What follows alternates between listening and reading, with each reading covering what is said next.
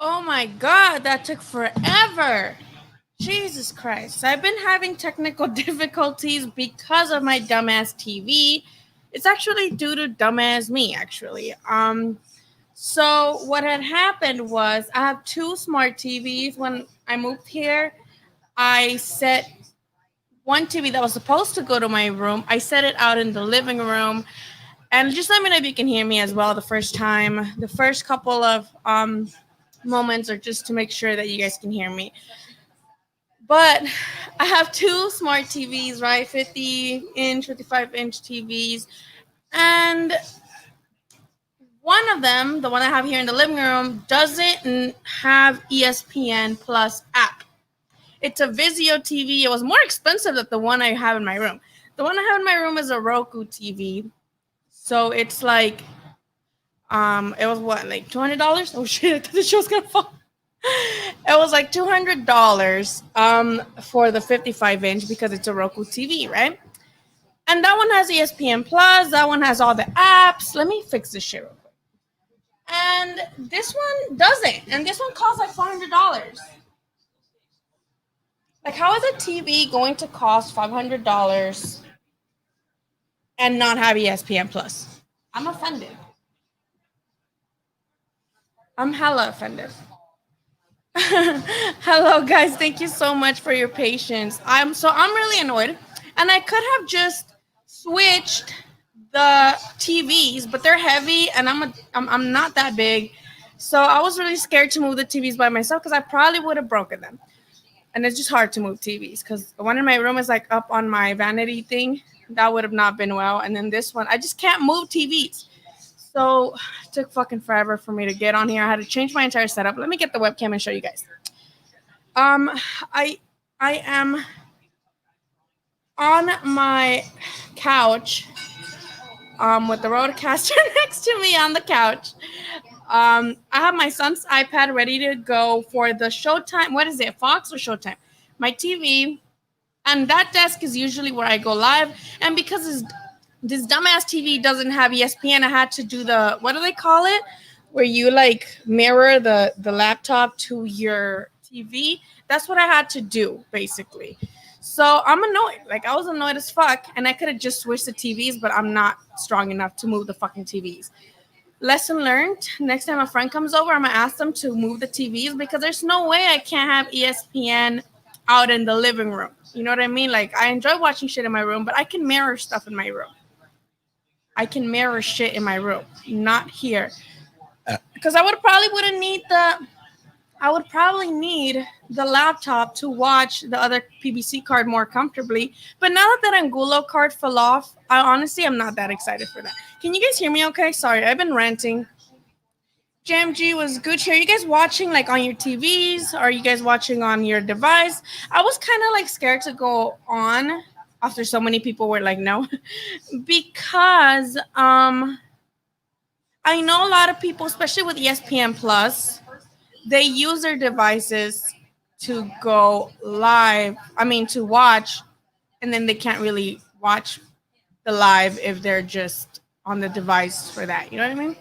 So I'm sorry. I'm like out of breath. Yeah, I'm really annoyed. Let me see, because this shit's so fucked up. I'm really annoyed that the Angulo fight fell off. And that's the fight I wanted to watch. No offense to Lara. I'm cool with Lara, but not enough to like really not mind missing that fight. You know what I mean? So are you guys watch? Let's talk about the fight. Are you guys watching right now? The Murataya brothers, both of them went down, which honestly is surprising because they're trying to be the next best thing, especially in the bubble. Since the bubble started, they've been trying to be up and coming because they don't have that many fights. But it was surprising to see both of them down. And yeah, what do you guys want? What do you guys think of the fight so far? Let me see if I can like see the chat because the way this. But you guys can hear me okay? Can you guys tell me if you guys can hear me okay, please? Because yeah, I don't know. So which fight am I gonna pick? Like as in what? We're watching the top rank fight. Um, I don't really mind missing the Showtime. Is it Showtime or I think it's just on Fox, right? I don't mind missing it because, like I said, I wanted to watch Angulo. And yeah, that's okay. Audio's great. Thank you. Um, um, I want to have the fucking microphone up on the little desk, but then it covers the comments. So I'm trying to make space to like get it open here. My son's tablet's over here because I'm trying to watch the music card at least a little bit. So let me see. Let me see. Sorry, guys. I feel like I'm unprepared, and that's usually not the case. But since I had to move this whole fucking thing around, it's not. It ain't it. And can you guys hear the TV? I hope you can't because if you can hear it, I might get copyrighted. Let's hope you can hear it. Oh, look the. So Valenzuela is actually bleeding out of his nose, pretty fucking nice right there. So Murataya might be able to get the stoppage, but I don't know. You know these Mexican guys, they don't go down. Um, my Twitter's so shady. What did I do? I did, but I'm scared to tell you guys. I mean, I already put it on here. I think one of the videos, what my Twitter is, but I'm scared to tell everybody else because boxing Twitter is so mean to me. You guys are nice. YouTube boxing is nice to me. Boxing Twitter, on the other hand, not so much. So I don't want other people to find me and then be mean to me because I've been having not a good time lately with my mental health. And believe it or not, it has been getting to me when people are mean to me because that's the last thing I need. Like I get sad and stuff about random stuff. And if people are mean, that's just like the cherry on top. I usually don't care, but like it's my brain right now is like no. So just promise me you'll be nice to me and I'll go ahead and give you guys my new Twitter. I do have Instagram. It's Billy Ho Saunders. Let me put it on here. And I made it public now because it used to be private. So that's my Instagram. I know you haven't, but yeah, boxing Twitter's mean. Yeah, no, the Facebook boxing is dumb. Like they be saying the dumbest shit. Like I have like 4 groups that I joined, and like they're like, "Oh, Canelo's scared to fight Usyk," shit like that, and I'm just like, "Y'all motherfuckers know weight classes exist," or like just shit like that. Like they don't even know. I posted my Instagram on the. Actually, don't go on my Instagram. I had a whole mental breakdown last night, and I kind of live. I didn't go live, but I was like posting a bunch of stories because I was very sad. So don't judge me.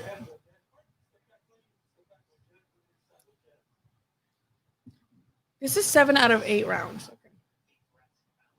Yes, Billy Joe Saunders. It's just a play on the name, obviously. Like I don't hate Billy Joe Saunders. I'm not trying to hate on him. It's just a play on the name, okay? Not trying to get anybody mad. My hair looks so flat. My skin looks white as hell under this light. I'm not with it, but whatever.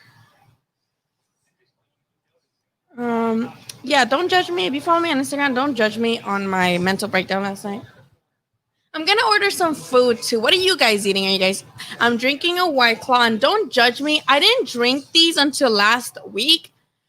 And that's because I've gained like 5 pounds since March in quarantine, and I'm not trying to like gain some more. And I hate light beer. Like I drink IPAs. I think the lightest thing I drink is like pilsners and shit like that. And that's not even light. That's just still beer with a bunch of carbs. So I don't want to keep gaining weight. So I've been drinking White Claws. Hello, Jay Cooley. Thank you guys so much for the super chats. I appreciate you guys. Salute to you, maravilloso. Yes. So again, you guys can follow me on Instagram and don't judge me. I swear, last night I had such a shit night.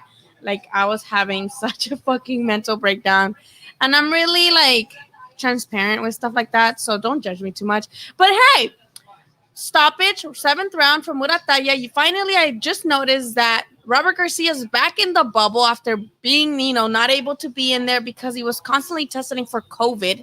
So it was nice. It's nice to see him up there now. And of course, there's no way he was gonna miss. What's his name? Ramirez. You know what I mean? So let me know what you guys are drinking. Poncho says he's about to go buy some beer. I got this online. Like, there was a delivery app. I was already late through all this. I was cleaning my house earlier. I woke up late because I was having a mental breakdown last night. So I overslept. And I'm like, let me get some delivery. I use the code for this because the app deliveries obviously are expensive, but I use a $10 coupon, and luckily I got this. And right now I'm about to order some food.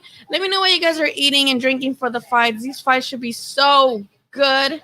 I'm excited. Thank you so much, Rock and Joe. I'm honestly looking like a crackhead right now. I swear, if you guys see me on Snapchat, I mean, not Snapchat. I don't even have Snapchat. Instagram last night, I look a whole fucking mess because I was crying and ugly crying with mocos and shit. So don't judge me. And again, good stoppage, right? Like, I'm pretty stoked to see this right now. Ramirez by knockout. I think I got Ramirez by stoppage too, which I think is going to be a big deal because they're going to go crazy when it happens, since Postol hasn't been knocked out by Crawford and he wasn't knocked out by Ramirez. So it's good. We're going to see what's up. Hello. I love when you guys talk to each other too.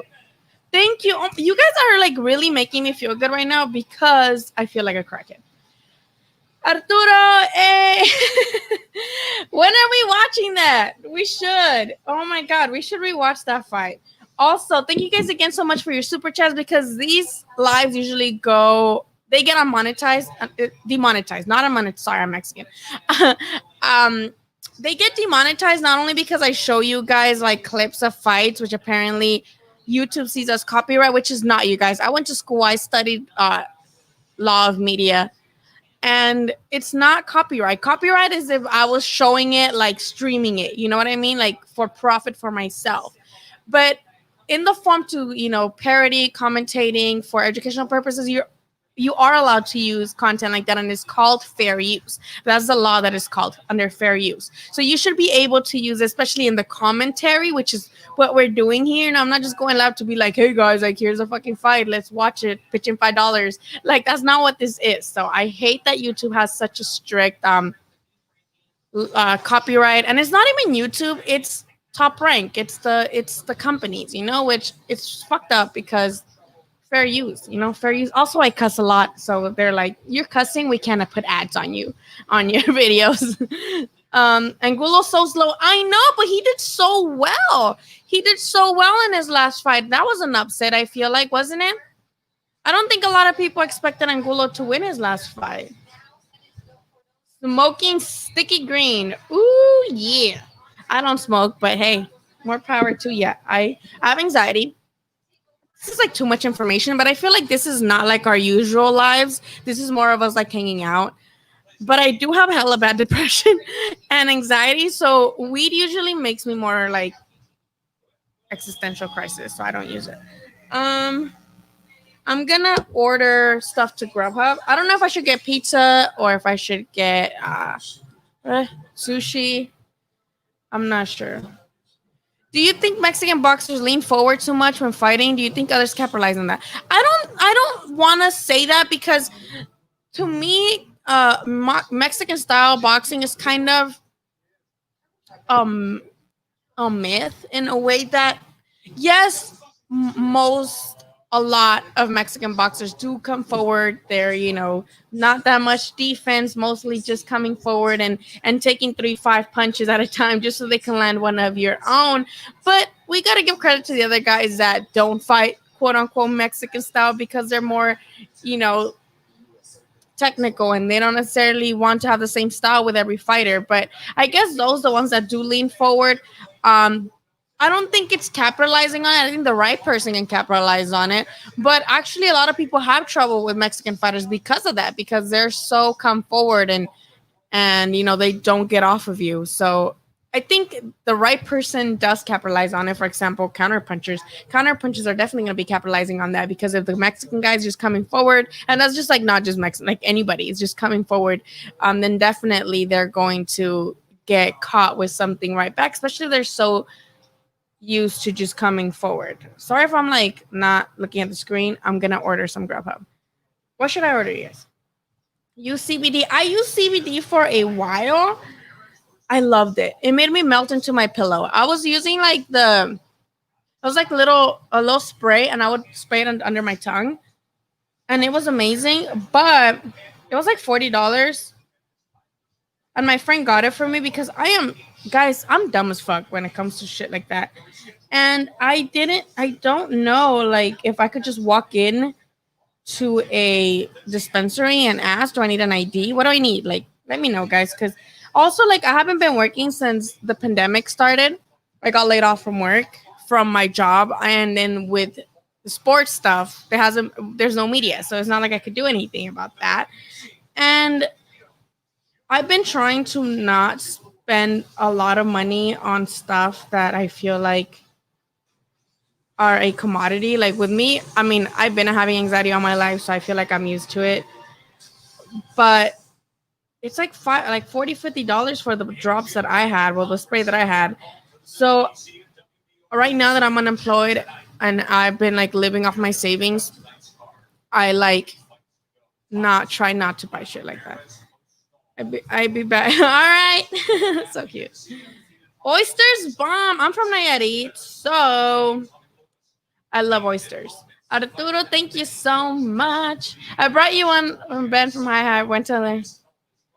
Dude, Ben texted me the other day too, and he's like, what happened to your Twitter? Ben is awesome. Like, Ben is good people. He's been like really, really helpful with me all the time through this boxing stuff. Like he's a real MVP. So I love Ben. You tell Ben that he's my dude. He was like, what happened to your Instagram? I'm like, they don't like me too much on there. Also, straight right can cause an upset. Hey, a lot of people are actually betting on an upset. And if it does happen, they're gonna get a lot of money, I feel like. What should I get to eat, you guys?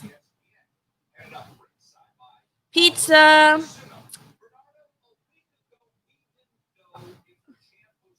Japanese.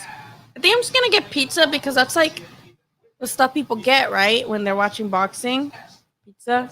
What are you guys eating? I see you guys are telling me you're drinking. You're gonna get beer. Some of you are smoking weed. Can you say weed on YouTube? Shit, I get banned. You can't say titties on the radio or boobs and titties. You can't say that because they're listening to a song on the radio and they bleeped out titties, and I'm just like, titties? You can't say titties. Yeah, I think I'm just gonna get pizza or Chick-fil-A. Actually, no Chick-fil-A because Chick-fil-A doesn't support gay people, and I'm gay, so I think I'm gonna put my hair up because it's hot as fuck with this light in front of me. Thank you, Rock and Joe. I swear, like I was kind of nervous to go live for this because again, we're gonna be live for a while, even if it's just like 5 of us. Like it's okay as long as we're like watching the fights together and getting our reactions or whatever. I don't have Twitch. I wanted to do a Twitch because I play a lot of Animal Crossing, but like fucking 99% of Twitch streams Animal Crossing. So I'm like, why am I gonna do that? No one's gonna find my streams. Do you? Oh, I read Chick-fil-A. Yeah, Chick-fil-A don't like us gays, and they donate to Trump, and I'm not about that life. And it sounds corny, but I do pay attention to that shit. Like I'm not giving you my money, even though your chicken tastes like it was breaded by fucking Jesus. That chicken is bomb from Chick-fil-A. I had never had Chick-fil-A because I lived in San Pedro, and there was like the closest one is here in Long Beach, but I was never in Long Beach before I moved here. And then the other one was like in Lawndale, I think, and I never was around there either, so I never had to deal with that. Damn, what the fuck's up with my head? So I never tried it. And then one day when we went, I'm gonna take this off. I think we went to a Ryan Garcia fight in India, and I picked up my friend Matt, who used to be the camera guy for Fight Hub, but is now with Seconds Out. I picked him up, and he's like, "Hey, like I have some Chick-fil-A for us," and I'm like, "Oh, okay." And like I already knew that they didn't like gay people, but like, what am I gonna tell my friend? Like, no, I don't want to eat it because I'm gay. So I was like, okay. And that thing was so good. Like, it was a chicken spicy deluxe sandwich. It was so good.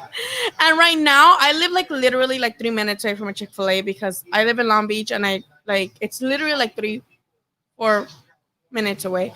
So I ate it when I moved in, and I ate it like 3 times in 1 week, and I'm like, I need to stop because I'm betraying my gay people. Garban, oh, I love veggie wraps. I was vegetarian for 4 years. Well, I was vegan for 4 years, vegetarian for two more.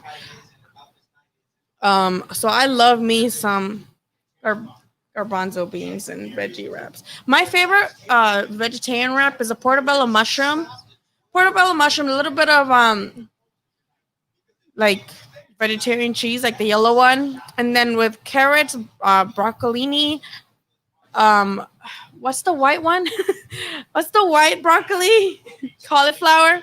So you chop that up like really, really finely, and then like with like bigger pieces of portobello mushroom, and like it's grilled portobello mushroom, by the way, and it tastes so good. And you put it in like a tortilla wrap, but the like green ones, fucking bomb. Oh, look at Freddie Roach, you guys. Are you guys watching this? Look at Freddie Roach with Elvis Rodriguez. I love Freddie Roach. I feel like he should be chilling because COVID is ruthless and he's older, and I don't want anything to happen to him. What do you guys see, Freddie Roach?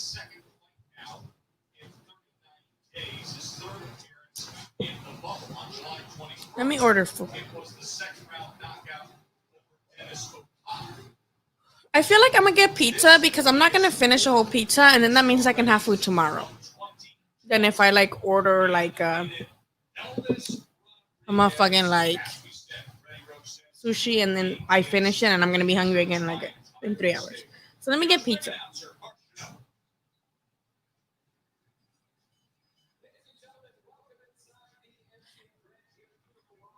Let me like refresh my stream because I feel like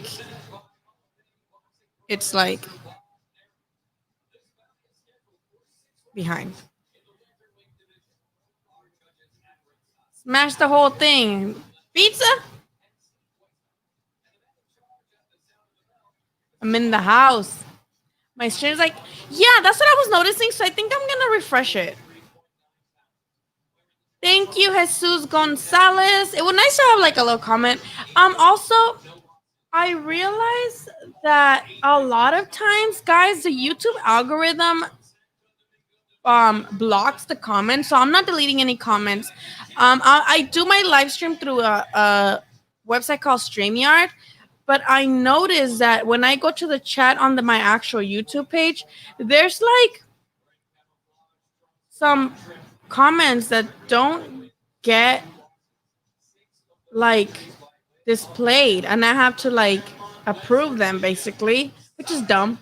Like right now, I'm looking at one comment by Rock and Joe Show that says, "I tell you what, I will send you my Twitter and you add me," and it didn't show on my end until I approved it.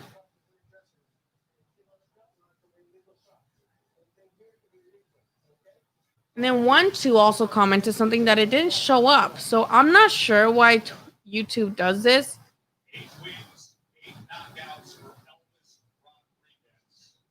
So it's really annoying. But so if your comment doesn't pop up, it's not me deleting it. It's just that YouTube doesn't show it to me. Thank you, Jesus. You guys are so nice to me. I swear to God, I feel like a crackhead right now. Yeah, the pizza. Hey, okay, Sant. Hey, thank you so much, Sant. You should have came over and watched it with me. Even though Sant knows that I was going through some shit last night.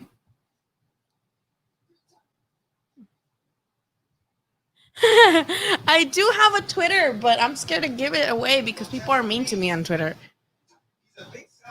Oh, Domino's has the three for $5.99, so I'm gonna do that. I'm gonna get some wings, even though I don't like Pizza Place wings. I like Wingstop and I like Buffalo Wild Wings and like all the I like wings from wing places. Pizza Place does not have really good wings, but we'll see. So thank you guys so much for your super chats. Because as you know, a lot of these I cuss, so YouTube doesn't demonetizes, or they know that I'm like showing you guys stuff, and they're like, "You're cheating." So, uh, lowered. I'm gonna try to refresh. Dang, already down. He doesn't look hurt though. But most of the time, even though they're not hurt, they do get discouraged.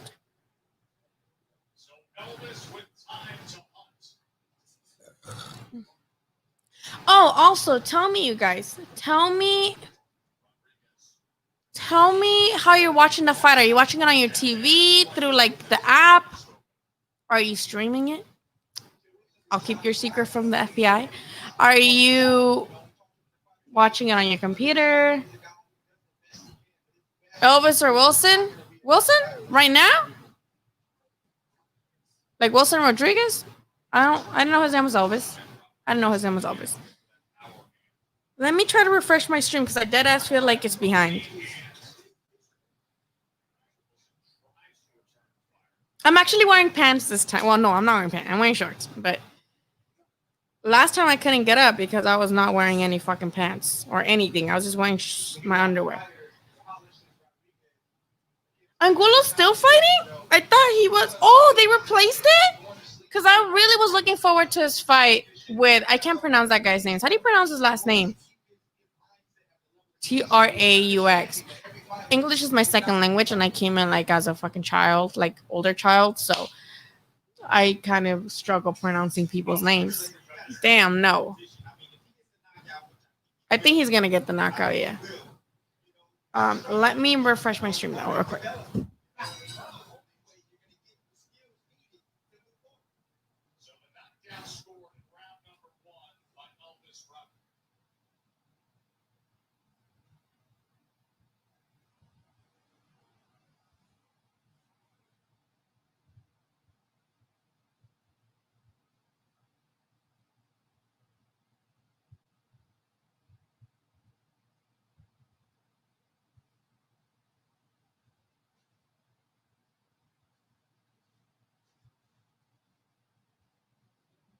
Guys, I think I am going to have to.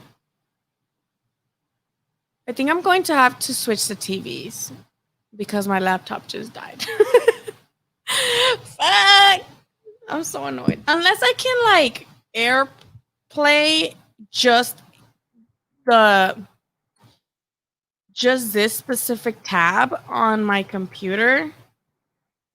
No, ya vali verga. And I'm gonna. Can someone come over and like help me with the TV? So I'm sorry if this is taking like forever or it feels like a weird stream. As long as we're in here for the main event, right? Can I just stream like the specific? Can I like mirror just the specific like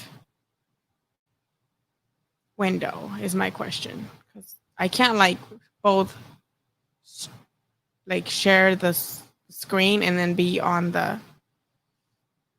live. You know what I mean? Why doesn't see this so weird? So can you guys give me 5 minutes while I switch my TVs because I'm not trying to not watch this, or at least bring the TV over here. Just give me like 5 fucking minutes, okay? If you guys, I'll show you guys how struggling I am. Well, that's my cat, by the way. His name is Napoleon. Let me get the TV.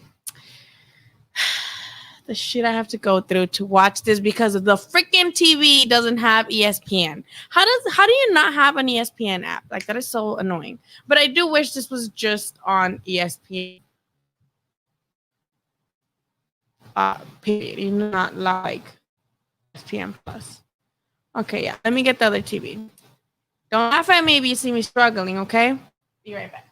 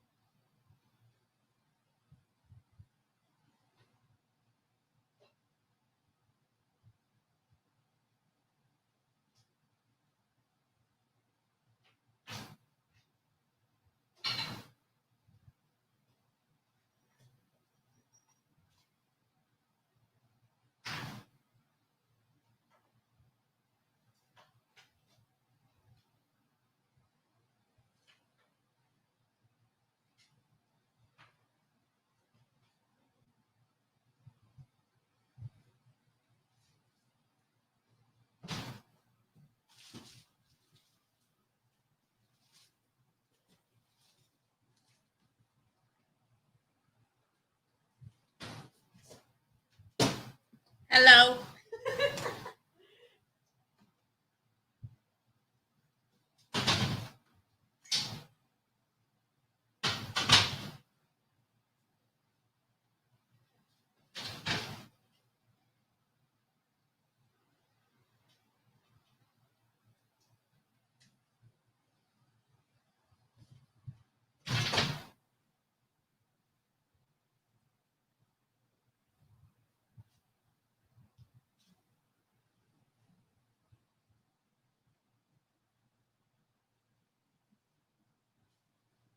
So that was actually not as heavy as I thought.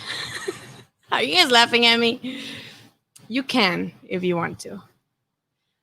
Uh, but yeah, if you guys are laughing at me, I don't blame you. But maybe now I can watch both the PBC card and the top rank card together. Let me show you. So that's the TV that doesn't have um ESPN, and that one do. So, the shit I do to like be able to watch something. It's so annoying. See ESPN right there. Mom, es que la tele que tengo en la sala no tiene la aplicación para ver ESPN. No, no puedo ver la pelea porque no tiene la aplicación esta, no se puede ver. So tuve que traer la tele del cuarto. It doesn't give me an option to log in. It just says sign up. Let me see, guys. Work with me. Do this. Okay.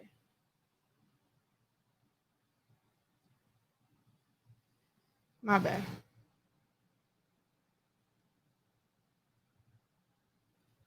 I need to do that. I need to at least get some. I had some monitors and I dead ass sold them because I felt like I didn't need them, and now look at me. A whole clown. Let me. So now I have to do it through my phone. So dumb. You're. Oh, you guys are so nice to me.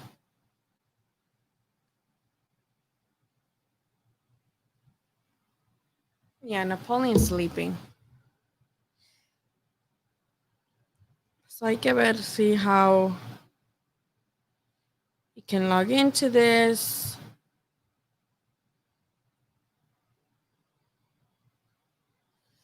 ¿Qué desmadre? Yeah, PBT's on Fox 11, so I'm actually gonna put that on right now.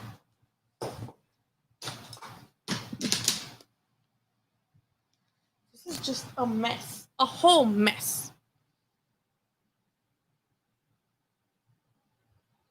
It's what? We over. Oh, what I miss, you guys. Dang it! I hate it here. I hate it here. ESPN.com/activate.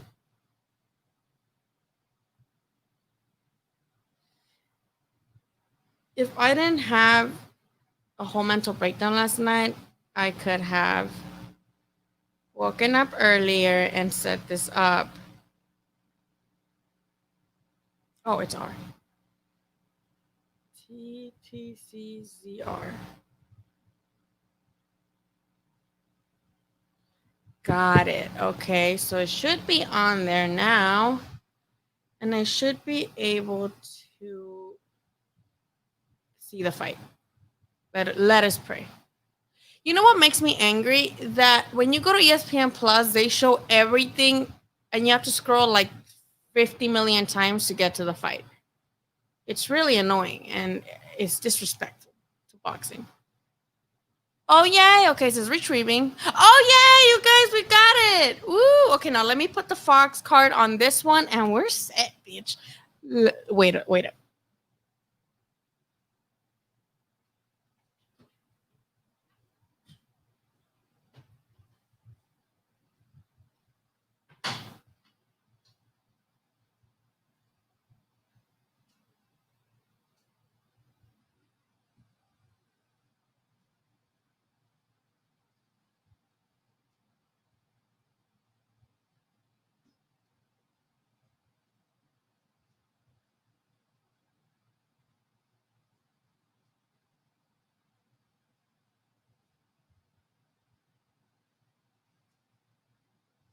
All right, I'm gonna show you guys my setup right now. I'm watching the replay. Looks good. Oh, oof! Against the corner, against the ropes. Shout out to Against the Ropes, by the way. Did you guys subscribe to Against the Ropes? They do really good. They do really good podcasts. Woo, you guys! I should have done this earlier.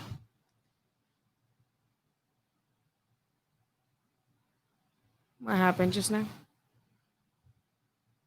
Oh. So I'm turning on my TV now.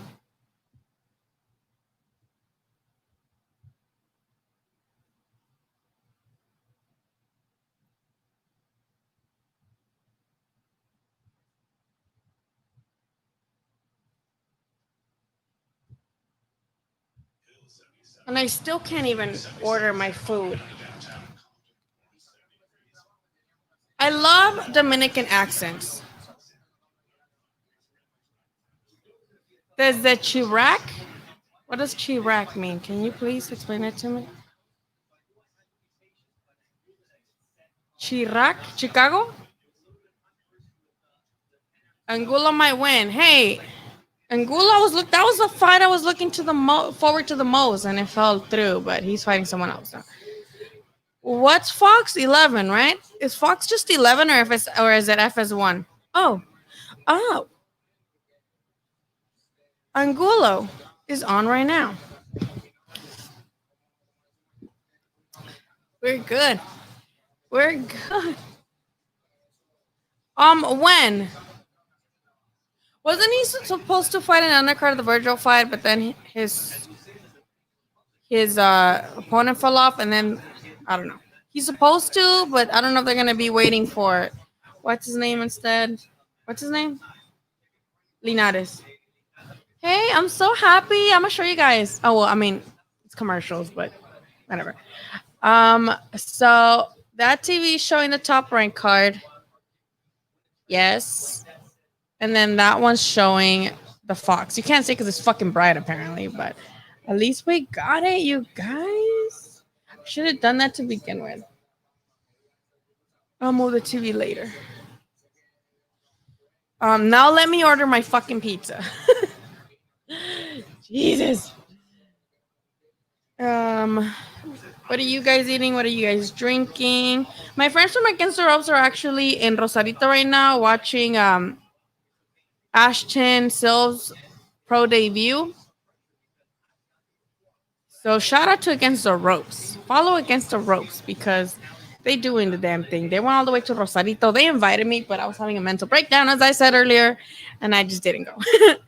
Let me order my pizza. What are you guys watching? What are you guys drinking? What are you guys eating? Let me know. I'm ordering my pizza. Ooh.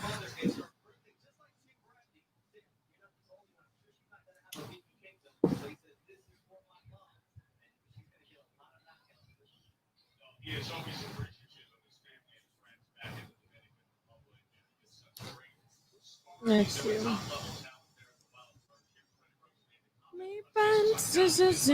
I don't know why that song stuck in my head. Yum yum yum.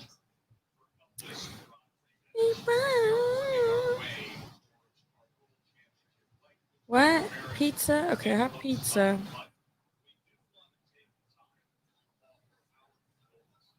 What in the heck? I'm about to get my pizza barely because my laptop died, so I had to bring my other TV here since my TV wasn't be able to stream. Yo, rest in peace, Black Panther. That shit hurted my feelings. That shit hurted. Oh, but really, it hurt my feelings. It sucks that he had colon cancer. My grandpa passed away due to colon cancer, so I know it's not pretty, and I know, he was rich and he had resources, but that's something that you can't escape the pain through colon cancer, and for him to make all those movies while you know most likely doing treatment, some sort of treatment, and having to fight cancer, well, And the fact that he didn't even publicize it, he didn't publicize that he had gotten a diagnosis or anything. We barely found out because he passed, and that's like a different type of fucking bravery and selflessness. So rest in peace. 2020 is just testing us, and it's just really bad in every way. Why is it just adding to my cart?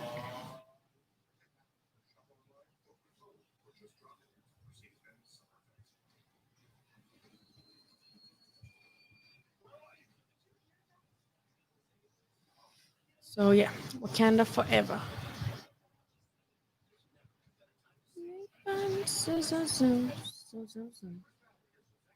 See right now, Gem G, you know how you said sad shit? I had to go back on the YouTube stream and approve you saying that. So dumb. Let me fucking do something.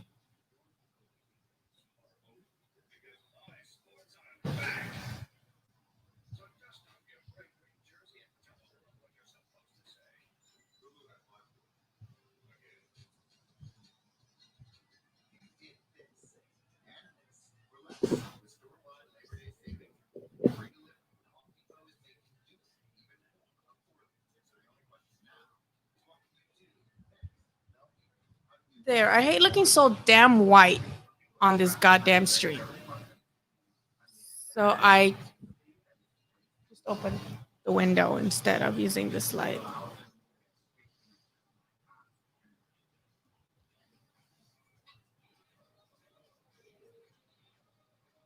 I know, Sinister. I love Sinister.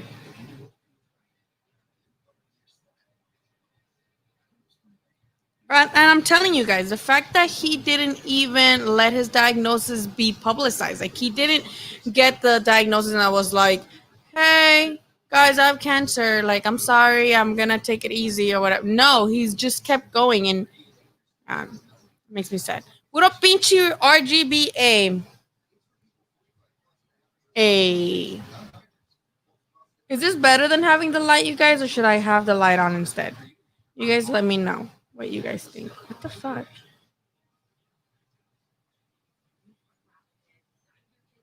I'm back. ¿Qué compraste? A ver, dinos qué compraste. I got Greg Vedetti. Oh, I thought it was Vendetti. Vedetti. Mi pan, yum, yum, yum. So I'm gonna do a pizza. Build your own pizza. Pineapple does go on pizza, by the way, just so you know. Angulo takes the L. He did. He's older already, so I don't mind. Actually, you guys, I have an Angulo picture that my friend, who was his photographer, like made into like a canvas. I just haven't put it up yet. And I don't know who the opponent is, so I feel like a freaking what do you call it? I feel like a casual. Can you guys hear the TV? No, right? This microphone makes it so that it's just my voice.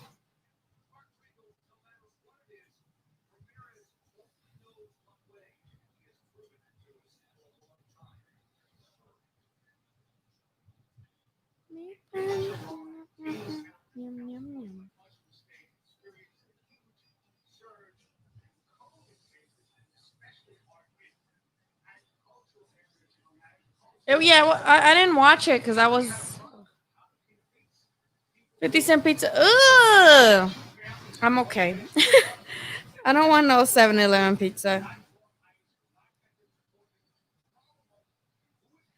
Guys, let me know. Let me know if it's better with the window just being open. I usually have my windows closed because little kids like just fucking be pressing their faces against my window when my kids are home and they're like, "Can Aiden come out and play?" And I fucking hate that shit. Like I'm almost in my underwear at my house. Like I don't pay rent to be wearing clothes at my own house, inside my own house. So I can't have that window open and the kids just being like, "You're gonna get traumatized." So I put like curtains like on both windows, so it's dark as fuck usually in here. That's why I always have the ring light. But right now I open them. I'm wearing shorts. And let me know if it's better. Yeah, it looks fine. Okay, thank you. Because the ring light, it makes me look super white, and I don't like that.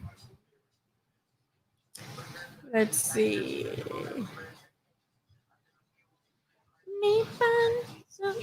Guys, I need to stop using TikTok. Well, I don't use TikTok. I just watch stuff on TikTok.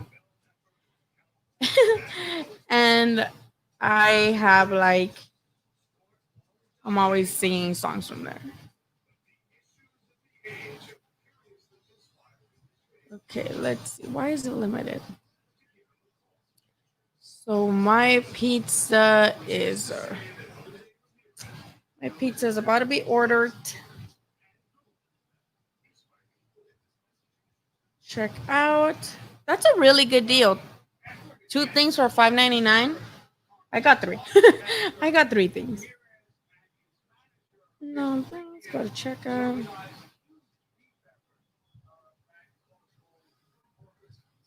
Who's your guys' favorite? What up, fat boy? Super cool. Who is your guys' favorite top ranked commentator? Tim Bradley. I'm gonna be like Tim Bradley, eating on camera and such, and saying dumb shit. Eating on camera and saying dumb shit.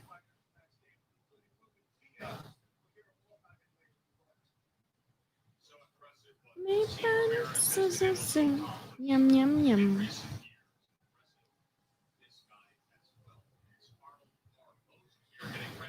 Ward. I like Ward too. Him and Bradley are always disagreeing. What up, fat boy? Super cool. Oh, well, welcome. Our lives usually consist of recapping the weekend, recapping the fights, but this is our first time going live while the fights are on, just so that we can get our reactions and so we can see what's going on.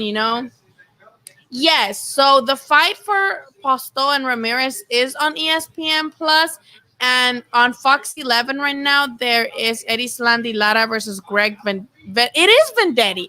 So see, earlier they put Vendetti, so they must have fucked up. Whoever did that is getting fired probably. So Erislandy Lara versus Greg Vendetti is about to start, if I'm not mistaken, on Fox 11, just 11, like channel 11, if you have see like cable or just an antenna. Do people still use the antennas? And then, yeah, on ESPN Plus, we have Posto versus Ramirez, but right now it's Arnold Barbosa coming up next. Barbosa. Dude, they did Teddy dirty low key, but sometimes he would do the most. He would do the most, but um, fuck. But remember when he told Jeff Horn, who just lost by the way on Wednesday? Remember when he told him like, "I'm real happy for you," but he was basically the Kanye West of boxing. He's like, "I'm real happy for you, but you lost," basically. So I thought that was super funny, and I think that's why, because he's always saying and doing the most. On ESPN is more, especially since ESPN got bought by Disney. They can't be acting crazy because they're owned by Disney. So they can't be doing stuff like that. But yeah, I miss Teddy Atlas too. He be saying the weirdest shit. But I think Timothy Bradley does a pretty good job at like trying to do the same. Me, that's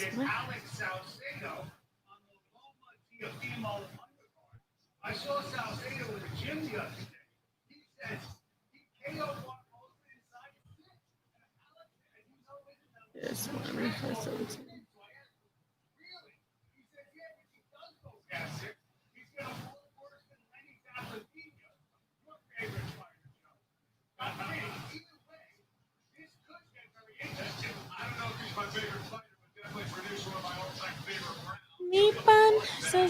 we follow each other on Twitter. That's how you got your YouTube channel. Oh, wait, do you follow my new Twitter or the old one? Because the old one got. I'm gonna go ahead and put my Twitter on here since you guys are so nice to me. Just don't tell anybody else. Who do you got between Leo and Tank? Oof. You really? Ooh, we should. Jay Cooley, I'm surprised you say stuff like that because people do really underestimate Leo, and I tell people like my pizza's in, the order's in. People don't give Leo enough credit for his defense, and I don't know. We've only seen Tank go, distance once, I believe, and then with Gamboa, but that was not very good. Oh, thank you. Yes, you guys, I changed my hair color. It's supposed to be half and half. Like if I have my hair parted in the middle, it's like half blue, half purple. But I always do the I always do the part right here. Thank you, Poncho.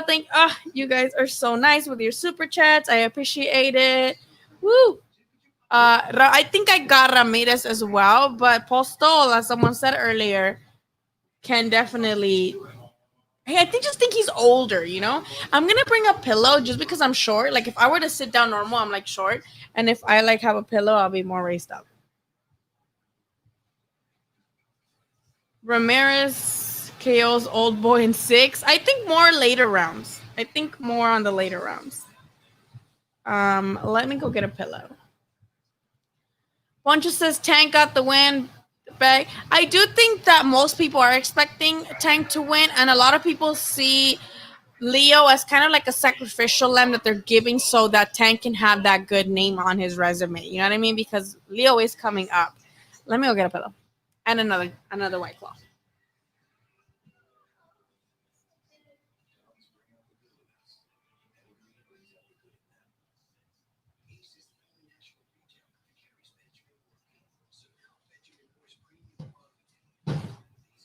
Two pillows.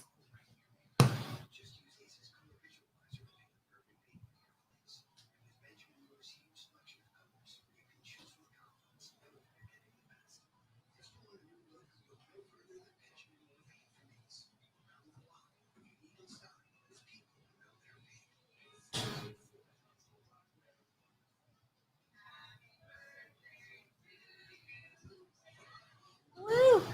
See the difference? Another white claw. This one's ruby red. This one was raspberry, and this one's ruby red. So that's done. I don't know if you guys know Animal Crossing, but my friend Freddie made me these coasters. Well, he bought them. He didn't make them, and that's what I do. That's what I use. I hate commercials, especially on like ESPN Plus. Like you guys are a streaming thing. Why are you guys giving us commercials? How tall I am? Am I? I'm 5'3". How tall do I look? I'm 5'3". Ooh, that one's good. I love grapefruit and anything. My actually favorite beer is the grapefruit scope and IPA from what's it called Ballast Point. So I love grapefruit.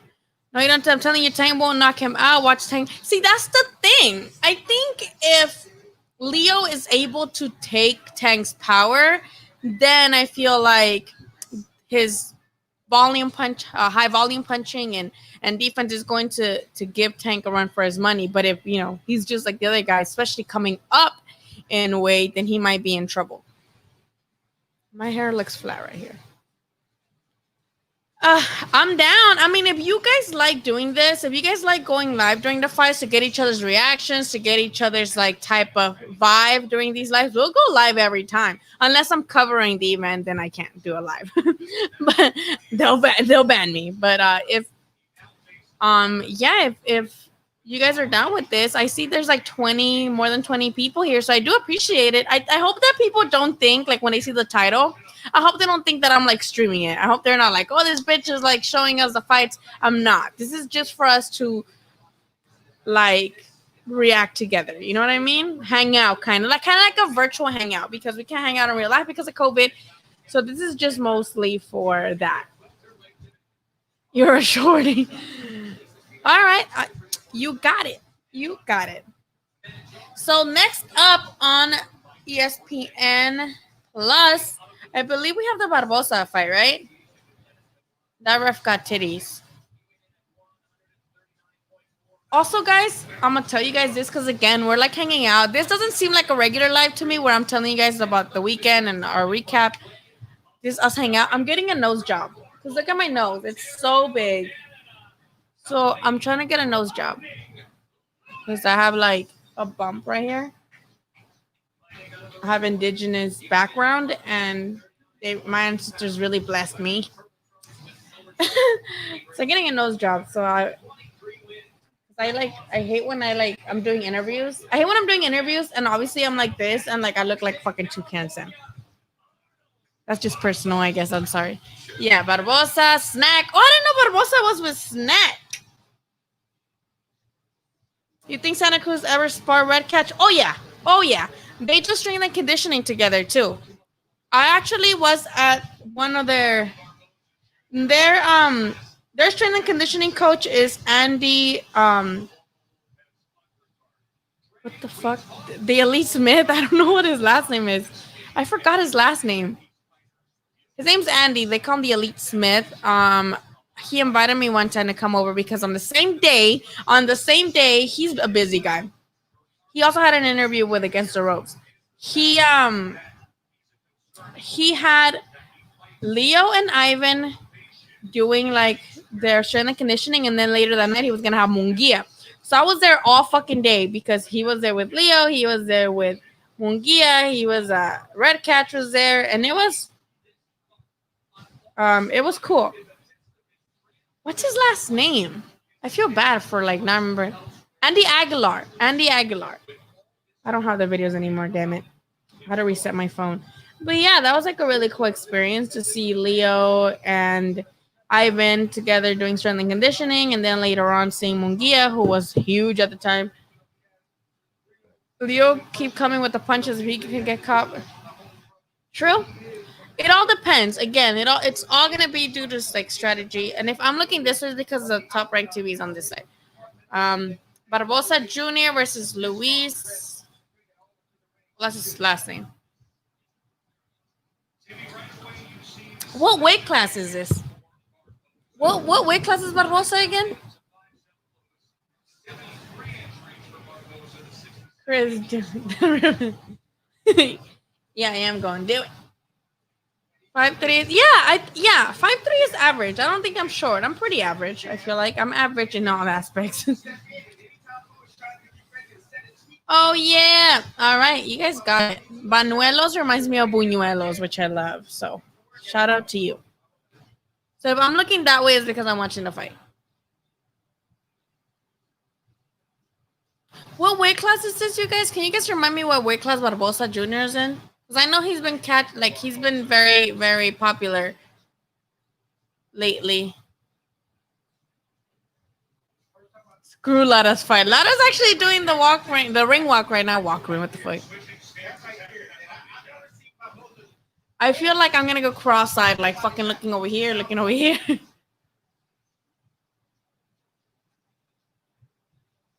Oh, you guys are so nice to me. It's just like I think that's been my biggest insecurity since I was young. My nose. And I feel weird because you guys don't know me outside of YouTube, but I'm very preachy about like not glamorizing Eurocentric beauty standards, but that's what I'm doing because I'm getting a nose job. I just feel like it would make my face feel better if I didn't have this big ass nose. And I might get it.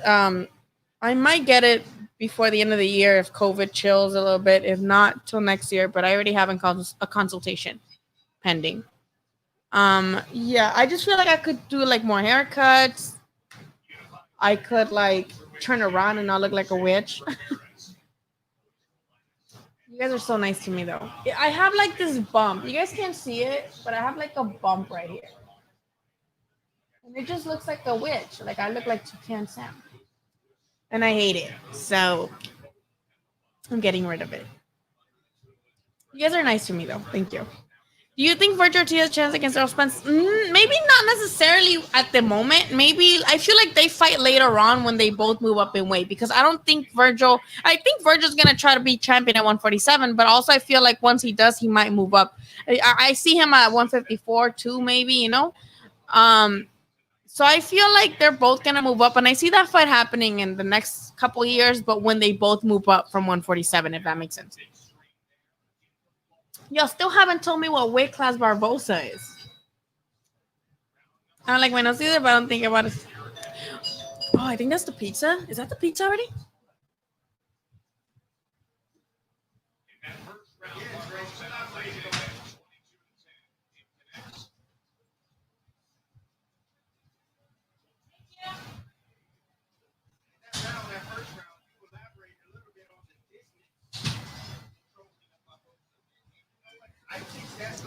That was not the pizza. I don't know why I thought it was a pizza. I just placed the order. I just got my mail. Thank you. Ugh, you guys are so nice to me with the super chats. I do appreciate the super chats, you guys, a lot. It makes me feel like I'm doing a good job, even though I'm just here talking and chilling. But like I said, these lives do get demonetized. My videos sometimes get demonetized too when I make recaps because or news is because I add video and YouTube's really harsh with that. So I appreciate you guys' super chats. It goes to I save it goes straight to my savings, both the ad revenue, which is not a lot, especially right now that there's nothing going on. I'm not doing interviews, I'm not doing anything like that. But like I told you guys last time, I bought this desktop computer. It's an old iMac. I buy shit. I don't have money like that to buy shit new. So I bought this like on OfferUp, but it was still a really good deal from a guy. And I got this iMac. I got the Roadcaster that I got new. So I've been every time you guys do a super chat or it goes to my savings and then it goes to I got a better camera, like for when I do interviews, like with in real life with people in real life. So I appreciate that shit. You guys are the real MVPs. Okay, so Lara and Vendetti just started, and Barbosa and Luis is still going. What the fuck? Oof! Did that land? I feel like I'm looking both. Vendetti's quads look muscly. I hate when fights are at the same time.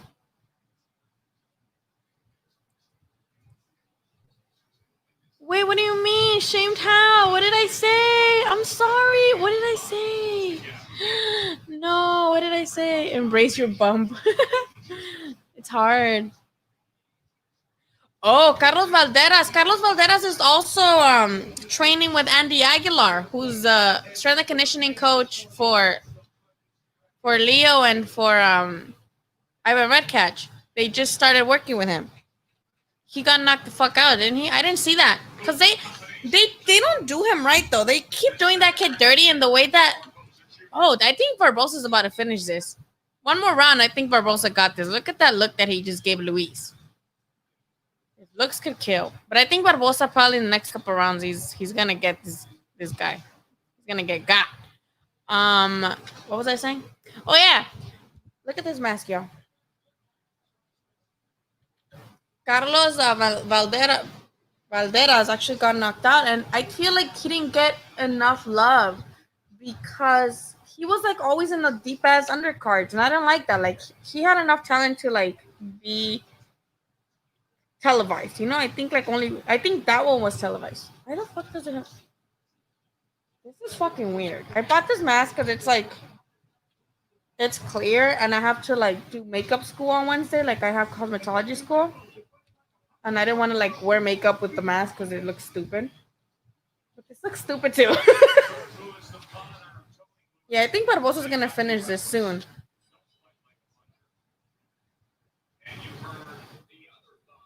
Yeah, this is stupid. It was $10. It wasn't a pizza. It was this. Will Loma be in the speed when he beat Theo? I think Teofimo Lopez has the best chance of upsetting, but also I feel like he might be too green for Lomachenko. And yes, he's a champion. Yes, all of that, but it's Lomachenko we're talking about here.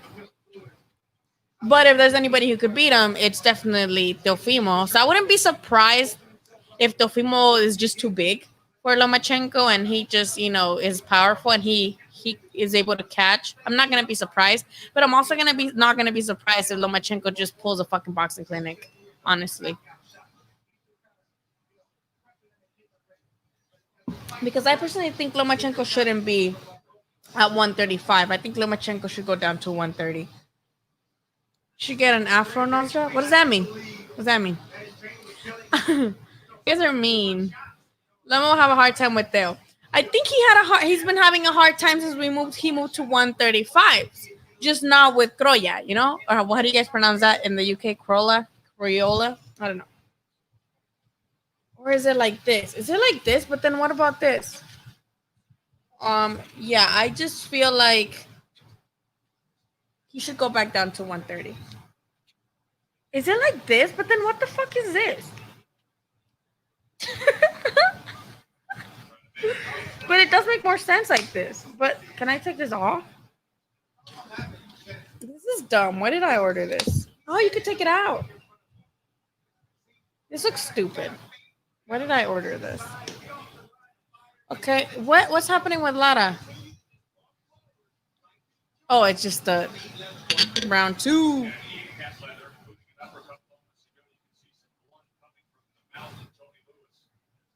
So Tony Lewis is bleeding. Oh, but then it has to be on the nose. So maybe like this, right?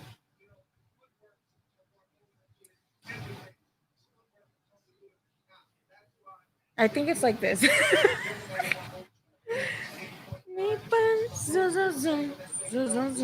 Yes, I did. I'm so dumb. I paid $10 for like a box of like 10. But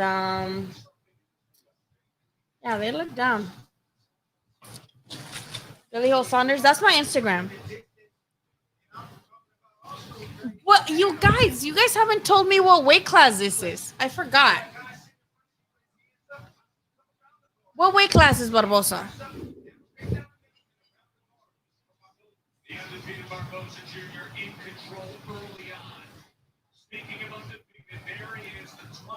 Oh, look it. Robert Garcia got a mustache now.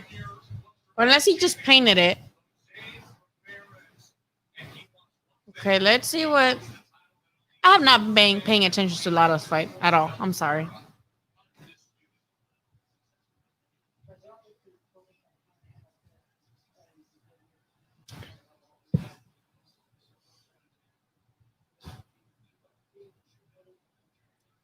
They need to change Ramirez's box rec picture. He looks like a pubescent teenager. Let me show you guys. Let me see if I can change. If I can share the screen.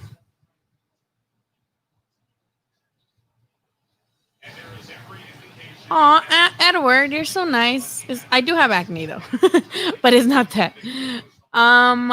Let me show you guys the box rec picture. He looks like a prepubescent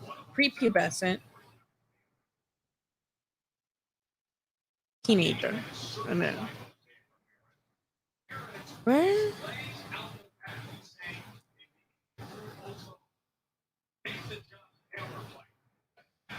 I would love for the Josh Taylor fight to be made right after this. Like, imagine if Josh Taylor goes up in the ring and is like, "What's good?" after if he beats Postol. Okay, let me share my screen with y'all. Me bun, zoom, zoom, zoom, zoom, zoom. Me bun, zoom, zoom, zoom, zoom, yum, yum, yum. Do you guys see this? Why did I do him like that? Look at this. Doesn't he look like he's about to hit puberty, or he just hit puberty? Let me zoom in since it's like probably not. Zoom in. Let me. Y'all see this? They need to update that. Like for reals.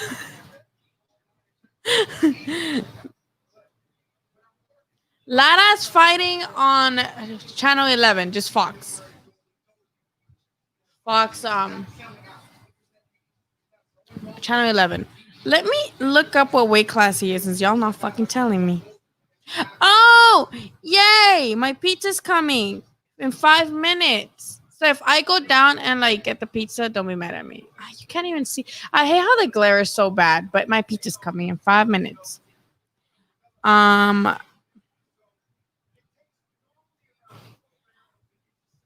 that's a good no. They're fighting in Vegas. They're fighting in the bubble. They have not fought outside the bubble. ESPN. There's in Vegas, but Ramirez usually does fight in Fresno because that's his hometown, and they fight at the Save Mart a lot. And then I think Hooker he fought at Hooker's backyard in Texas, if I'm not mistaken. Um,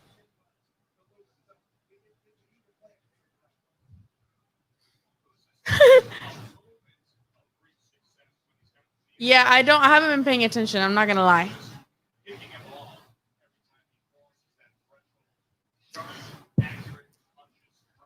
That picture's probably high school. Yeah, right. It looks like yo. He looked young. So Barboza is super light. Okay, he's super lightweight. Oh, okay. And this picture's a little bit nicer. You guys can't. I don't know if you guys can see it. I feel like I have to angle the phone because if not, you guys can't see it. But his picture looks better than the meeting. 154. What? Oh yeah. What? Super. I hate like. It always confuses me when they say like, oh, but isn't 154 junior middleweight? Is that what super lightweight is? I hate that there's two ways to say weight classes. Like super bantamweight or super bantamweight is what? I just hate when like you have. I hate how you have to say but like 140 is like junior welterweight. It says super lightweight here. What is that? Lightweight is 135, right? Or is that 130? I'm sorry. I hate like how it's both. You could say it both ways, and I always get fucking confused with that. It's either junior in a way or super in a way. Super lightweight is 140 or super lightweight 135. I just hate it because 140 they either call it super something or junior welterweight. Why is there two ways to say it? Like just say it one that way I don't get confused. Cause I'd be dumb.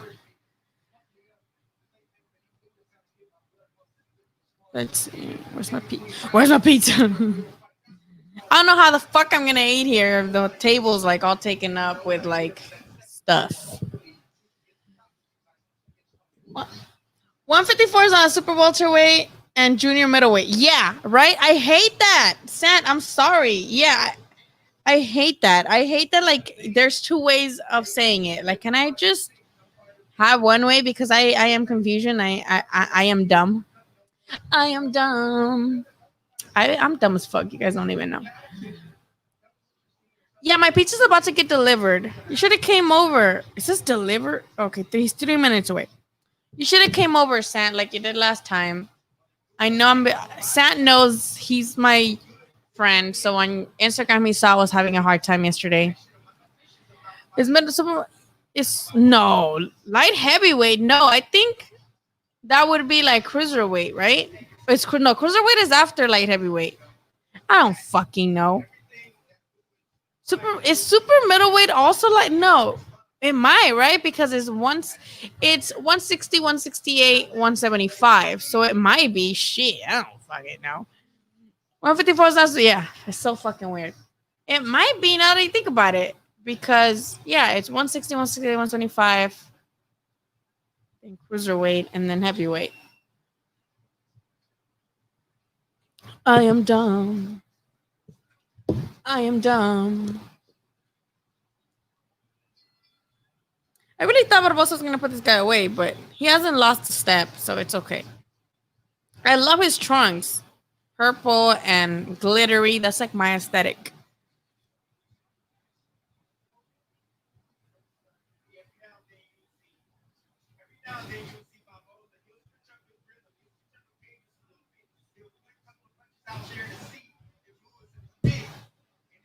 Yeah, I have not been paying attention to a lot of fight.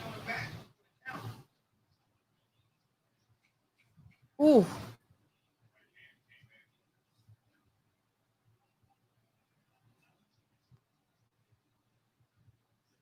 How do you guys have the Lara fight? Are you guys watching the people who are watching the Lara fight? How do you guys have it? On mini getaway this weekend. But I remember you told me that you're with your friend. Cruiserweight used to be known as junior heavyweight. That is so crazy. Lara hurt. Lara hurt the white boy. Ooh, fuck! I missed it. I've been looking at the top rank card.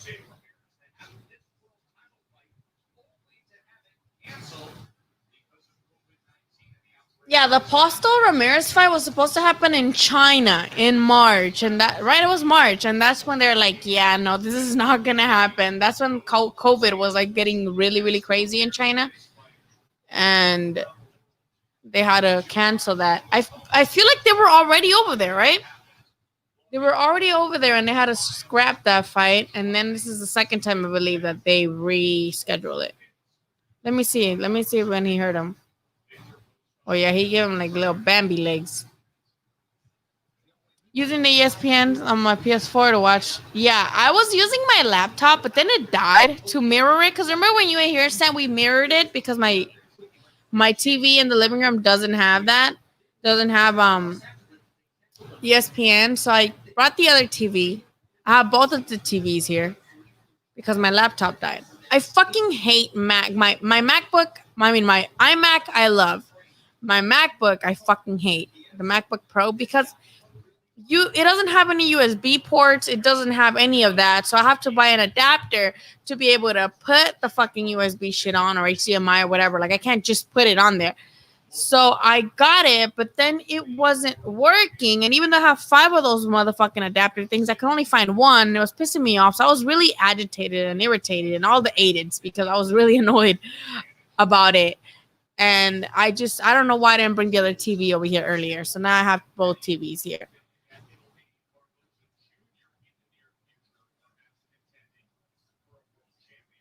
Yeah, I feel like Barbosa Jr. is ready for a world title shot.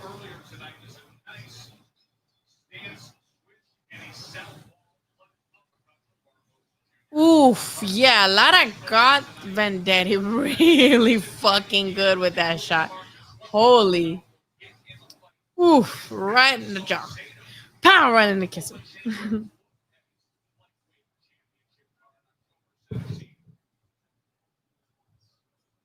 Yeah, next time bring your laptop, please, Sant. Ramirez Postol was supposed to be very first. Yeah. Oh, yeah, I thought it was March. It's been too long. I can't believe. Yeah, I know. My surgery went really well. I'm a girl now. But I'm actually non binary, so I don't. I don't know. I don't really identify with girl. I'm feminine, by the way. Like, I'm more feminine, but I identify as non binary. Just so you guys know.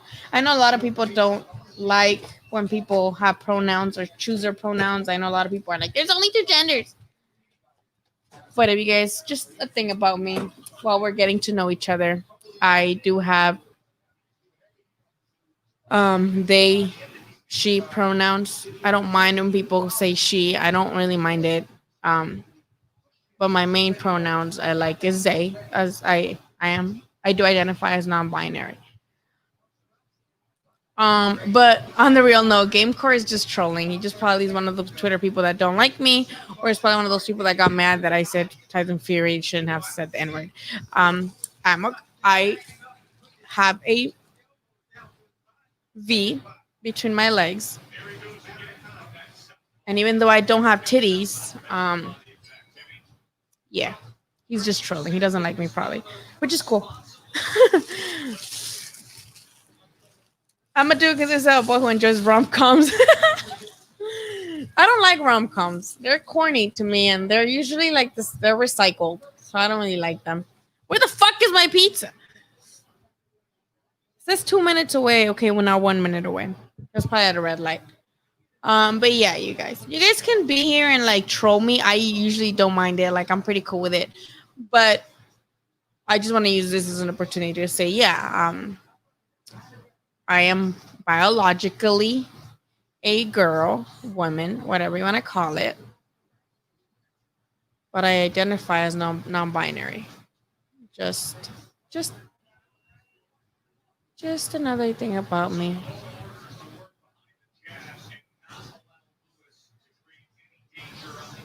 I never really like felt like a girl. Growing up, my mom used to beat my ass because I didn't want to wear a dress to the kindergarten, whatever the fuck. Like my mom literally like get the cinto piteado, and just like wham, get me real good because I did not want to wear dresses like that. All of high school, it was just flannels and black skinny jeans. Now that I'm older, I do try to like I've been trying to like be more girly, but I noticed that I was like really trying just to like be more normal to like society's demands of what you should act like or be like when you're an adult. So I realized I'm like I never really felt like a girl, and I never really fucking wanted to dress like one. Shit, I'm only doing it because it's professional to look like one when you're out doing stuff or like in my field. Dang, in my field, but most of the time when I dress professionally or girly is because I'm trying to like look nice, presentable to what society's norms are. But I'm non-binary. Sorry for the too much information, but since it was brought up that the guy was implying I was trans or whatever. I don't have an OnlyFans, so I do apologize for that, which is crazy that you're asking that since you were implying I'm trans. So you like trans OnlyFans? I can give you a couple of my friends who are trans. They do have OnlyFans. So Gamecore, if you want my trans friends OnlyFans, I'll give it to you since you seem to take a liking to trans people. Yeah, I'm gonna get a nose job. So hopefully, thank you guys. See, Luis seems to be trying to fight Barbosa back, but he doesn't seem to have that pop behind his punches because he's getting some decent punches into Barbosa, but they're just, Barbosa's just absorbing everything. So I just feel like Barbosa just doesn't respect Luis's power, and Luis's just might not have pop behind his punches because Barbosa's just having his way with him, even though Luis is every now and then landing something good. Why is this guy? Where is he going? I feel like he can't find my house. I hate when you're like looking and you like see them going all over the place. Uh I'm uh, I'm pansexual, so I like everything. I don't take gender into consideration when I like somebody. As long as you're nice, and not a racist, and not a homophobe, not a sexist, I like you. Yeah, I don't let gender decide who I'm attracted to. Oh, okay. So they're showing. Let's look at Lara now. I do like how Lara is more busy now as he's gotten older. I really enjoyed his fight against Swift. Not Swift Garcia, obviously. The other one. What's his name? I think I asked you guys last time. Hurd. I really liked him against Hurd, even though he lost that fight. And then I liked his fight against Brian Castaño, who was the guy from Argentina, and that was a draw, I believe. I had it for Castaño, but it wasn't. It was close, so I'm not mad at the draw. So I feel like now that he's older, he knows that for him to get bigger fights and get money, he has to fight a more fan friendly style, and he has gotten better at being more offensive and being more coming forward while not necessarily betraying his Cuban style of boxing, which is very like much his thing. So I appreciate that from him, but I do miss. I mean, I never had a problem with his Cuban style. I never had a problem with that. Just as much as I enjoy a guy, pummel another guy or watching putazos, I do enjoy a boxing clinic sometimes. Oh, okay. The pizza's here. Hello. Okay, I'll be right down. My pizza's here. I'll be right down. I'll be right down. Let me leave you guys with Sam's comment. I'll be right back.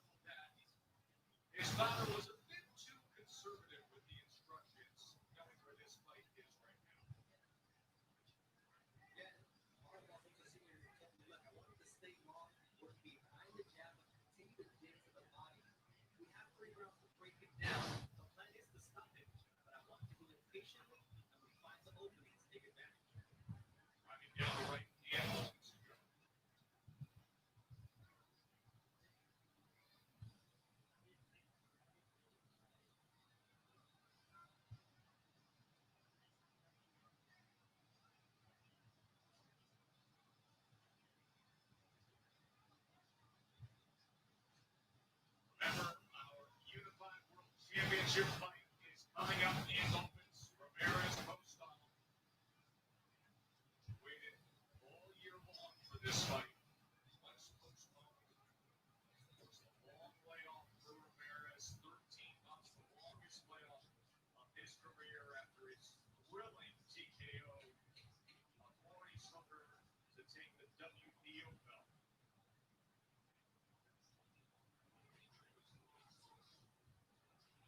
Barboza says that he wants to get rid of Lewis. He will have 6 minutes to work with.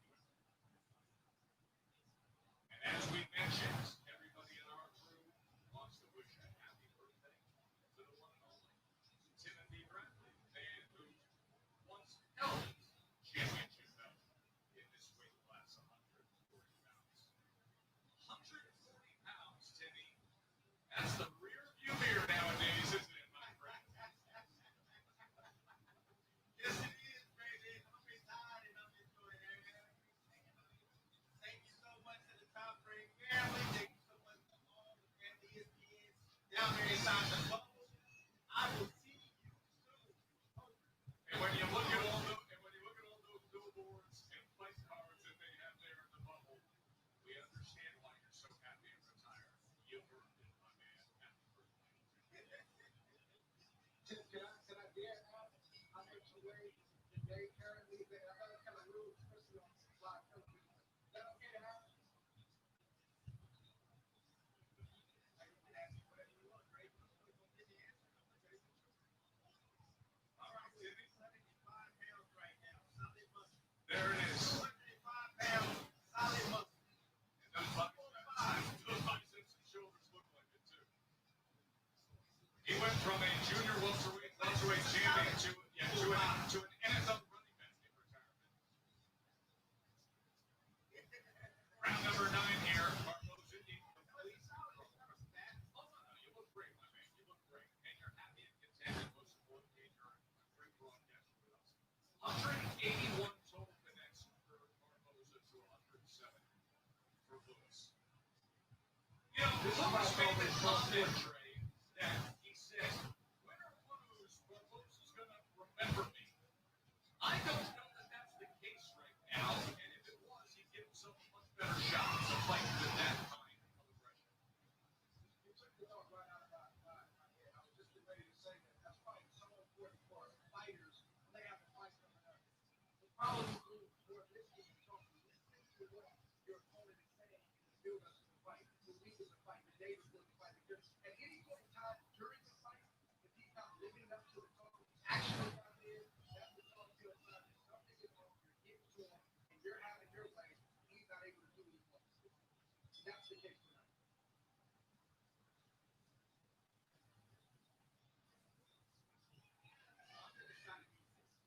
One-sided fight in my career, and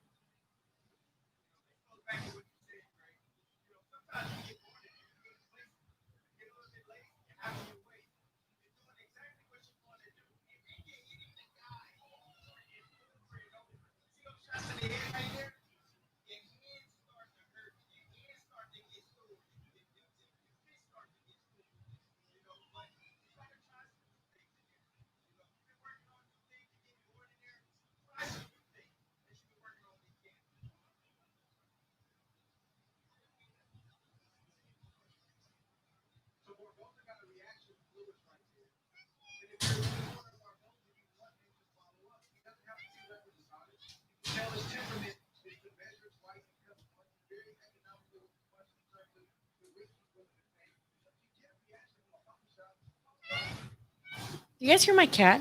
Did Lara win? Oh no, it's still going. The guy was at the wrong address. The guy's like, I'm outside. And I'm like, I'm outside. And he's like, wait, what's the address? And I gave him my address, and he's like, oh, I'll be there in 2 minutes. Let me get a plate.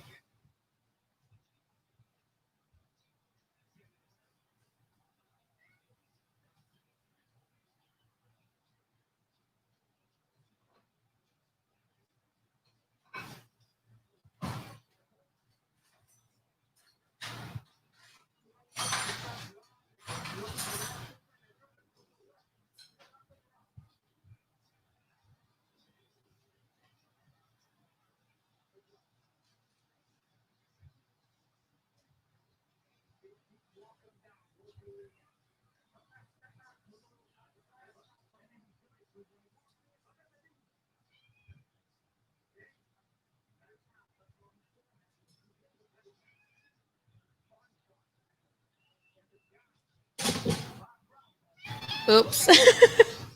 My life is a mess. But now I do need the light, so I put it on. Sorry, I went to get pizza. I went to get my pizza outside. The guy was at the wrong address. But it's here finally. Did my cat jump on and tell you guys my secrets? I still look hella fucking white, and I hate how I look white with this light. Ugh. I don't like it. Let me lower the light.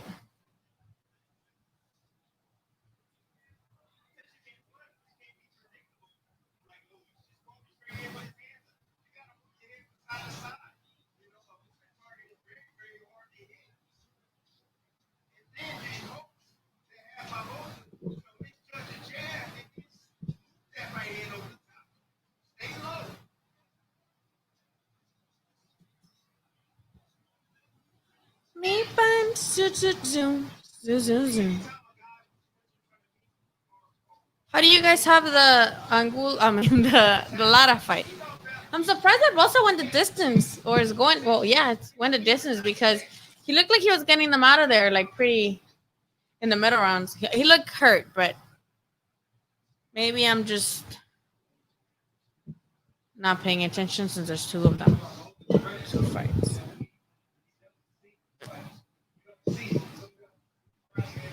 What are you guys talking about, Mikey Garcia now, huh?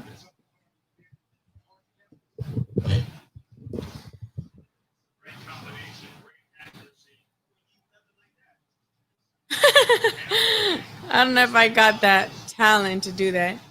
Mikey, you're thinking about Mikey? Always Eastern Europeans, Cubans, mold. Like this, my cat. His name's Napoleon. Me bun, zoo, zoo, zoo, zoo, zoo, zoo. Me baby. It's my baby. So Barbosa went the distance. This is about to become a mukbang stream. Is that what it's called? Mukbang, when it's the girls are eating food and people like pay them to like eat food. That's what it's called, right? Mukbang, mukbang. I don't know. I would love to get paid to eat food. ASMR eating videos.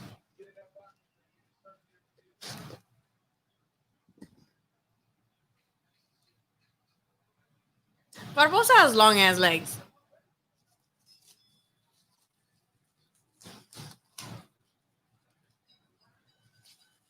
So that was pretty good.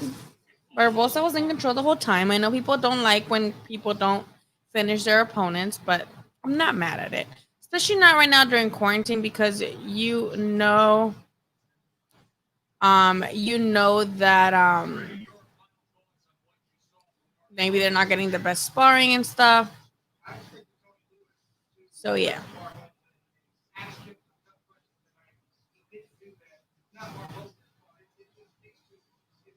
Me pan, scissors, zoom, scissors, zoom.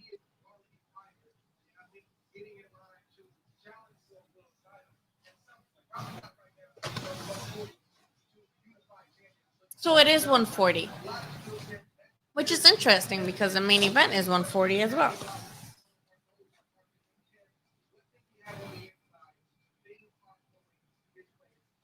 The Lara fight is in the ninth round. Oh, yeah, this pasta has mushrooms.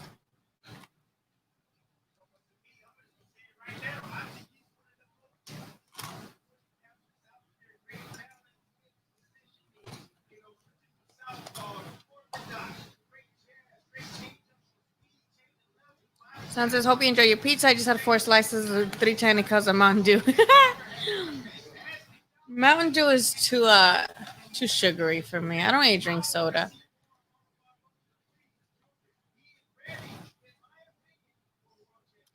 So Tim Bradley's saying that he thinks Barbosa's ready for a world title. Ward, I believe, is saying not yet. What do you guys think?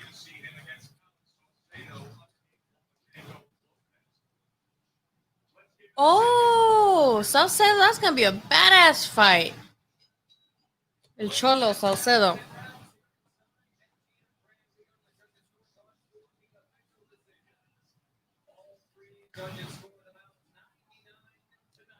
Yeah, they didn't give the other guy a single round.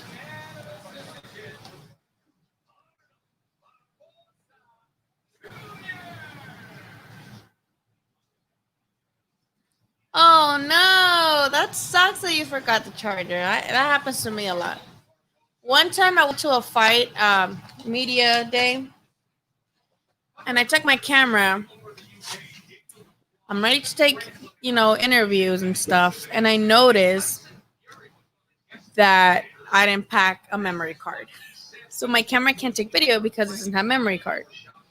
They don't have like internal memory like some cameras used to. Now it's all to the memory card. What the fuck?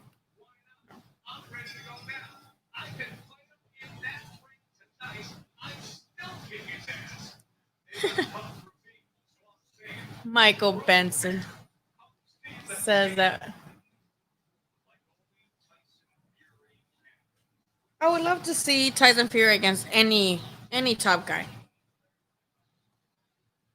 Joshua. I don't know if the. I mean, Wilder had a rematch clause, right? So my plate: pizza, wings, and pasta.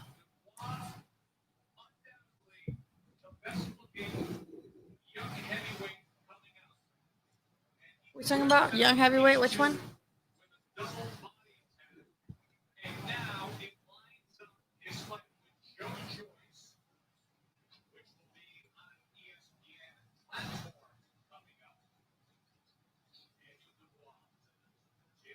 Hmm. Dubois.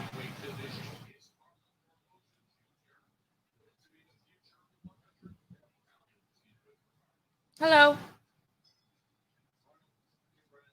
Is the main event next?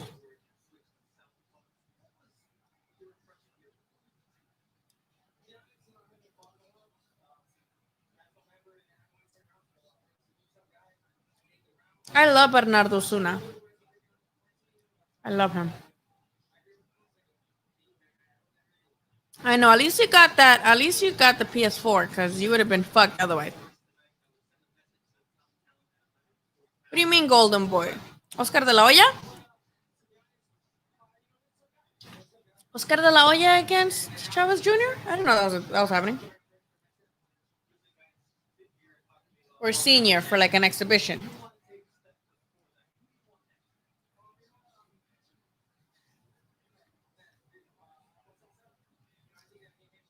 So Barbosa wants Salcedo next. I think that'd be a fucking awesome fight.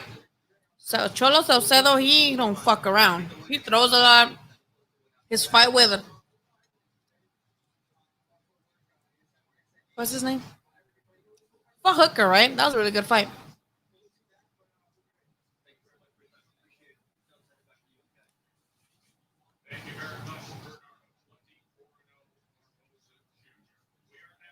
I don't think that would happen.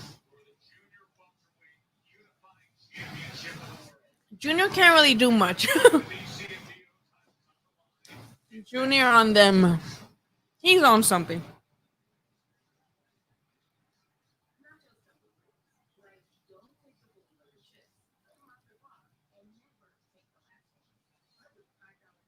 Mm-hmm. Dominoes.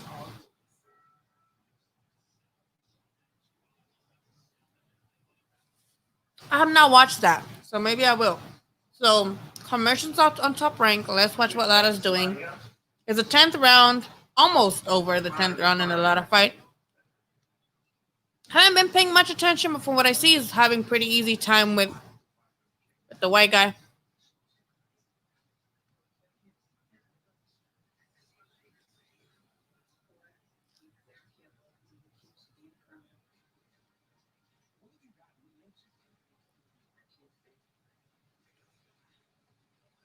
I didn't see it. Oh wait, I might have. Now that you mention it.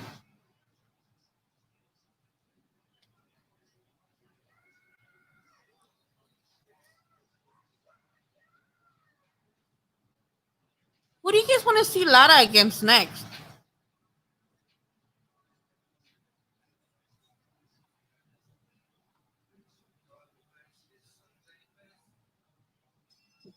He's competing at 154, if I'm not mistaken, Lara, right? So he can fight all the Charlo, the Banana, Williams.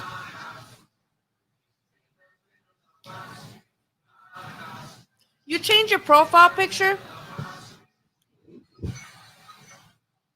and yes, pineapple on pizza. What you gonna do about it?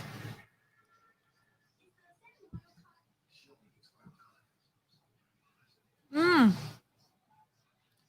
that fat was schmeck.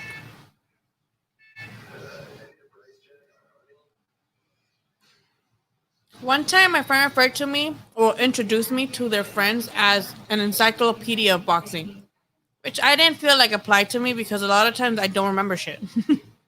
But you definitely, yeah, I believe that.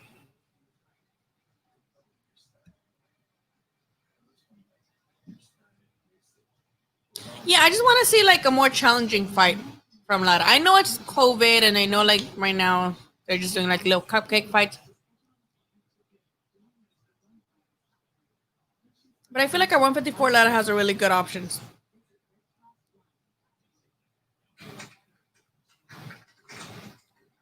Can you guys hear me chewing? Because this microphone is strong.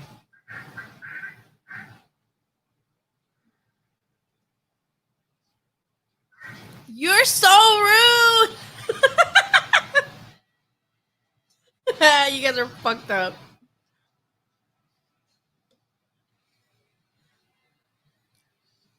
Y'all are mean.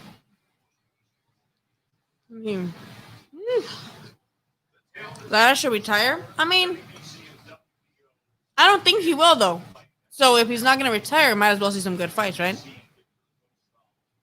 I'm gonna turn away the microphone and just shut up because I don't want you guys to hear me chewing because this microphone is like a $200 microphone, so it picks up a lot. This is for like ASMR eating videos. I'm gonna turn the microphone somewhere else. I'm sorry, by the way.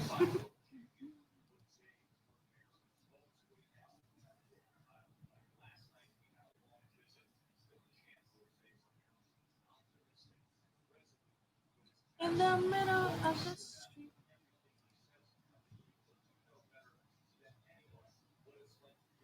It should start soon, but also, they like to do like a bunch of replays of other fights. Well, not the replays of the whole fights, but they like to like replay highlights of their fights and all that other stuff. So I don't know if it's gonna start right now, but we'll see.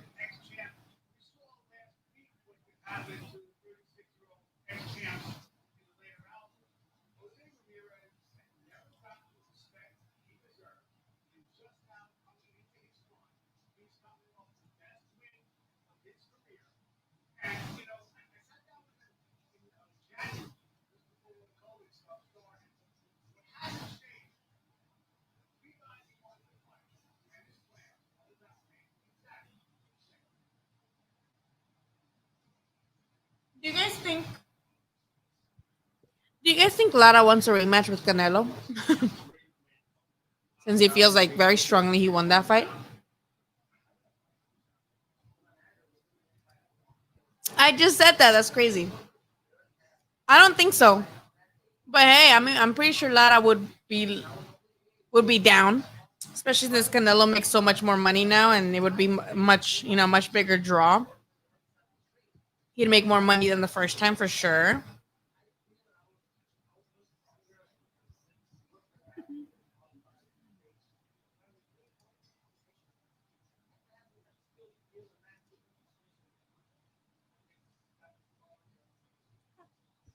Hello, Django Skywalker. Now let me know what you guys think. Would you guys like to see a rematch with Lara and Canelo, and who do you think would win that? Let me know. Ooh, the tea is hot today.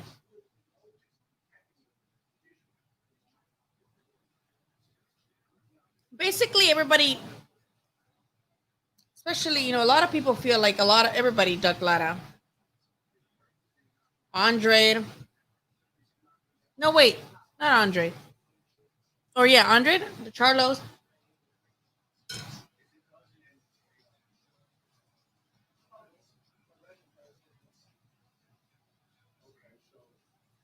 Yeah, he is. He's older. Yeah, past his prime for sure. But I do like his style.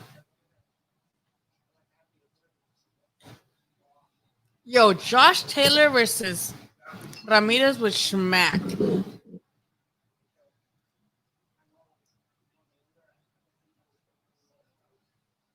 Ramirez versus Postol's up next. So maybe like 10, 15 minutes, I would say, after they're done showing all this fucking footage of other shit.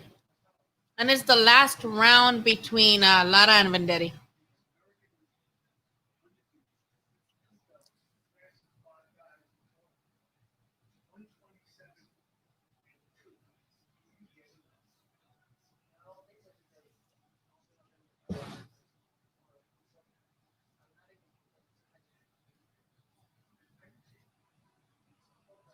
I'm gonna turn the volume up right now.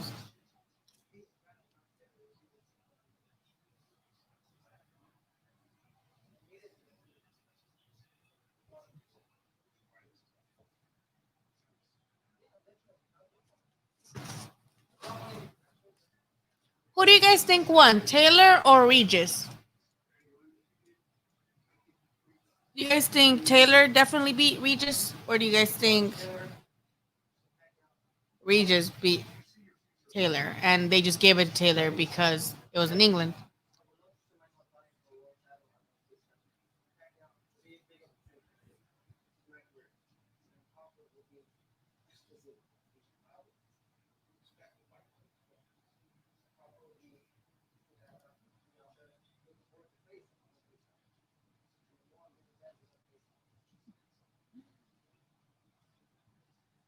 Even high.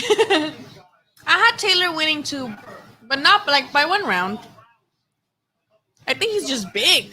He's a big dude at 140. Right here. I turned the ring light back on because it's nighttime now, but what the hell y'all doing over there? My cats are doing the most. Taylor nicked it. It was close fight, but Reed just started to step on the gas for. I do agree with that. I feel like he didn't have a sense of urgency up until like he felt like the scorecards were too close.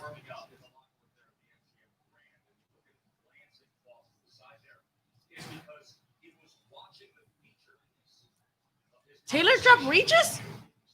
I didn't see that. Did he? Honestly, that weekend I was in Rosarito and I was watching it over there, but I don't remember that. Was I just drunk already? Everything this week, testing negative. The report earlier about the antibodies that Bernardo gave us. So Garcia is there, has been with them for the past 24 hours. They are ready to go. It's a fascinating matchup of trainers with Garcia in the corner of Ramirez and Ramirez's former trainer, Freddie Roach, with Victor Postol. No, I don't think so. Yeah, I don't. I'm like, was I that drunk that I didn't remember someone getting dropped? Like, I feel like I would remember that. Andre, 24 hours ago, Jose Ramirez described this fight as See, I don't drink Bud Light at all. I don't. That's like piss water to me. But people have been telling me that the seltzers are good. And then Corona came out with some seltzers too, right? Corona also has hard seltzers now. I guess that's the thing. I love beer. Like, I love beer, but I gained like 5. I can't believe I'm complaining about gaining weight when I'm eating fucking pizza. But I gained like 5 pounds since March. And I drink a lot of beer. So I'm like, maybe I should chill with the beer. So I started drinking White Claws.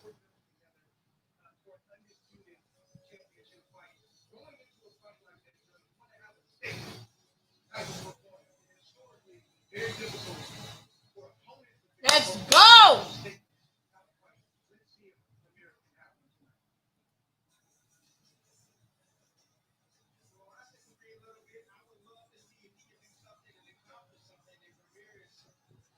I think ESPN Plus should be free for people who have cable and have ESPN. That's just me though. Like, I have cable and I have ESPN, and most of the time you can't get ESPN on basic cable. You have to get like an upgraded package somehow. So I have like a sports package, so I could be able to watch like baseball and obviously ESPN. So I feel like if you have ESPN, period, you should already get ESPN Plus because you're paying extra in your cable for ESPN and those packages. They don't give you ESPN on your basic cable. They don't give you ESPN is not included in basic cable. So I mean it's only $5 a month, but it should be free for people who have already cable ESPN. You know what I mean? But I guess it is worth it because now they're very much transitioning into all the big fights being on ESPN Plus because they used to have like undercards on ESPN Plus and then they would move on to ESPN for the regular main event, right? But now they're doing all the cards on ESPN Plus, so I guess it is worth it. But damn,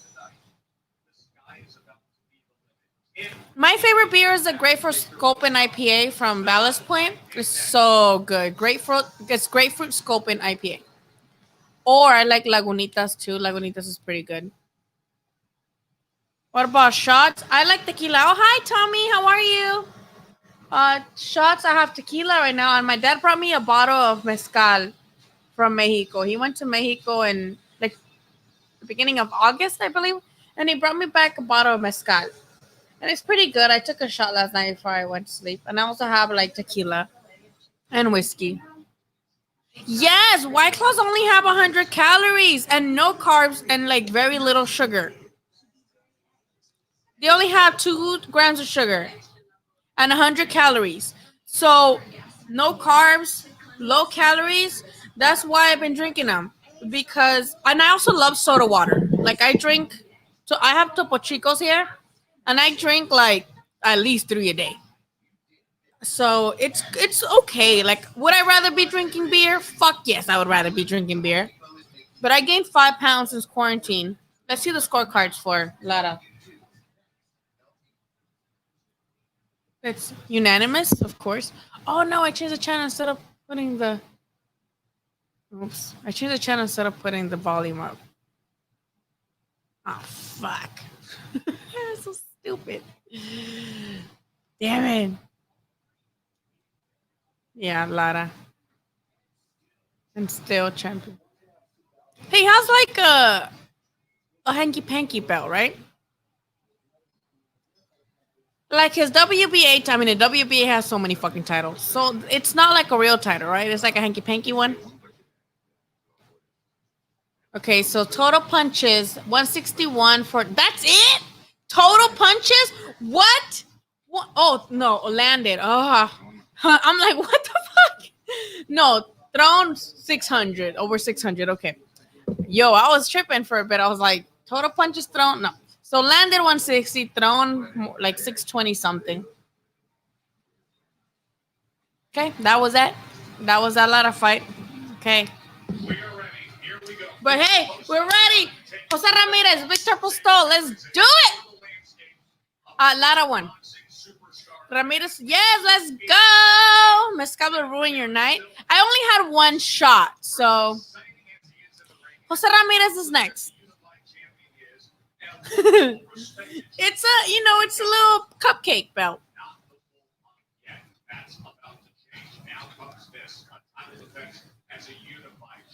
Let's go.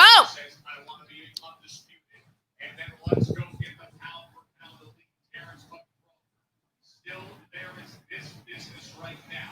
It has been a long, long wait through a pandemic to postpone this just for both Ramirez and Postol meet on now. Drop your predictions right now. What round does this end? Does it go to distance, or is Ramirez going to be the first guy to knock out Postol? Since Crawford didn't do it, and neither did Josh Taylor. Let me know. Let me know your predictions. Say it now or forever hold your peace. Do you think Postol's going to win too? Say it now, because I don't want you guys, if he wins, for y'all to be like, I knew that was going to happen. No, say it now.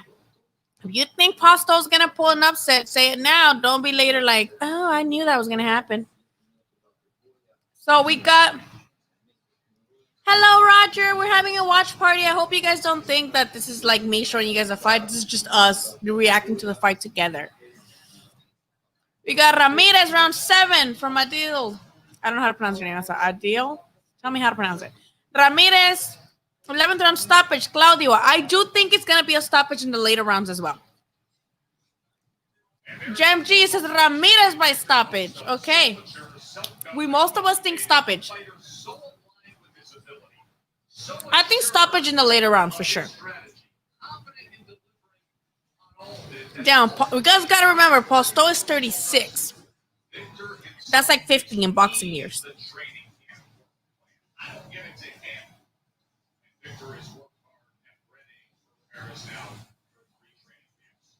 Woo!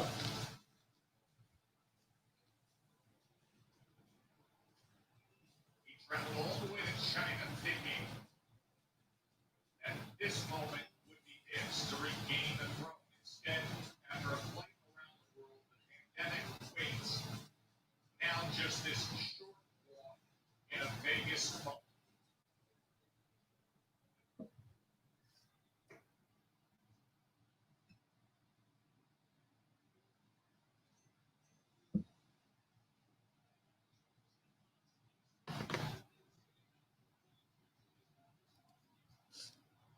Whoa, we got Ulysses saying Postol by stoppage. All right, guys. Ulysses is saying Postol, so let's see. It's going to be a KO around 8. Ramirez is going to win for sure. All right, Isai. Ulysses is saying Postol. Ramirez, 7th round. I have not seen Postol since he fought Crawford. He's fought, just not anyone that people care about. Wait, he fought Taylor too. I'm a tweet. Let's go. He's a unified champion. And he says in the midst of a legacy building stretch.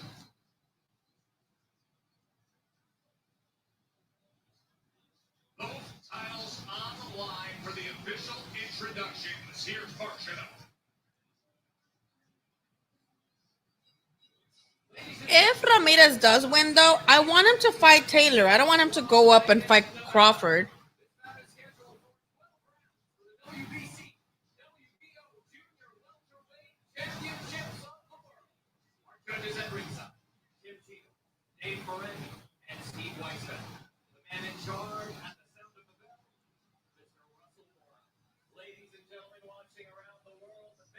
Boxing. This is Top Rank, and this is the main event. Postol? Oh, I thought you said lipo. I'm like, what? So the person Ramirez. Postol by one round KO. Manny's needle? Come on now. He fought Taylor, he did.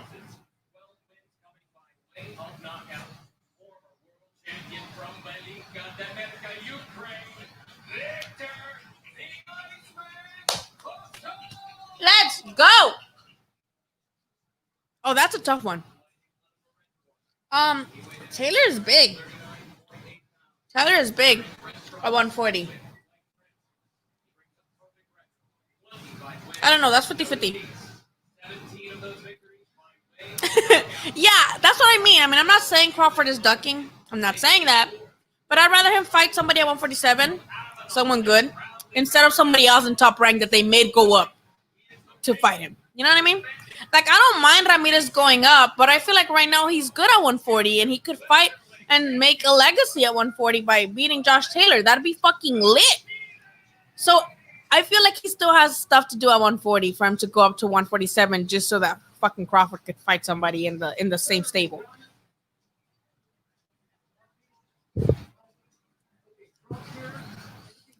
Manny's needle. Oh yeah, like I no audience sucks, but I like hearing the corners better because you can hear the corners. Like before, you had to have the camera and the microphone on the corner to hear them. Now you can hear the corners, so I like that. Ramirez by 9-round KO. Yeah, Taylor's a big guy, but I don't know if he'll get fucked up. It's on. Let's go. No more hanky-panky fights for Crawford. All right, let's go, you guys. Let's go.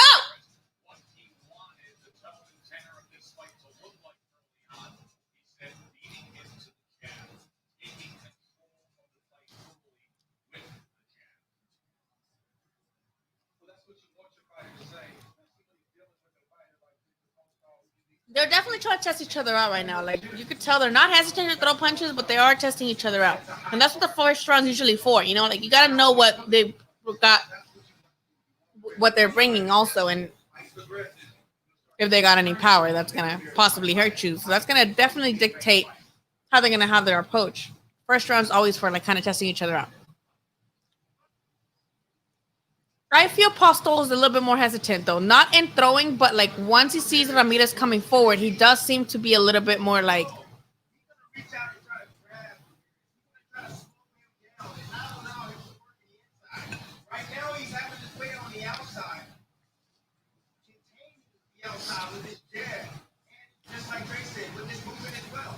I think Postol needs to take Ramirez to the, like, against the ropes, to the corners, because if you guys watch... No, never...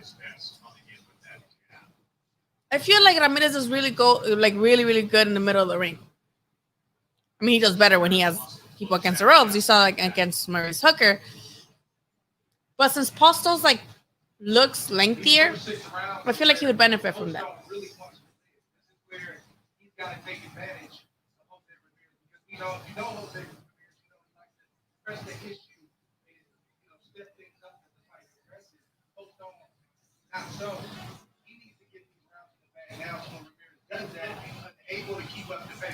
Yeah, definitely. I think we're gonna be able to see Postol obviously trying to go for it in the first rounds, because as the rounds progress, he is the older guy, so he's not gonna have the best stamina as Ramirez, who's in his prime.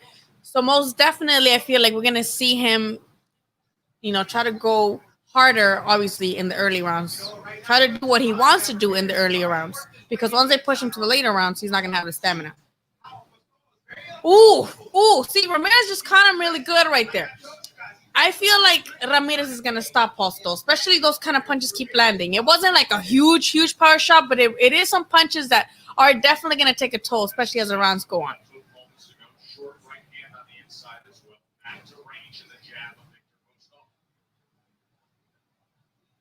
I like how Postol's moving, though. He's not necessarily being like just I'm a stand here guy.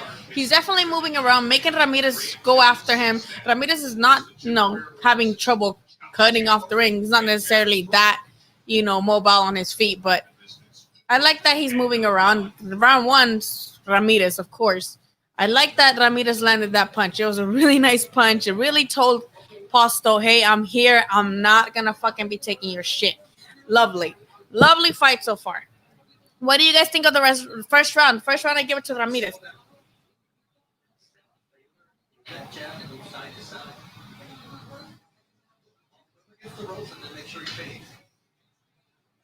See, they told him to put him against the ropes. I said that too.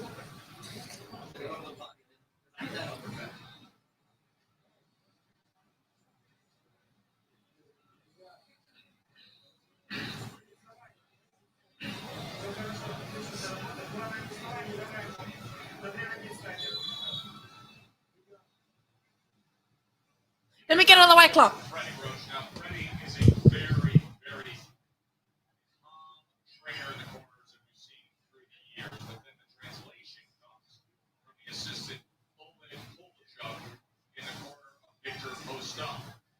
Freddie wasn't so quiet though, Timmy, when we met with him last night. Very firm in his belief as to how things will play out here, saying Postol can outbox him. He's the better boxer compared to Ramirez. And Ramirez, and of course, Freddie trained Ramirez. Ramirez is too loud a puncher. He will go to the body, but we can beat him right up the middle. Well, Tess, I mean, it's a lot easier said than done. I mean, the thing that was compelling to me was listening to him during the fight meeting was that Victor Coastal came in with his own plan and also his own workout. No, yeah. I think Ramirez is going to end this before the 12th. Ramirez is fighting a fight like he knows he can't lose. He's very, very confident in there.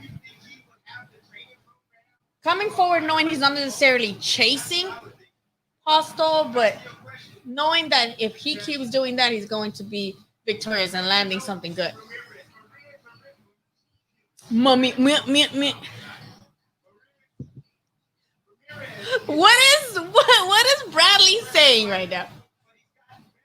But look, hey, Postol's landing some good shots too, as you saw just now. You know, Robert Garcia has shown him how to move his head from side to side, how to use his jab, and attack the right way.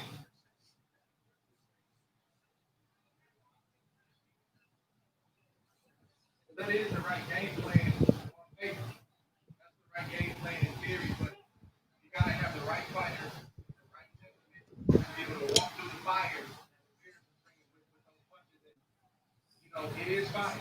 Heavy shots that are landing, but they do land. And Freddie can't help Victor Postol in that spot. You're going to need more than just a jab. You're going to need some power shots as well. We know Ramirez is going to get inside. So far, Postol has really good defense. He's not necessarily been caught with anything crazy like. Left hand to the body. Is he done with that angle? Jab for Postol. Both fighters landed 9 punches apiece in that first round. Great job by Ramirez, by getting that body work in. He was 1 or 2 early on. So as he starts to step things up, Postol will be more of a target. The body work will start to sink in. Gets that long. Thank you. I appreciate it, Roger. I really, really appreciate it. I try. Definitely, I try. If Ramirez wins because his gloves look flop. I know you guys love to troll, especially with this type of name. So I'm not going to pay attention to trolls no more. You guys get too much attention. Postol's waiting to land Ramirez. Yeah, you can definitely tell he's like trying to time him. But let's see if we can properly execute him and execute it and time him properly.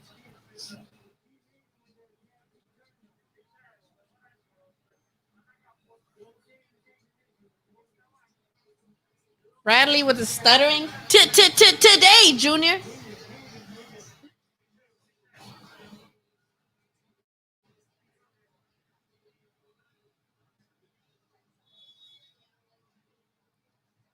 Freddie Roach lauding Victor Postol. Regis pomegranate. Second You guys are fucked up. Or as Errol Spence says, Regis Pregarious. Yeah, Postol, I feel like that's what he's got. But I agree with, I don't know if it was Bradley or Ward who said that he does need something more than a jab to defeat Jose Ramirez. But he's not doing bad at all. And you can see, look, jab, he's landed 17 jabs as of now and only 6 from Ramirez.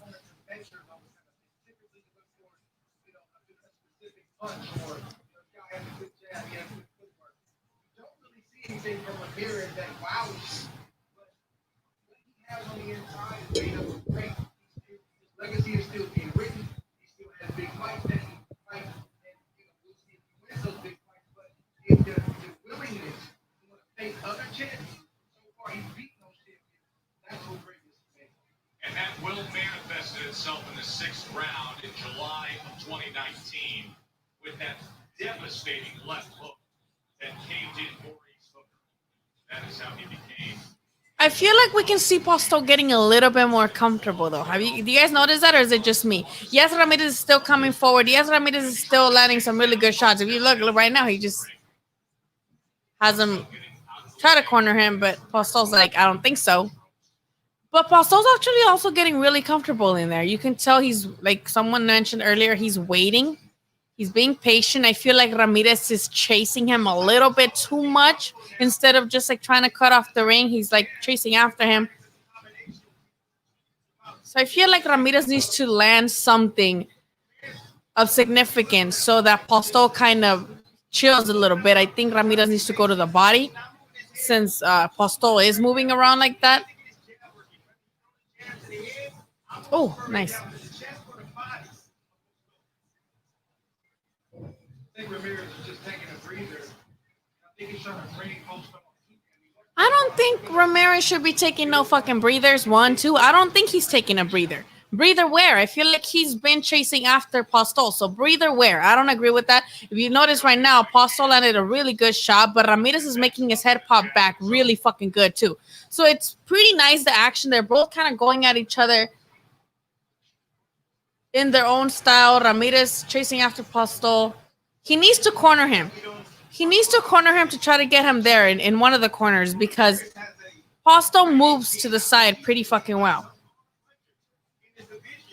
But he's catching Ramirez with some really nice pop, popping him really, really good. But I feel like Ramirez is the one that's making his head pop back a little bit more, if that makes any sense. Really good fight, though. Holy fuck, that's a good fight. And of 3 from Vegas. Nice. We keep focusing in on the jab of Victor Postol. Oh, thank you. I'm kind of just talk like most of the time I just like talk to myself like that. So I really appreciate that. Maybe I can like be like Tim Bradley. Can I sit next to you? Okay, so see your own motherfucking screen. All right, I'm not gonna pay attention to you no more. You're weird. What round are they in? They are going into the third round.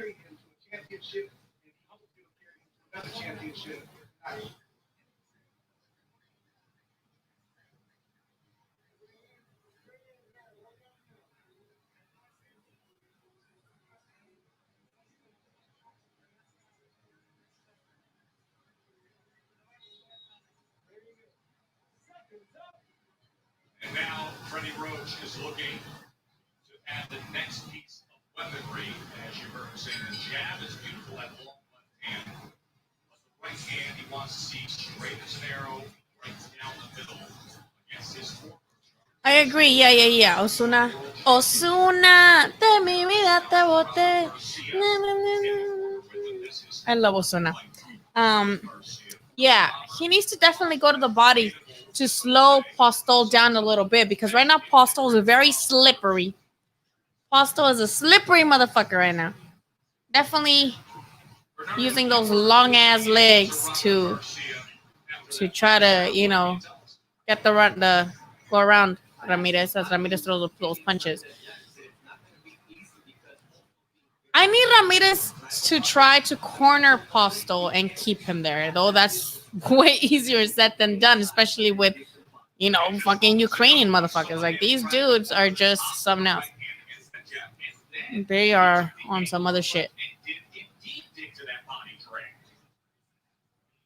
He's trying. He's doing what he has to do. He took a little bit of They're both. See, how do you guys have it though so far? Because they're both doing really well in what we know they can do. Ramirez is coming forward. He's very busy. He's obviously taking the role of the aggressor. He's obviously throwing that hook to land it, even though it hasn't necessarily landed yet.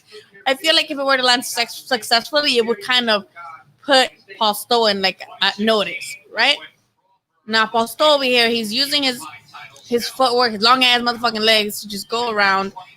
He's not letting Ramirez land anything of significance as of now. Yes, Ramirez is landing some really good shots that pop Postol's head backwards like a little bobblehead.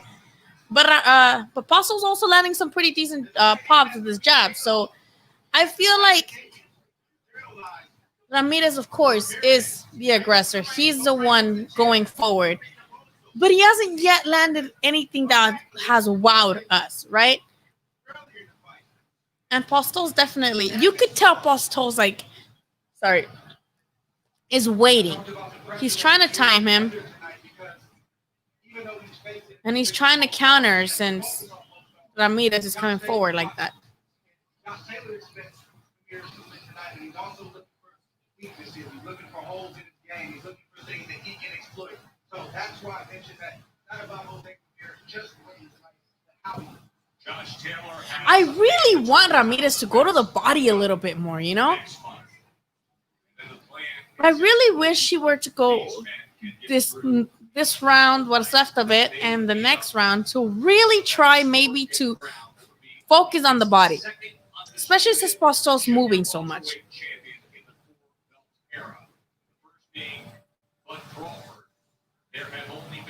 You could tell Ramirez is trying to land that hook. He's definitely trying to land that right hook. He's focusing too much of his energy into trying to land that right hook. I would like him to try to go to the body and see how that works out for him, you know? Give Postol a second and the third. You know, Postol's doing a really good job. Hey, whoop, whoop, whoop. I love you guys. You guys are my favorite. I swear to God, I love y'all. Undisputed champions, Bernard Hopkins, Terence Crawford at 140. At 140, Terence Crawford 160, Jermaine Taylor, Bernard Hopkins at 160. Usyk! Yes, I love me some Usyk, man. Oh, shit, I forgot a tweet. He is very politically active in California's agricultural Central Valley. He is an advocate for the little guy. He has talked often about being pro-immigrant and proud. And it would mean the world to him, as a Mexican-American, as the son of immigrants, to be the first to become an undisputed champion with the four belts. That is the goal.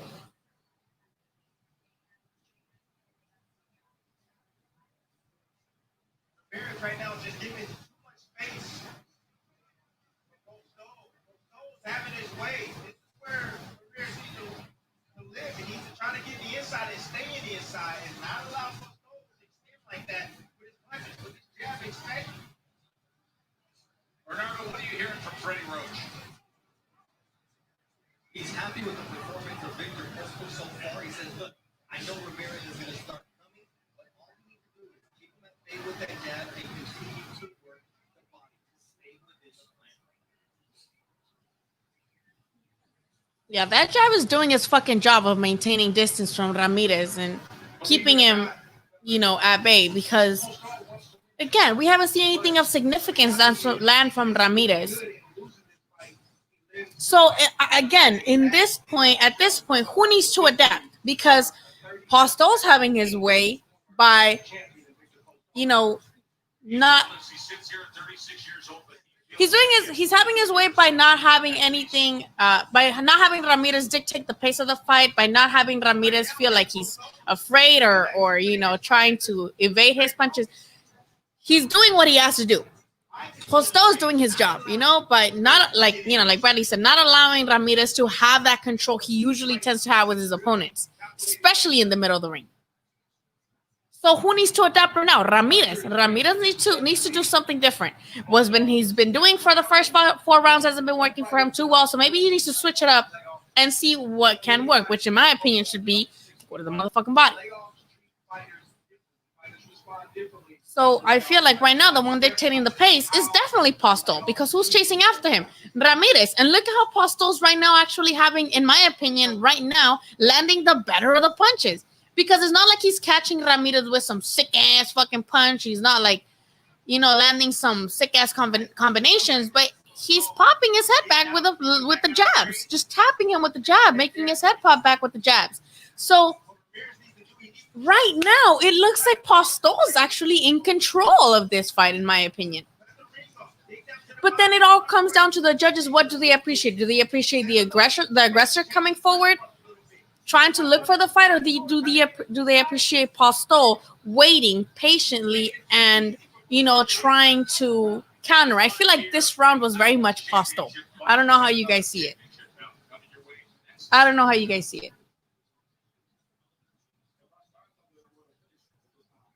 Postol looks like, yeah. See, Postol looks like he's like flinchy, but he also is doing a really good job. Saludos at Temecula. Ooh, Ramirez and shit. I don't know. It's going to be what, the 6th already or the 5th? The 6th. And I don't see him going down. You back on Twitter under what at? Oh, I'm scared to tell you guys. You guys are rude to me. Postol's a technical dude. Yeah. He's a Ukrainian. I don't like making those what do they call them? Generalizations. But those dudes just fucking are awesome.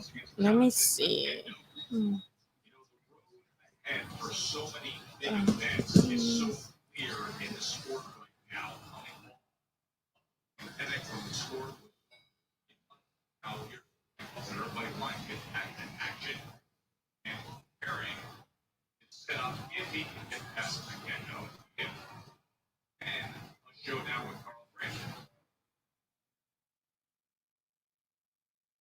6 here. Copy box right now has Victor Postol with a 63-50. Ramirez 3-1. He needs to pressure. Yeah. He has landed 32 of 100. So those are the punch stats on the screen right now. They're both even at 25% landed. So you can see how close this fight is just by seeing how close and literally even punches, the percentage of punches landed are. Even if he's aging, a former champion, fighting like a champion once again. He's not winning this fight on my scorecard, but he's hanging in this fight, and he's slowly starting to pile them around the last round and the first part of this fight. Greg, you gotta be kidding me. You saying that Postol's not winning this fight right now? Oh, they're both again. I love when they fight. Like, look at these punches are bomb. Did you guys see? Ramirez landed one, Postol landed one. Ramirez landed one, Postol landed one. Oh. I will say this. Whenever you have two very smart, erudite boxing minds here disagree on scoring, it is often because of this kind of style. Exactly. I definitely agree with him. It's because of the style that we're going to have, the scorecards probably all over the place, or people feeling different about this fight. Because, again, some people may think Ramirez is winning because he's the aggressor. He's the one coming forward. He's the one looking for the fight. While, on the other hand, other people might have Postol winning because he's being patient. He's, timing Ramirez. He's the one jabbing him. He's the one waiting patiently for the right punch. And when he punches, it lands pretty nicely. So I think it definitely depends on what style you like. You know what I mean?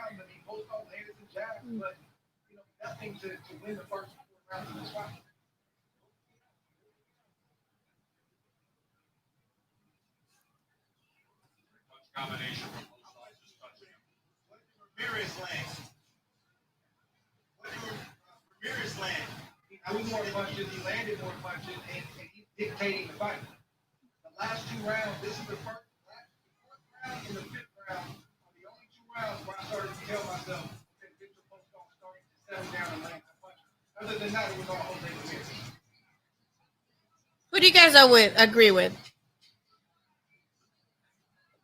Ward Ward or Tim Bradley?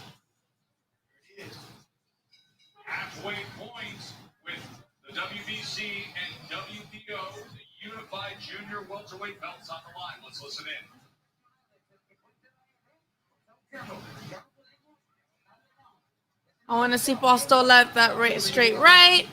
This top rank Postol. Yeah. I mean, yeah. Somebody had to say it. Thank you, Sasha Banks. I know that's a wrestler. There's blue and purple on this side, but because I wear my hair like this with the line right here. I mean, if it's even, it's purple and blue. That means to take more chances. You guys agree with Bradley? Okay, it's close fight for sure. True, but you need to take the belt away from a champion. You can't be too technical. That's an opinion though, Osuna. We have that opinion that like, oh, you have to in order to beat the champion, you gotta, do it convincingly. But you judge fights round by round, do we not?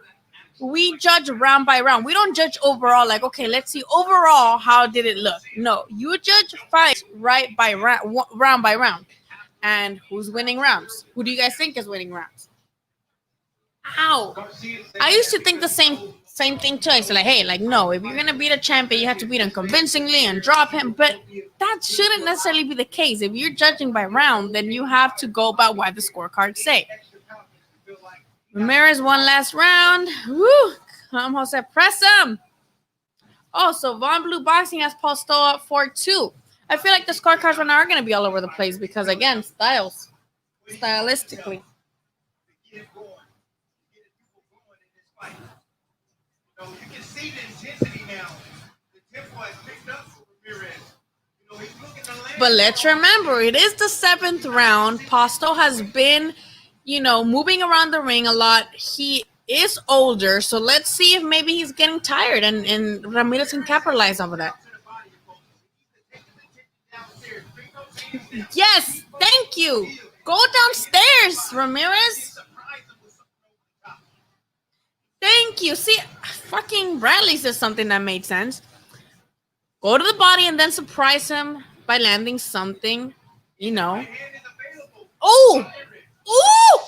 That was beautiful. Get him. Oh, my God. See, now that's what we've been waiting for. That was a fucking beautiful last shot. That was beautiful and definitely got Postol's attention. See, that's what Ramirez needed to do. Ramirez needed to land something that's significant to tell Postol, I'm right here, bitch. This is my motherfucking ring, and I'm gonna win. So Postol was definitely shook from that. Let's see how he does for the remainder of the round. There is still one round left, and you can see him. He is on his bicycle. He kind of started going widely around the ring there, but as we mentioned, Ramirez is better with him against the ropes. So let's hope he puts him against the ropes instead. Postol tried to clinch as we saw, but Ramirez was like, get off me. That was a really nice shot that got Postol's attention. Let's see if Ramirez can capitalize off of that and keep going. He needs to get off the middle of the ring. Yes! Ramirez needs to get Postol off the middle of the ring because when he's in the middle of the ring, then you give him options to dance around you. You give him options to use his feet, to do those angles, and turn around as you're trying to land a punch. Put him against the ropes. Don't let him get out of there. Very entertaining 7th round here in Vegas. Woo! Good round. Tim, take us through that left hand from Jose Ramirez. Let's look at that punch. Right here from Jose Ramirez. Just let his hands go. Just listening to Robert Garcia's great instructions in the corner. You let your hands go. Trust me, something's going to land. But that was a nice short left hook right there underneath the chin. Postol was trying to get back. The word in his back hit. He had nowhere to go. Great job goes the distance on Postol. And Ramirez landing that lethal shot right there. That caused damage. I wouldn't call it lethal because lethal implies that they go down. They did, right? But I wouldn't call it lethal. It was fucking bomb, though. Then Postol steadied himself. came back late in that round. But in that seventh round, Jose Ramirez was able to land 13 power punches. That is his high output of the night.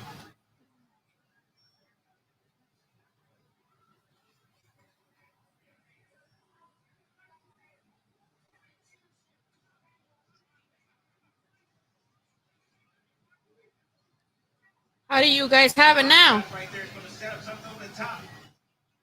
Postol don't like that. Don't like the punches downstairs. Oh, and there's a left hand right to the belt line.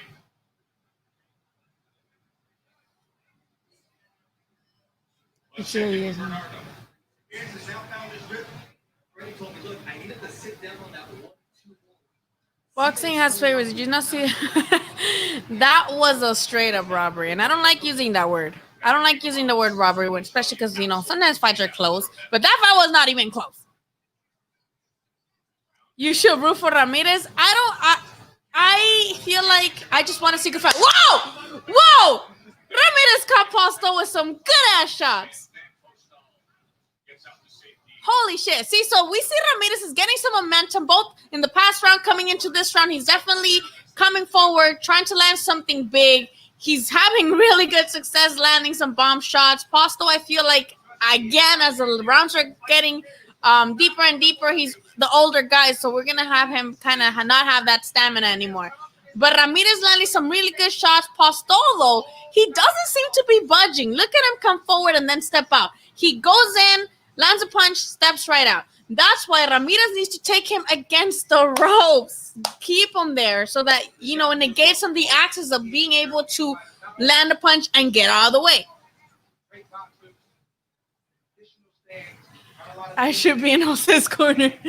good short jabs. I love me some Robert Garcia, so I don't know. Thank you, guys. I appreciate it. I try. The aggressor is definitely Jose Ramirez. Very early on, Jose Ramirez took the role of the aggressor, coming forward, chasing Postol, not necessarily cutting off the ring as successfully in the first rounds, but right now you can definitely see he's doing better at catching Postol with some really good shots in the middle of the ring. I do, though, think that Postol's also doing a really good job, especially in the early rounds. Now he's getting caught more and more frequently, but he was doing very well in the first 4 or 5 rounds, having Ramirez chase him around the ring, kind of like, dictating the pace of the fight. But right now, Ramirez is definitely catching him really, really well. Hello, Daniel, ¿cómo estás? Yeah, Robert is in his corner. Robert is there. I think now, see, who are the two haters? Now, see, I agree. In the first 4 or 5 rounds, I was kind of getting a little bit of doubtful that Ramirez would actually be able to get Postol out of there. But as we see in this round, both the last round, he got a really good momentum. Now in this round, it's Ramirez definitely having his more success landing those heavy ass shots. Look at that shit.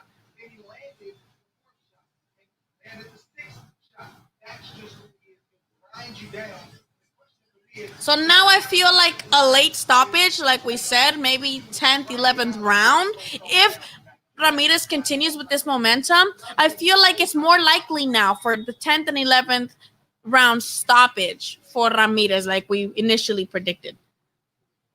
7-time trainer of the year, Freddie Roach, sending out Victor Postol for round number 9. Former WBC junior welterweight titles won the belt back in 2015. Here he is 5 years later, trying to take 2 belts away from the undefeated Jose Ramirez. Ramirez right now has a 96 to 91 connect advantage, more effective when it comes to the power punching. Clearly, we've seen that on the inside. He is for 195 power punches, landing 70. Ooh, see, even those little shots, when you see even those, small shots landing, those light pops landing, that's when you know that Postol is kind of tired. He's, not as sharp anymore because he wasn't getting caught with those punches. When they're both, kind of just lightly tapping each other. Postol wasn't getting caught with those. He's getting caught with those now. It was actually Ramirez who was getting caught earlier on by just light Postol jabs. Now it's Ramirez catching Postol with those light jabs. So, hey, that must tell us something, right? You see Ramirez, he's throwing one jab. When he has success, when he uses the double jab, or gave the 1-2-1. I agree with. I can't believe I'm agreeing so much with Bradley today. He needs to double up those jabs, most definitely.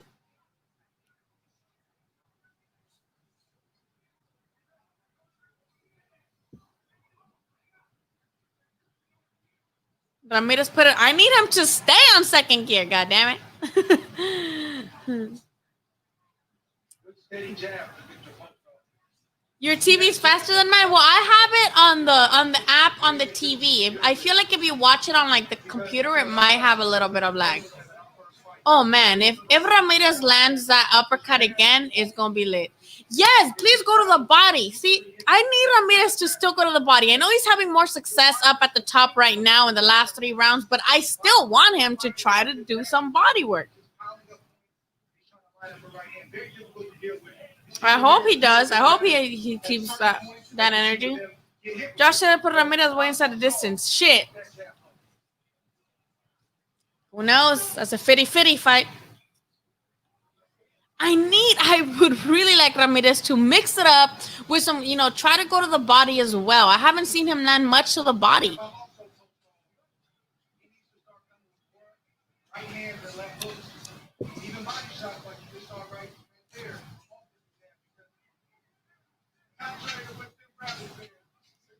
I feel like Ramirez definitely started winning after the 5th. He's winning. They're not close rounds anymore. I feel like he's winning. Yes, Postol's coming, landing some decent shots, but the shots that are landing more significantly, the sharper shots are coming from Ramirez. So I feel like Ramirez definitely is picking up the pace. I just really. Oh, Kell Brook reportedly offered 1.5 million for November fight against Crawford. Do you guys agree with me that Ramirez has won every round past the 5th? I know earlier, like, people were giving Postol some of the rounds because he was having his way with Ramirez chasing him around like a little puppy dog around the ring. Yo, Navarrete versus Ruben Villa is going to be fucking lit. I like Ruben Villa. I'm sorry. Like, Navarrete is a shit. He's a big dude. Oh shit! So Magdaleno rejected 200 grand. Supposedly it was 100 grand.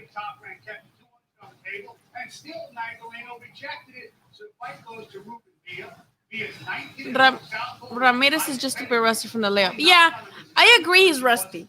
I try to be not critical of the guys fighting right now during COVID because it's rusty. You can't get sparring partners. There's only so much you can do training wise because sparring partners you can. I mean, I'm pretty sure that RGBA stable is a really good fucking stable to spar around with.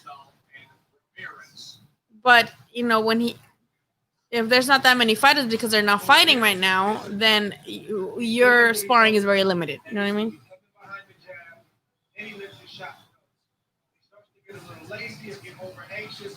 Oh, look at that shot by Postol. Very beautiful. Yes, very beautiful.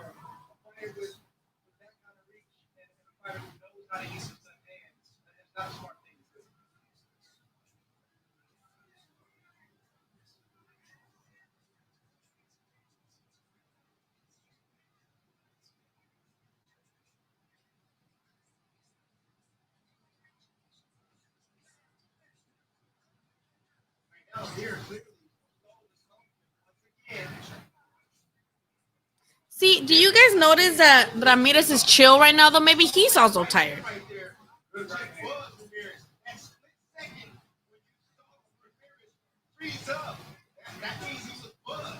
See, Ramirez looks tired. And that's what chasing after somebody does to you. You waste a lot of energy just chasing somebody around the ring like that, especially someone with the type of angles that Ukrainians have. Look at him. He's quick on his feet, jumping a little bunny rabbit ass fucking little jumps.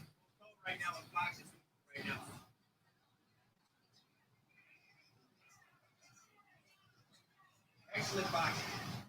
Yeah, Postol's doing really fucking good at negating Ramirez the ability to just fucking pummel away at him. You know, like he does so well. Look at how he moves. You see the heart, you see, just It's the fucking 10th round, and this dude is moving around the ring like that talked about at 36 years old. but for him, every fight is a fight. Even fights that you say he dominates, he still takes punches in order to get inside, just based on his style and the way he goes about his craft.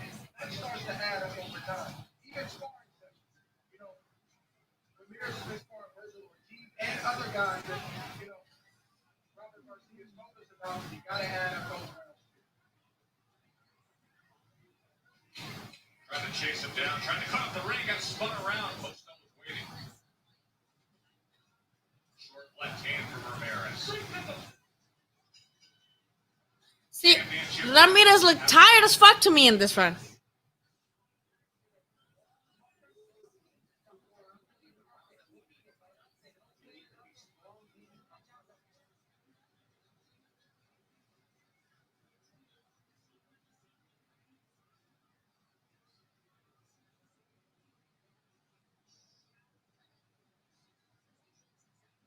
How do you guys have it?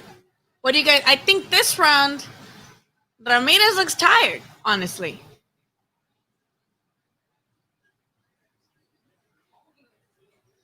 how do you guys? What do you guys see? How do you guys see it right now? See,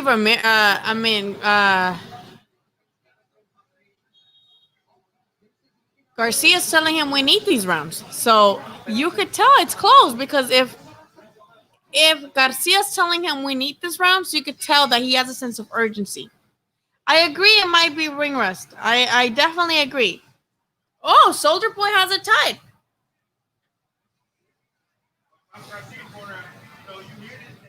Again, it's up to what the judges find attractive in style. Maybe the scorecards are going to be all over the place. Because some may say, hey, Postol, the thing is, Postol had the first 4 rounds, I believe, could have gone either way. The first one, I gave it to Ramirez, right? But let's say you give Postol the next 3. And then Ramirez got, the 5th after the 5th to the 9th, and then the 10th, Postol did really good. Right now, it's really depends on how you see it and what you like as a judge. Do you like guys being the aggressor?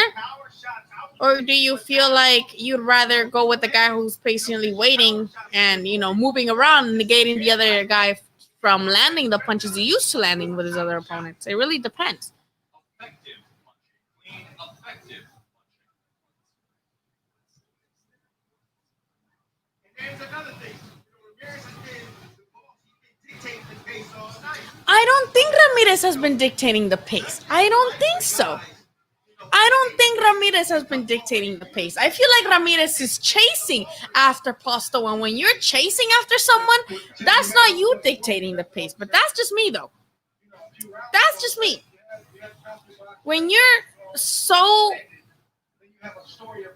basically the entire fight chasing after the other guy, I don't think you're dictating the pace. I'm not saying Ramirez is losing. I actually think Ramirez is winning. But I don't think he's dictating the pace. That's just me, though. This would be an because Top Rank. Yeah, I mean, when Top Rank signed Josh Taylor up,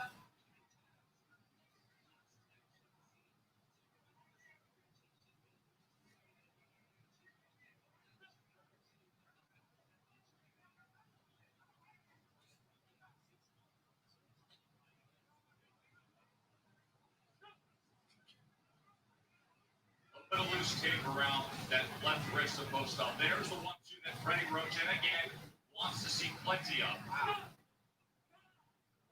his tape. His And tape. now we'll handle that loose tape that we noted.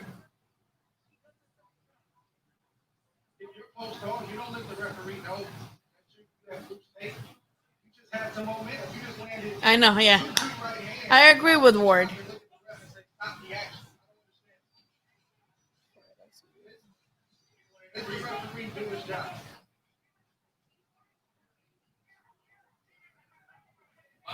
this day and age of COVID protocols, God bless Marvin Savonia, the assistant in the corner, who just cut the tape with his teeth. With his teeth. During COVID, cutting tape with teeth. That's some boss shit. See, Ramirez, in my opinion, is slowing down. Do I think he's losing the rounds? Not necessarily. But it is a major visible decrease from his action in the previous 2 rounds. Oh, that's the round you predicted.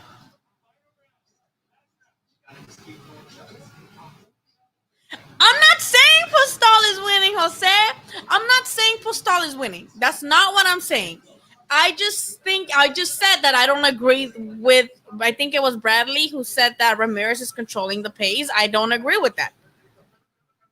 You can't control the pace when you're the one chasing after a motherfucker. Like, how? Show me your heart. That's what Jose Ramirez has done his whole life. For the people where he comes from, for his family, and his opponents know that well. Keep throwing shots, punches in bunches. What can he offer here? I hope it doesn't come off as I'm saying Postol is winning, because that's not what the fuck I said.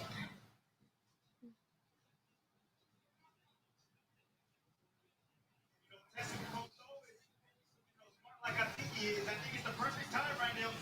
He's landing the right hand, but if he goes that right hand underneath and surprise Ramirez. Serious damage. Uppercut.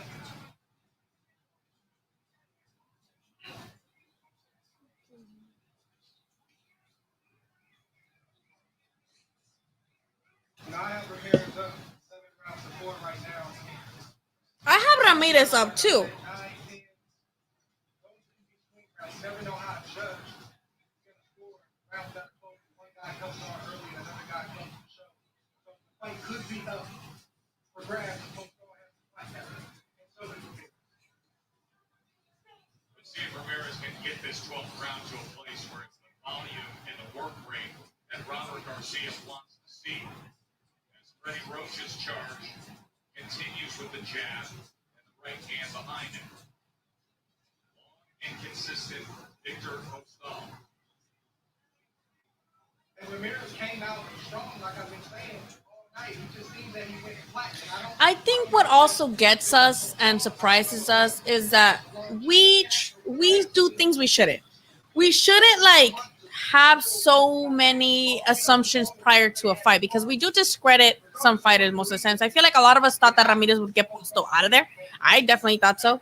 As you see right now, Ramirez is doing really well this round, and I feel like he has that sense of urgency because he feels like maybe the fight is up for grabs, or maybe he feels like if the fight is up for grabs, he should definitely do something about it and look better. So he's doing really well right now, landing some really good punches this 12th round. But a lot of times, us as fans, we make assumptions, and because we think that, he should get that guy out of there, or he should have gotten him out of there, then we get surprised when we see the guy lasting the fucking distance, So we got to work on that as fans. We got to work on not underestimating the opponent, especially someone like Postol who has never fucking been knocked the fuck out like that. You know what I mean? So, dang, this is a really good round. This is a good round. You could tell both of these guys are fighting this round like they know that the fight may be up for grabs. Punches in bunches. Got Ramirez 6'5". Come on. 10 seconds. Let's go. Ramirez is fucking complaining about a fucking punch in the last 10 seconds. No, bro. Fucking go at it. Could be a draw depending on this round here. Why? What are you guys talking about? I'm not being a hater. I'm just saying Ramirez, he was looking tired in the last 2 rounds. Not this one too much. 7-4 is a little wider. Close. Yeah, I don't know. Hello, Wesley. I should have gotten a pen and but I know I gave Ramirez the first round, and I think 2 to 4 is up for grabs. But I did see Postol having the better time, 1 to 4, and then 5 to 8. Ramirez did really good, and then he got tired 8 to 11. I mean, 10 to 11, he was tired. And then this 12th round was kind of like also like. Wow. I mean, So I don't know. I don't know. Postol. Oh, but Ulysses, you do have a bias because you had said that earlier. Ramirez will struggle with. Oh yeah. Oh yeah. I don't know who won, so we can see all of us are just like, I don't know who won because I feel like I think Ramirez had the best success, like from 5 to 8. 5 to 8, Ramirez was landing some really good fucking punches. He cornered Postol like he should have. He got him with some really nice fucking shots, and Postol looked overwhelmed from 5 to 8. But in the last rounds, he wasn't as dominant. You know what I mean? So it depends, y'all. It depends. 7-5 Postol. This is going to be. I agree. I agree. So total punches landed 156, 147 for Postol, thrown 668 by Postol, 556 by Ramirez. So 28 percentage of punches landed by Ramirez, 22 for Postol. Only 19 punches landed to the body by Postol and 40 something by Ramirez. Solid performance with the Postol. He lives to fight another day, regardless if he wins or loses. And Jose Ramirez, he's a guy who's always in a tough fight. You look at his age and you may say, hey, he's got another 5 to 7 years, left in his career. That's not always the case when you fight the way that he does. So if you want to keep an eye on that, I don't know if this is a layoff, which is a tough fight starting to add up. It's definitely something you got to keep an eye on. Race card had at 115, 113. Dre, I just go back to so many of the conversations we had recently, including one last night with Jose Ramirez about Postol being tricky, using his range and Postol is a slippery motherfucker.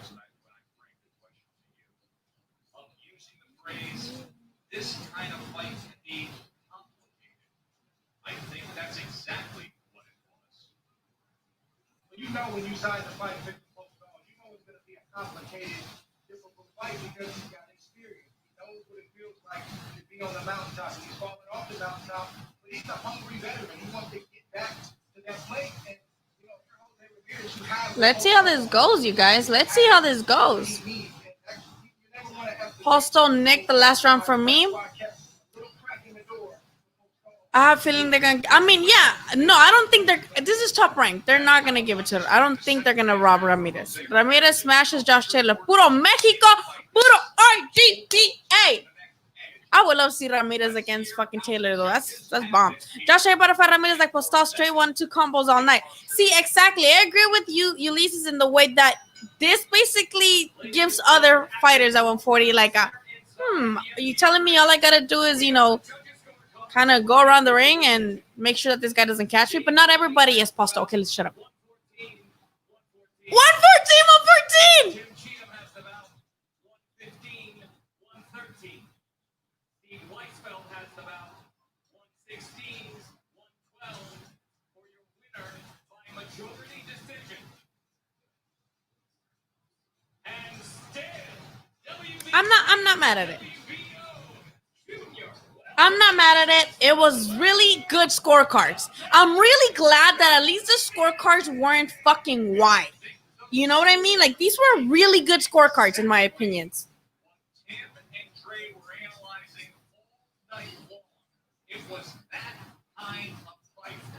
Already had it. What do you guys think? Cheatham Weisfeld go the other way. It's a majority decision. Survive and advance. Both belts back on the shoulders of Jose Ramirez. A majority decision win. So now it clears the path. He says he wants the legacy fight. He wants undisputed. And Tim Bradley. What do you guys think? That would mean Josh Taylor is up next, assuming Taylor gets through his mandatory defense in September. I'm not mad at the scorecards. I'll tell you guys that right now. I'm not mad at those scorecards. I think those scorecards are very fair.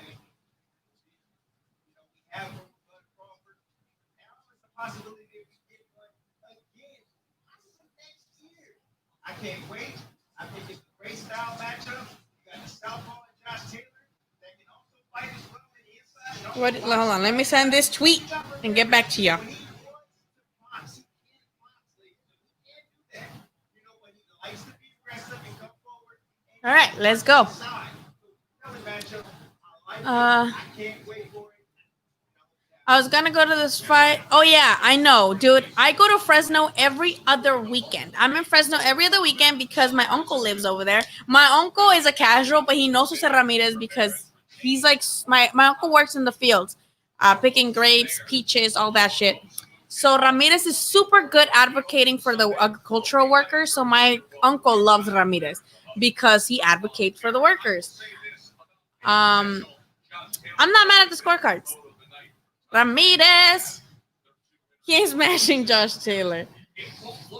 I don't think he runs through him, especially not after tonight. I'm excited about it. So, I think the Josh Taylor fight is going to be an amazing fight. Now, it's going to be a little bit different because we shouldn't be like, oh, Ramirez struggled against Victor Postol. That means Josh Taylor takes him. Josh Taylor doesn't have the style that Victor Postol has. Maybe he'll try to implement that style for this upcoming fight against Ramirez, but I don't see him being like, oh, I'm going to completely, ignore everything I've been doing to become champion myself and just do what Postol did. I don't see Taylor doing this. Now, let's see what Ramirez says. He said he went in a little bit too cold. You could tell he looks a little bit disappointed in himself tonight.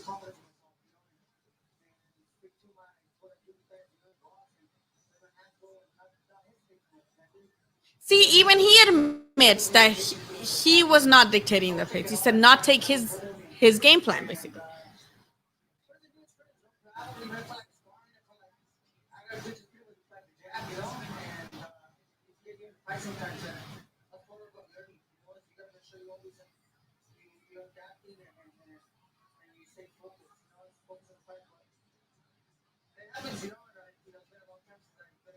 Yep, that too.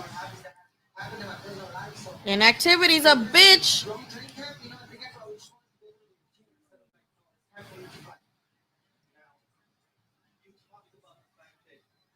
He's the Iceman. He was told you guys used to sports, you knew each other, and you came up here and said, man, I needed the fans. What was it that you were missing? Like, was Hell yeah. I feel like that is very valid excuse. Not an excuse. It's a very valid point for Jose Ramirez to say it felt weird not having fans because, again, when he fights in his hometown in Fresno, he's a fucking local hero. So he loves to vibe off that crowd, that fucking crowd that's nonstop chanting your name. Now, when he fought in Texas against Hooker, that crowd was all wild too because it was Hooker's crowd and in the stands for the most part there in Texas. So yeah, it must be really weird to be there and have no fans. 50-50. I agree with you, J8. 50-50 fight. Very, very much agree. I would like to see that with fans though.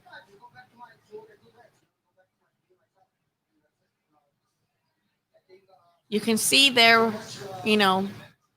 promoting pistachios. All of the RGBA in this corner had the pistachios thing. fight him in the bubble with no fans, or you may have to go to the UK and fight him in front of fans? Fight him in the UK. Beat his ass in the UK. Do what Regis Progrerius couldn't do. Nah, low-key, Regis Progrerius, that was a good fight too. Could have gone either way. Regis Progrerius versus Taylor could have gone either way. He already beat Maurice Hooker by going to his backyard. So, hey, go to the UK and beat his ass over there. Yeah. I mean, yeah. Ifs and what ifs. Definitely. We will never know. But what ifisms and all this other shit. I wish they had the microphone on Ramirez because I can hear Shay saying, how did I score it? Honestly, Jesus, I didn't score it. I was here just watching it. But I do know that I give Ramirez the first round, and then the 5th to 8, I give him those two, and then all the other ones could have gone either way. And Ramirez 7-5.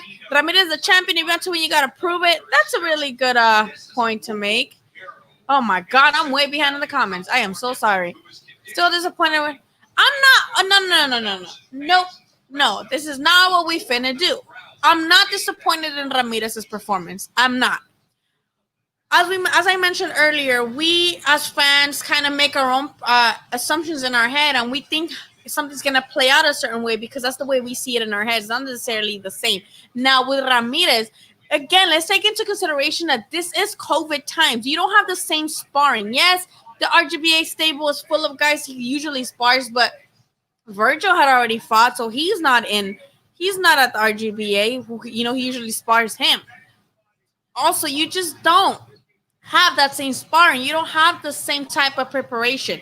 Two, he mentions the fans. It has to be different. You going from fight or fight, having a bunch of fans, look at your fights, chant your name, be there. I don't think, I'm not going to judge anybody fighting in these COVID times because it's tough. So I'm not disappointed with his performance at all. I think he have gone to the body a little bit more. Yes. Should he have been more successful cutting off the ring? Yes. But I don't think that was a disappointment of a performance, in my opinion. Maurice Hooker is not Postol. Maurice Hooker was more there to be hit, especially against the ropes, as we saw.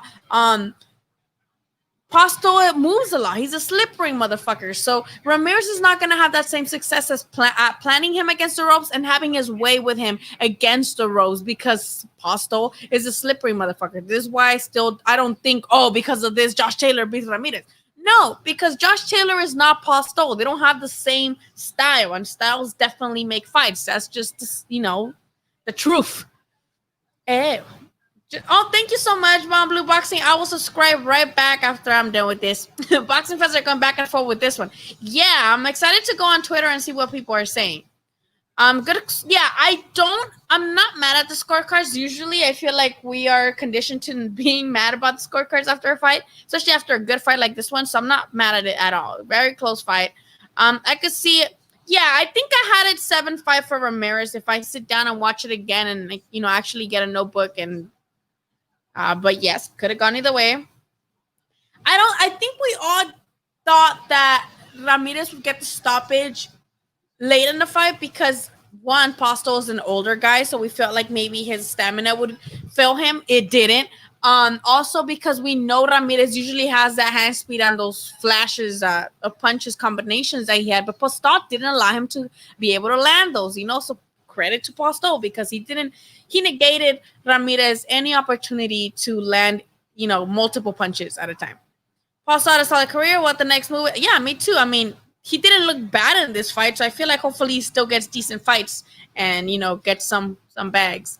I said Ramirez went 7-5, but Postol had a lot of moments. Yep, that's a nice way to look at it. Exactly how I called it. Thank you, Arturo, for the super chat. I knew Ramirez was going to win by decision. Well, Arturo, you were not with us because we all thought, like a lot of us thought that it would be a stoppage for Ramirez. So you were on the money, my dude, with the decision.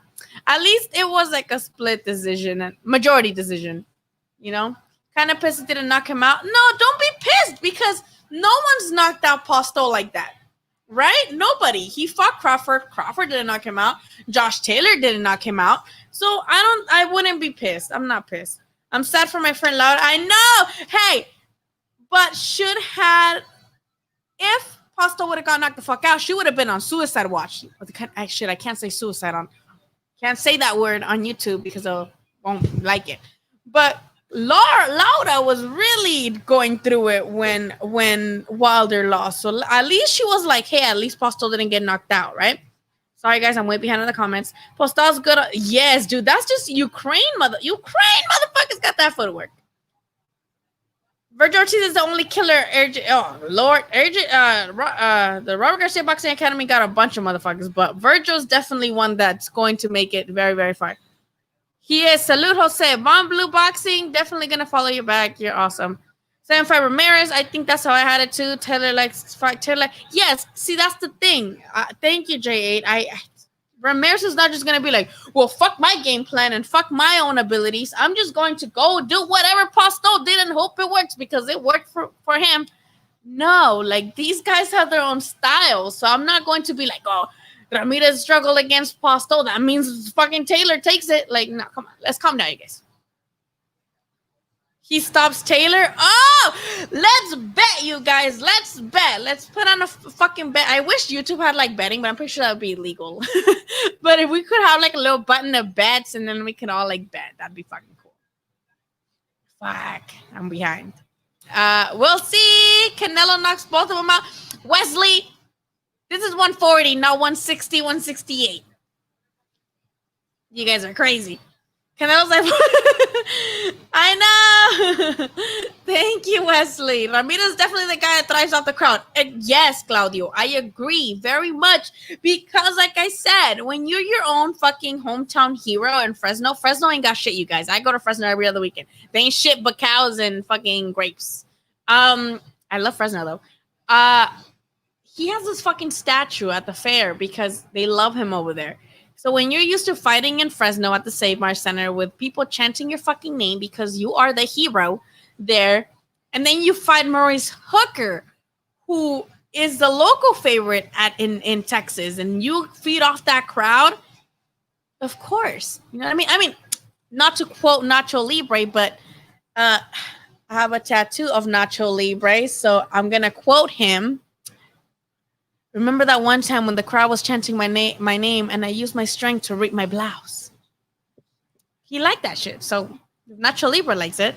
Fight canceled 3 times. Come on, he was rusty tonight. He's matched. I agree with Reynoso. You know, when a fight keeps canceling and you keep getting rescheduled and rescheduled and rescheduled, that's gotta take a toll on you because, not to bring up my friend again, but Jesse Magdaleno, when he lost to Isaac Dogbe, you know, he had another fight prior to that got rescheduled, canceled because he got an injury. Then he was supposed to fight Dogbe in the undercard of Valdez versus Quigg, and then that got rescheduled, and he was supposed to fight in Vegas, and that got rescheduled, and he finally was able to fight in Philly, and he said that took a lot out of him. So I feel you. I think that minute should have went to the body. Yes, Claudio. You know, Postol's not giving you openings for that. But I feel like it's easier to land body shots than head shots, even if at a distance, in my opinion. But I agree with you.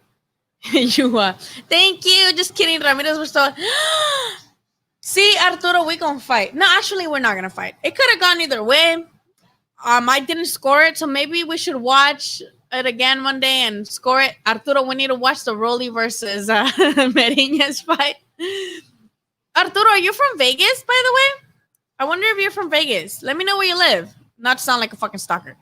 Thank you, Ulises. Ulises or Ulises. Let me know how I pronounce it. You're awesome for the troops. Thank you for guys so much for the super chats because I be cussing in these streams and I be saying stuff like the S word that I just said. SUICIDE. Did I spell that right? And YouTube doesn't like that. So I do appreciate the super chats. You guys are awesome sauce. Ramirez better stay away from Bud. Talk about... Yeah, he shouldn't. I don't think Ramirez should go up.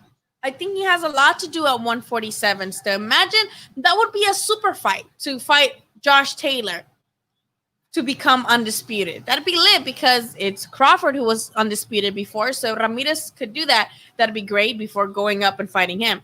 I feel like the only reason they're pushing this fight so much is because, as we know, politics in boxing, that the PBC guys don't want to fight Ramirez.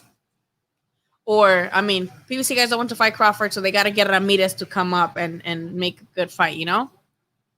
My bad. Ramirez better stay away. Oh, yeah, I already said that. Mr. Vegas, salute. Oh, you guys are so nice. Let's bet. We should make like a group. I mean, because can we bet on here? I'll probably get banned if I do that. Follow me on Instagram and Twitter so we can like bet each other. Nacho! I think we'll set Josh beats Ramirez. I think that's a 50-50 fight. Good. Oh, thank you. I appreciate it. I appreciate you guys. Taylor also had difficulty with Postol, and as far as this, yeah, I mean, exactly. See, thank you for bringing that up, Addicted to Boxing, because I feel like us as boxing fans, period, we have short-term memory. We have very short-term memory, you know, like we see right now Postol had a really decent fight against Ramirez, and Ramirez, just because Ramirez wasn't dominant, we're already like kind of like shoving him, like giving him a little, kind of discrediting him in a way. But Taylor did not come out either. Taylor wasn't super fucking dominant. So hey, good point. Addicted to boxing. Errol will watch Ramirez and Crawford. I don't want to put Ramirez in that conversation though. I really don't. Where's the Corona Tecates? I know, Reynoso. I'm sorry, but I explained it earlier. I gained 5 pounds since March because of quarantine, and I don't drink light beer. I drink a lot of IPAs. I drink a lot of like red ales. I drink a lot of stouts, and those have a lot of carbs and calories. So I've been drinking White Claws because they're only 100 calories, and they have like very low sugar. So I'm doing this for dietary reasons only. Okay, would I rather be drinking beer right now? Would I rather be drinking a fucking Lagunitas? Yes. Yes. But I already gained a lot of weight, you guys. Josh Taylor cannot handle the Aztec Warrior pressure. Hey, super chats. Woo! I love you guys for your super chats. You guys are the most awesomest sauce of forever. There should be more draws in boxing. I feel like judges always try to avoid that in the first. I'm in Fresno every other weekend. We should meet up and have a drink once COVID's done for sure. But we should meet up. I'm in Fresno literally every other weekend. I'm probably gonna go to Fresno this upcoming weekend. I do agree with the fact that judges do avoid draws, but I feel like that's because no one likes draws. Like in boxing, no one's like, oh, this is a draw. Like most of the time when it is a close fight, you try to give it to whoever, especially with CompuBox and such services. Like you try to give it to whoever was the most accurate or whoever landed the most punches. So I feel like that's how they do it. But yeah, people shouldn't be scared of draws. RGB only got one killer. His name was Virgil Ortiz. Virgil is the business. I really like that kid. I think he's gonna do great things. I hope he doesn't get like in a rush to, be champion just because all the other guys at his age are becoming champions. I feel like he shouldn't rush it. I feel like I would love to see him against the B-level guys from PBC and then maybe a world title shot. And I know nobody has lasted 12 rounds with him, but I do kind of want him to go the distance before taking on a champion just for like, I feel like just for like stamina reasons. You know what I mean? Especially against such a of course you might go the distance against a contender, but if you're going the distance against a champion, it's something different, So yeah. It's always what have you done for me lately? That's how boxing fans are, you guys. Like, we will like dismiss and shrug off a fighter because he didn't look that great. But then in his next fight looks good. We're like, oh, hyping him up and shit. Like, we do got short-term memory. Edward, not too sure but we're going there. We're going there. Charlie, he has already fought pressure fighters like that. Jose Ramirez beats Mikey Garcia in a fight. Who said that? Well, the thing is, I don't think those guys fight each other. I feel like that's why Mikey, in a way, moved up a little bit. And I feel like that's why Virgil also moved up. Because Virgil told me himself, he's not going to fight Ramirez. Not only does Virgil see Ramirez as like a mentor, as a homie, and as a friend, and all of that, but he said that's his favorite fighter. So he said he wouldn't fight him at 140. So I remember I asked Virgil that because when he moved to 147, I asked him, like, are you moving up to 147 because you're obviously a man now, like you're not a teenager and you're growing into your man body, my man strength, or is it because at 140 you got Mikey Garcia? Because at the time Mikey hadn't moved up yet. Both Mikey Garcia and Ramirez, who were in your stable, both of them. And that would be weird to be at 140 with two guys who are champions at 140. And at the time, he's like, well, because, I can't really make weight anymore. But two, because I'm not fighting Jose Ramirez because, and I think that was right before Ramirez fought Hooker, too. Or a little bit before he fought him. He's like, I'm not fighting Ramirez, one. Two, all the other belts at the time were tied up in the World Boxing Super Series, which was between Josh Taylor and Regis Progrerius. So he's like, I'm not going to fight Ramirez, and I can't fight for the belts that are tangled up in the World Boxing Super Series, so I'm going to move up, right? So that was his reasoning behind it. But come on, like you got guys from the same stable with the same guy in their corner, three guys with the same coach. Imagine just being like, oh, let me fight this guy, even though my usual trainer is not going to be in my corner. And let me know if that's weird to you because it is weird to me. Wait, I'm confusion. What was this referred to? Errol is true, huge 154 fighter. I don't know because Errol, remember, he likes to talk about how he walks around at 160. So who knows? Addicted to boxing, Ramirez rumored to be moving up. I know. I don't want Ramirez to move up though. I want Ramirez to stay at 140 and fight Josh Taylor. Is Josh Mando good? What do you mean Mando? What does that mean? Are you kidding, home? Oh, you guys are. I love seeing you guys fight in the comments. Fight, Mr. Vegas is true. Don't get butthurt. I love seeing you guys fight in the comments. then we can open a can of worms. That's bogus. A digital box sounds like hate to me. Yeah, they're all in the same camp. That's why I'm telling. That's why I just gave the explanation about Virgil, like saying all that because they're all in the same camp. Errol would jump at the chance to fight him too. I don't think so. I don't think Spence can make 140. Ramirez and Josh, that'll probably happen next year if Josh wins. Yes, I would love to. I feel like that fight deserves to have fans. You guys are fighting. Nobody beats David Benavidez. No, just the scale. The new Super 6 is gonna be crazy. Errol Spence last round close to 200. Yeah, I remember when they were mentioning his name alongside Canelo's. He was like, "Oh, I walk around at 160. Let's go." He said that shit. He's like, "I walk around at 160."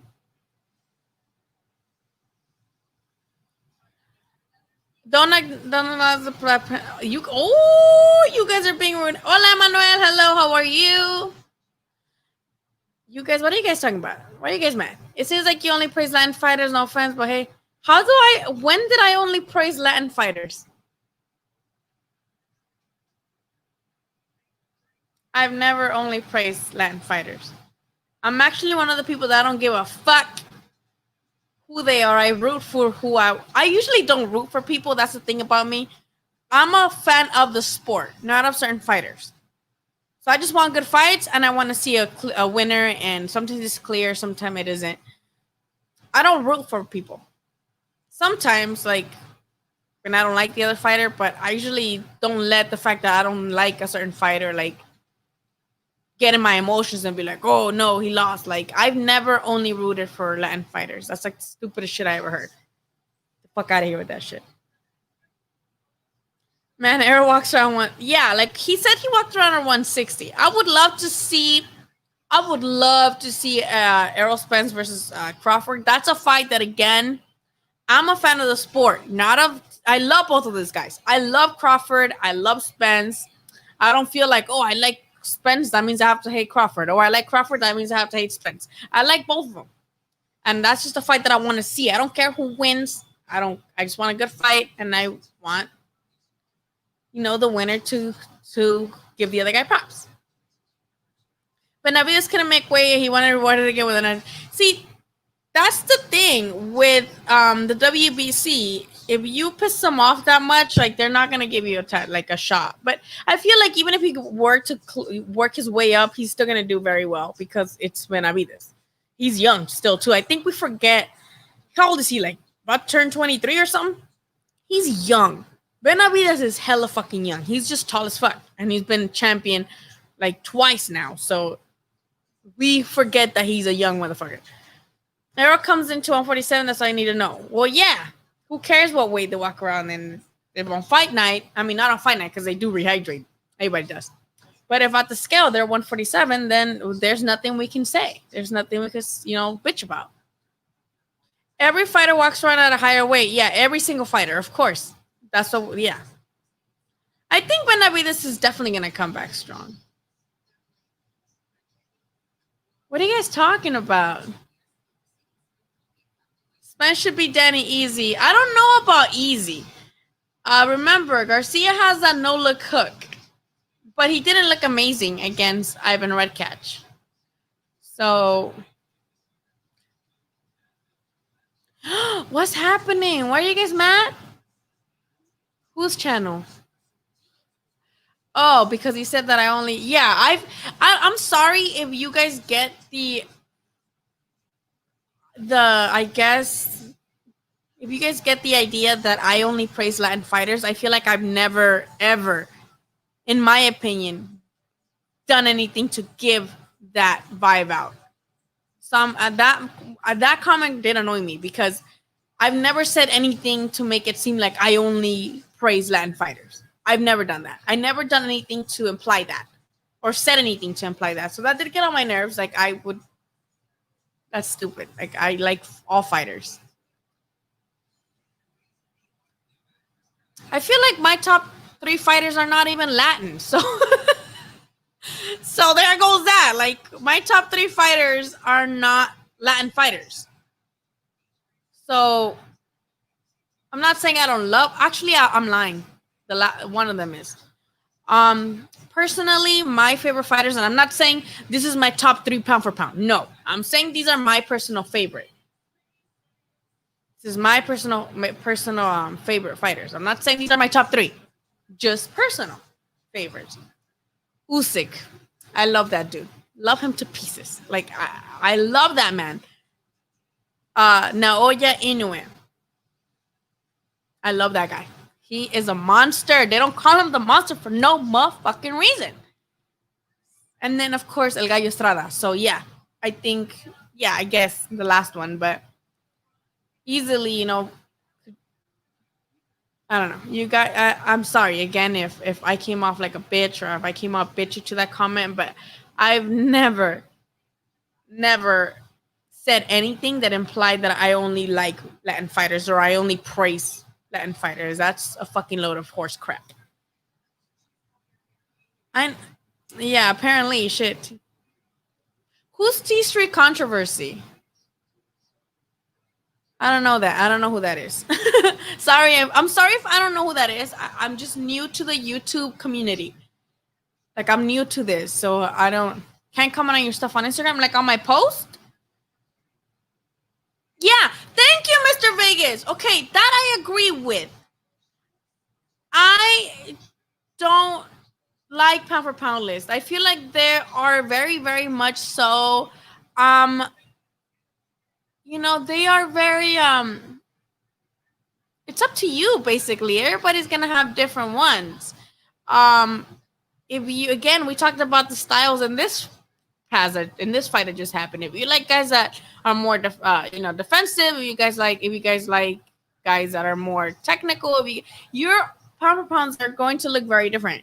So of course you take into consideration record and a position and shit like that, but you guys put asterisks in competition too. So a lot of people can have ifs and what ifs with pound for pound. Like people have Canelo pound for pound, but then they bash his opposition. Like, yeah, he fought good resume, but one was too old, one was too this, one was dehydrated, one was this. So they're very, very much like personal pound for pound list. So I don't really like pound for pound list. When people tell me, what are your top 10s? I'm like, I don't want to like go into that. But I do have favorite fighters. Yes, we gotta support I support all boxing and all boxers who do well. I don't let my. Also, I'm gonna give you guys a little bit of history lesson, okay? Especially for you, Reynoso. When people say "Viva la raza," that is a very, very racist term.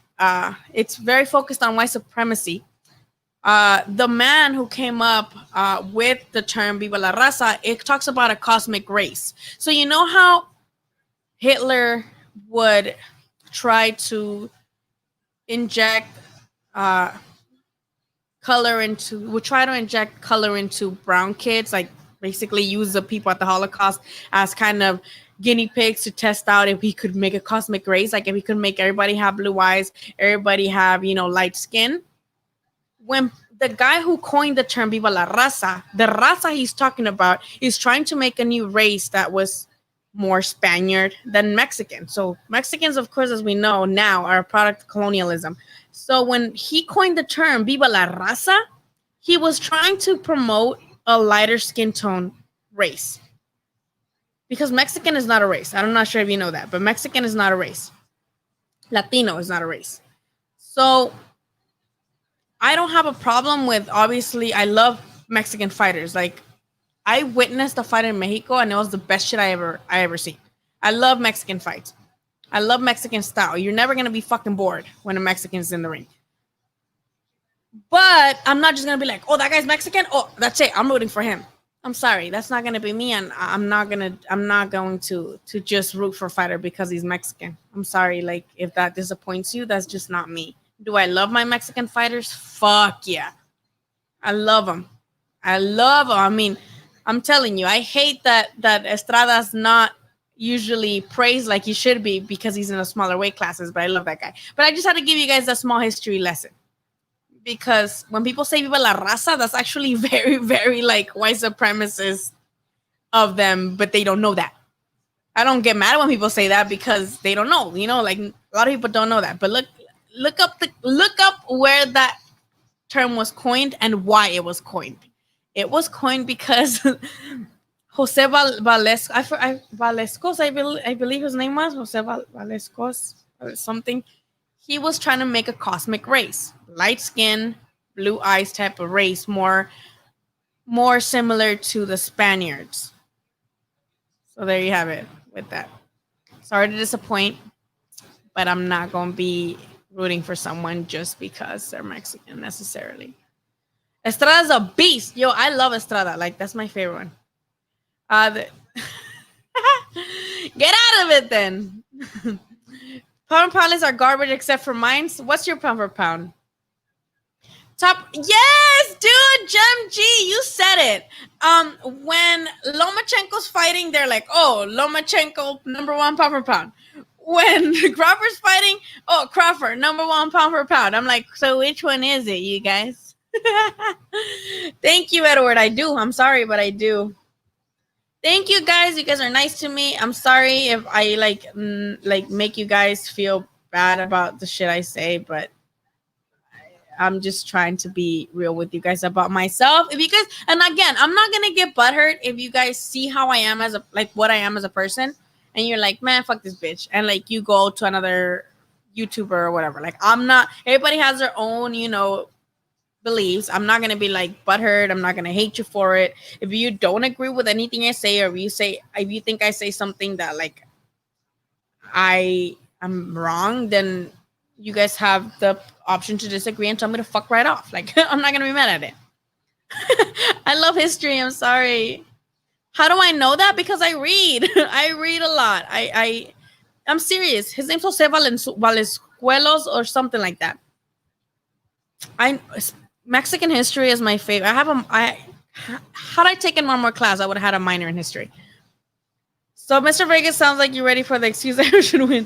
You guys are way ahead of yourselves. See, I don't want to have conversations about Crawford and Errol until the fight is made. Until then, I feel like it's pointless. Maybe because you're not on my streams.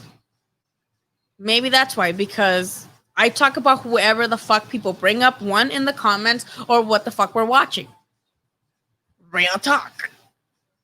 That's La Piazza, not Raza. What do you mean that word came from Spain? All Spanish came from Spain. What are you talking about?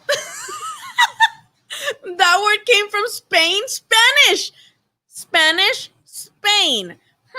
Similar words. Spanish came from Spain, my dude. I'm sorry to break it to you, but Mexicans now are a product of colonialism. Of course, some of us have indigenous blood, but not all of us have indigenous blood. Most of us are just fucking, white because of this colonialism. Like, I'm sorry, Spanish was not fucking Mexican until the Spanish men came and conquered it. I thought that at least was common sense. So both of those words originated from Spain because Spanish people colonized Mexico. Anyway, let's move on from that. Let's move on from that. And yes, Mr. Vegas, all races have aggressive styles. I don't like the coin term Mexican style because look at Finito Lopez. Finito Lopez was more tactical. He wasn't just come forward, because when you think Mexican style, you think of, let's say, Eric Morales, Barrera, guys who just come forward. And I'm not saying anything's wrong with that. Probably out of all the legends from Mexico, Barrera and Morales trilogy was like the epitome of my fucking love for boxing growing up. I was a child when these fights happened, so that made me fall in love with boxing. That's what when I think Mexican style, that's what I think of that trilogy. But then look at Finito Lopez. Look at, let's say, Salvador Sanchez, who was taken too soon, with that accident. You don't think of them and you say, oh, they're just come forward guys. Like Mexican style, I feel like, yes, we contributed to come forward. Warrior doesn't give up, but there's a lot of great legends who don't necessarily were just coming forward like that, Me pan so meow meow meow. I know you guys, please. I know, and I'm talking about how boxing relates to it. So I'm sorry. Let's move on from this because y'all get too crazy with this. I'm too pretty to be talking like what? About how some of you guys are ignorant as fuck. I'm sorry.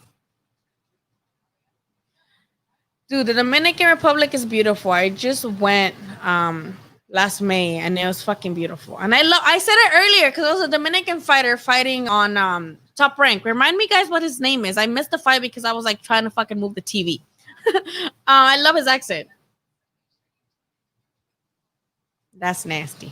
I don't love you guys. And that's actually called fetishization. It's fetishizing. So I don't like that. Juan Manuel Marquez is a fucking beast, but I feel like he wasn't taking as seriously as everybody else because as he was coming up, so was Morales and Barrera. So I feel like Morales and Barrera were the ones who got all the attention, especially in that time. And Juan Manuel Marquez was only seen as the guy who kept losing to Pacquiao. You know what I mean? I love Juan Manuel Marquez. I love his combinations and his timing. Chef kiss. Yes. What? I'm not gonna go into this anymore because obviously this isn't a fucking history channel. But Reynoso, if you follow me on Instagram or Twitter, you don't even have to follow me. Just message me and I would love to discuss with it and tell you why that's so fucking stupid. Yes, Philippines don't speak Spanish. No, they don't speak Spanish. But this shit is so funny. Please, if you don't have to follow me, but you can message me and I could definitely send you all my fucking history excerpts. I could show you my history book, the same fucking paragraph as to why they don't necessarily speak Spanish. So, go ahead if you want. We could do this somewhere else, not here though, because that's fucking dumb. Yes, it is. It's Billy Joe Saunders. What made you pick? I don't know. It was just a play of words. Like, men usually are not the nicest to women in boxing. Like, they're like, shut up, go make me a sandwich. Make me a sandwich. Your opinion doesn't matter. You have a vagina. So, I definitely, they keep calling me, oh, shut up, ho. So I'm like, Billy Joe Saunders. That should work. So then I changed it to Billy Joe Saunders. Yeah, I don't want to keep talking about race and shit like that. But when the U.S. started making their immigration, founding the immigration, I guess, rules and laws, they made all Latinos identify as white. Even in the census, barely they're changing it. Yesterday, I was enrolling my kids in school, and there was no race to pick on other than white, Asian, and Pacific Islander. I'm Mexican. I have indigenous roots. And I had to identify as white. In the census, most of the time, they make you identify as white. If you look into history of when the immigration reform started, on how when they were first building immigration, right? They made almost everyone identify as white. That was just the way they did it, and that's kind of how they still do it. Yeah, you guys can message me. I love talking about history. I should be a history major, but I just didn't take one class. I would love to talk history with you guys. I would love to. I love that shit. So please.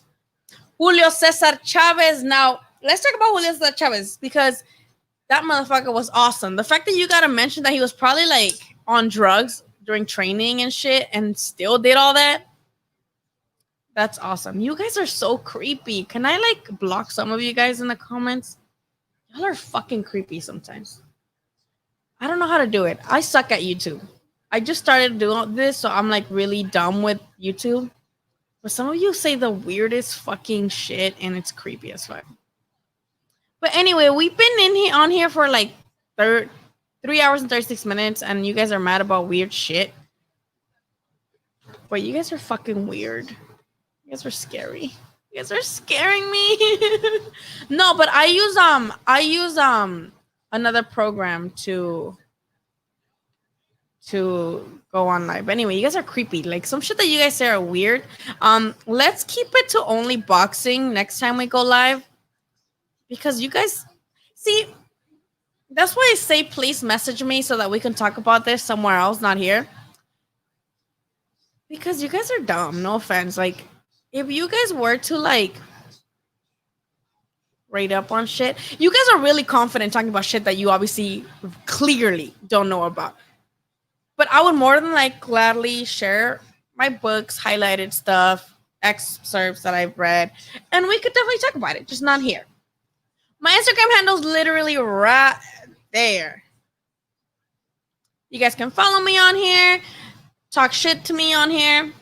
Definitely just like hit me up and like, if you guys gonna talk history, let's talk history. Let's talk about colonization and why different parts of places that have been colonized by the same person don't speak the same fucking language. Like that's just stupid as fuck to me that people. But anyway, let's discuss it. Thank you so much again for your consistent super chats, Jay Cooley. You guys are amazing. Let's talk boxing. Too many fucking weirdos. Let's be on for another like couple minutes because I don't got shit else to do. But also, I feel like we've been on here for a hella long time. What if Errol Spence gets knocked out by Danny Garcia? Then Chase gets oh my god, no, don't say that. That's basically what happened with like Anthony Joshua and Wilder. They both lost.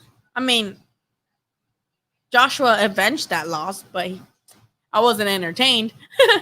But I don't think Kell Brook would knock out Crawford. Now let's talk about the fact that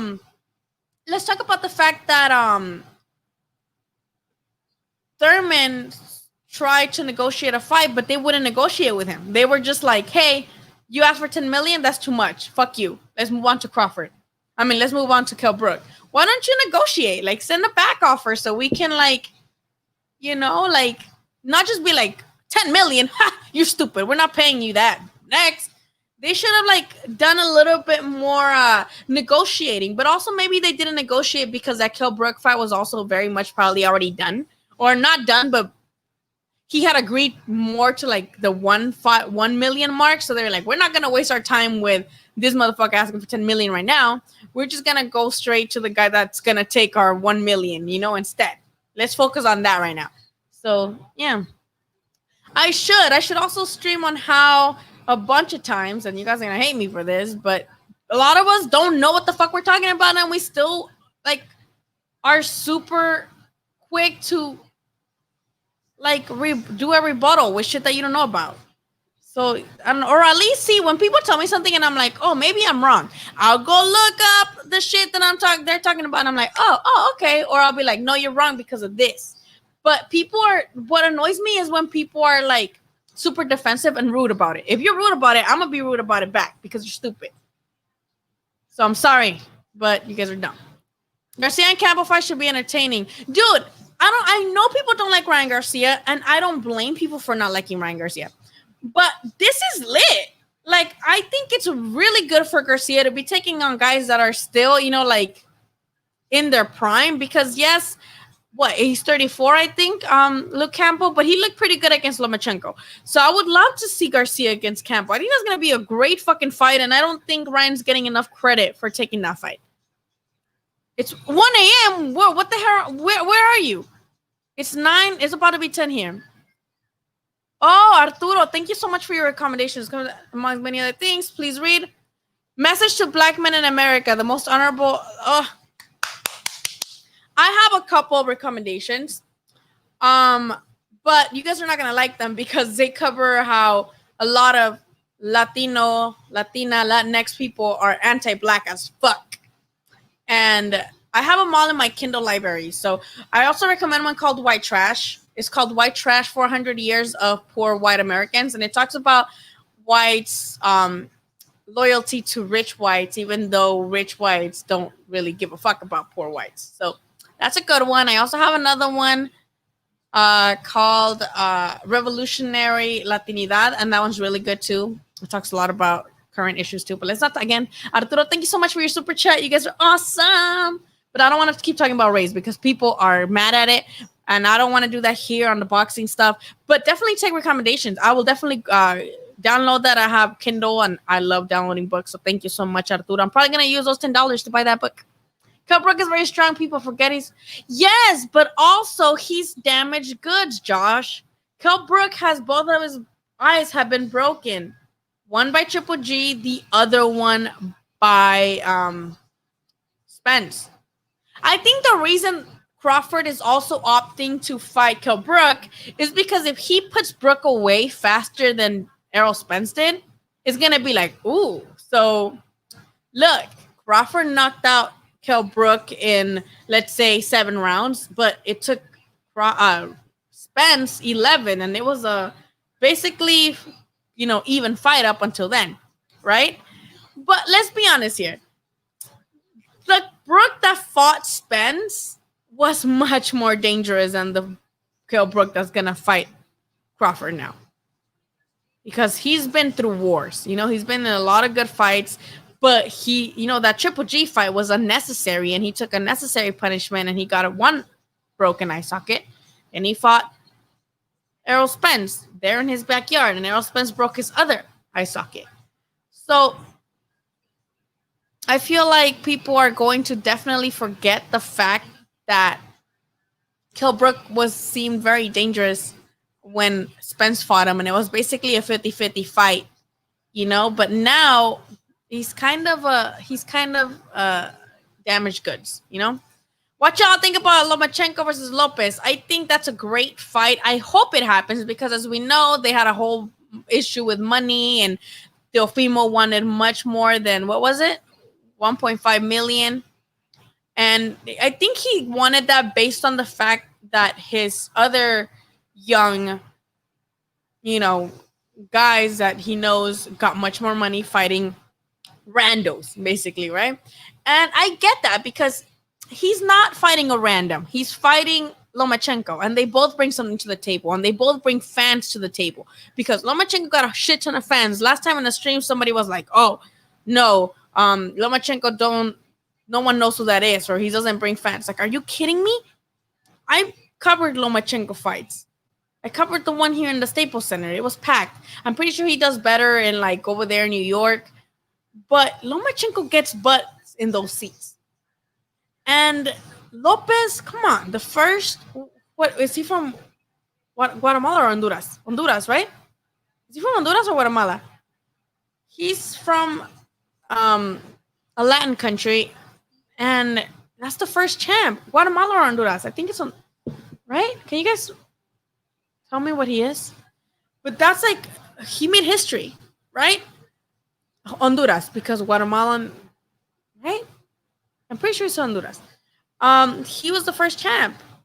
So fuck yeah, and young as fuck. Fuck yeah, he brings butts in the seats too.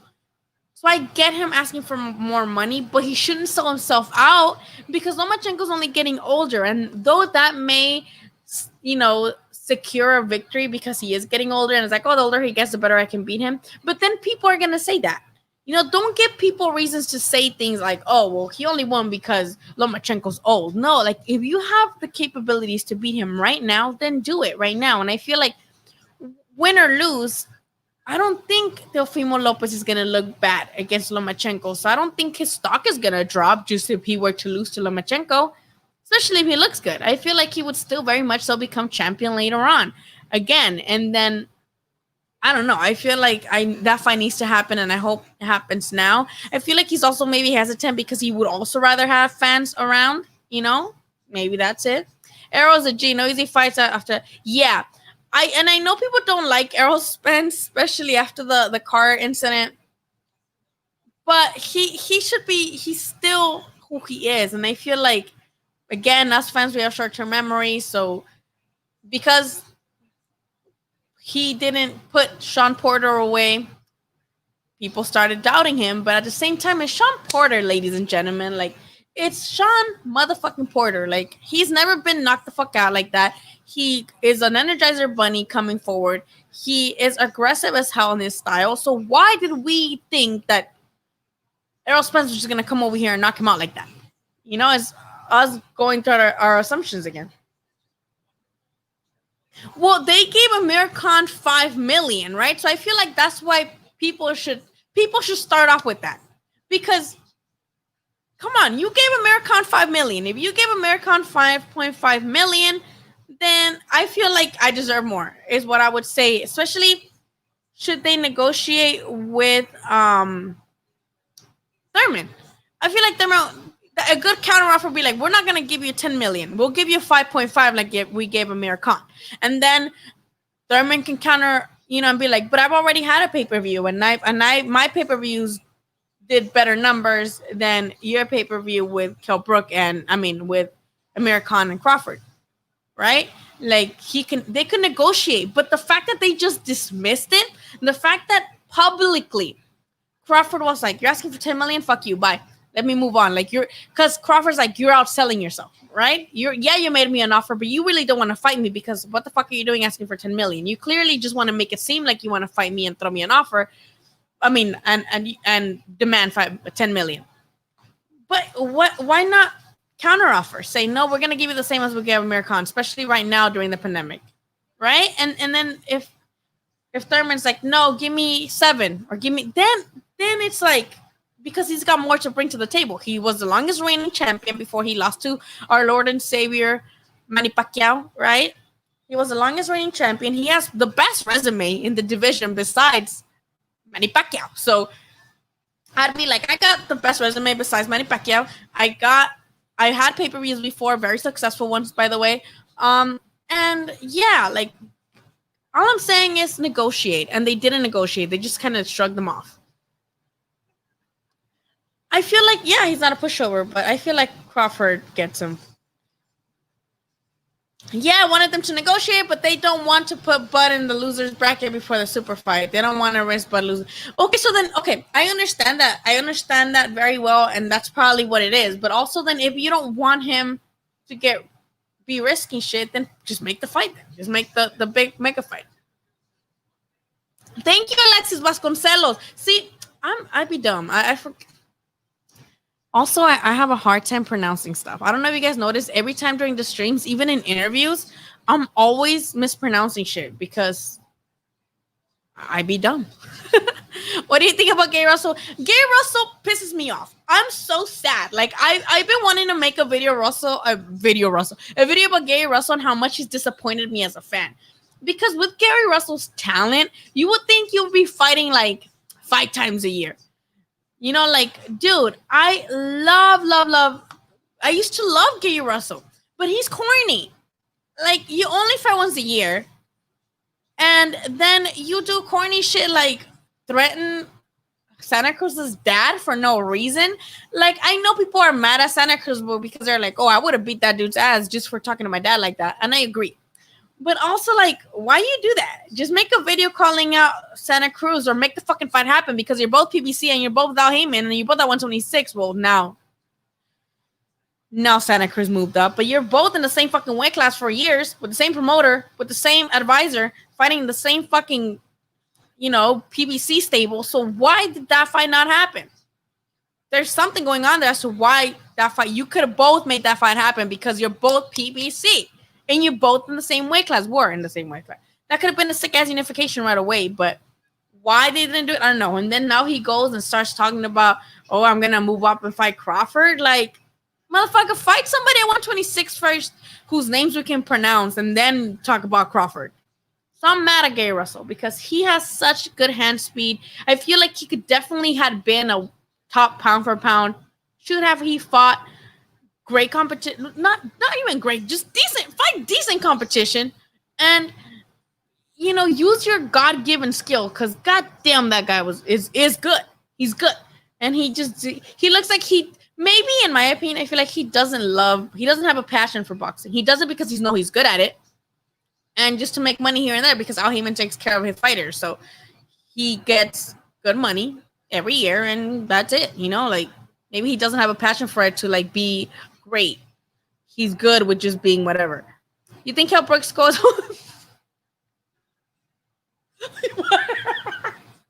Why are you guys so mean?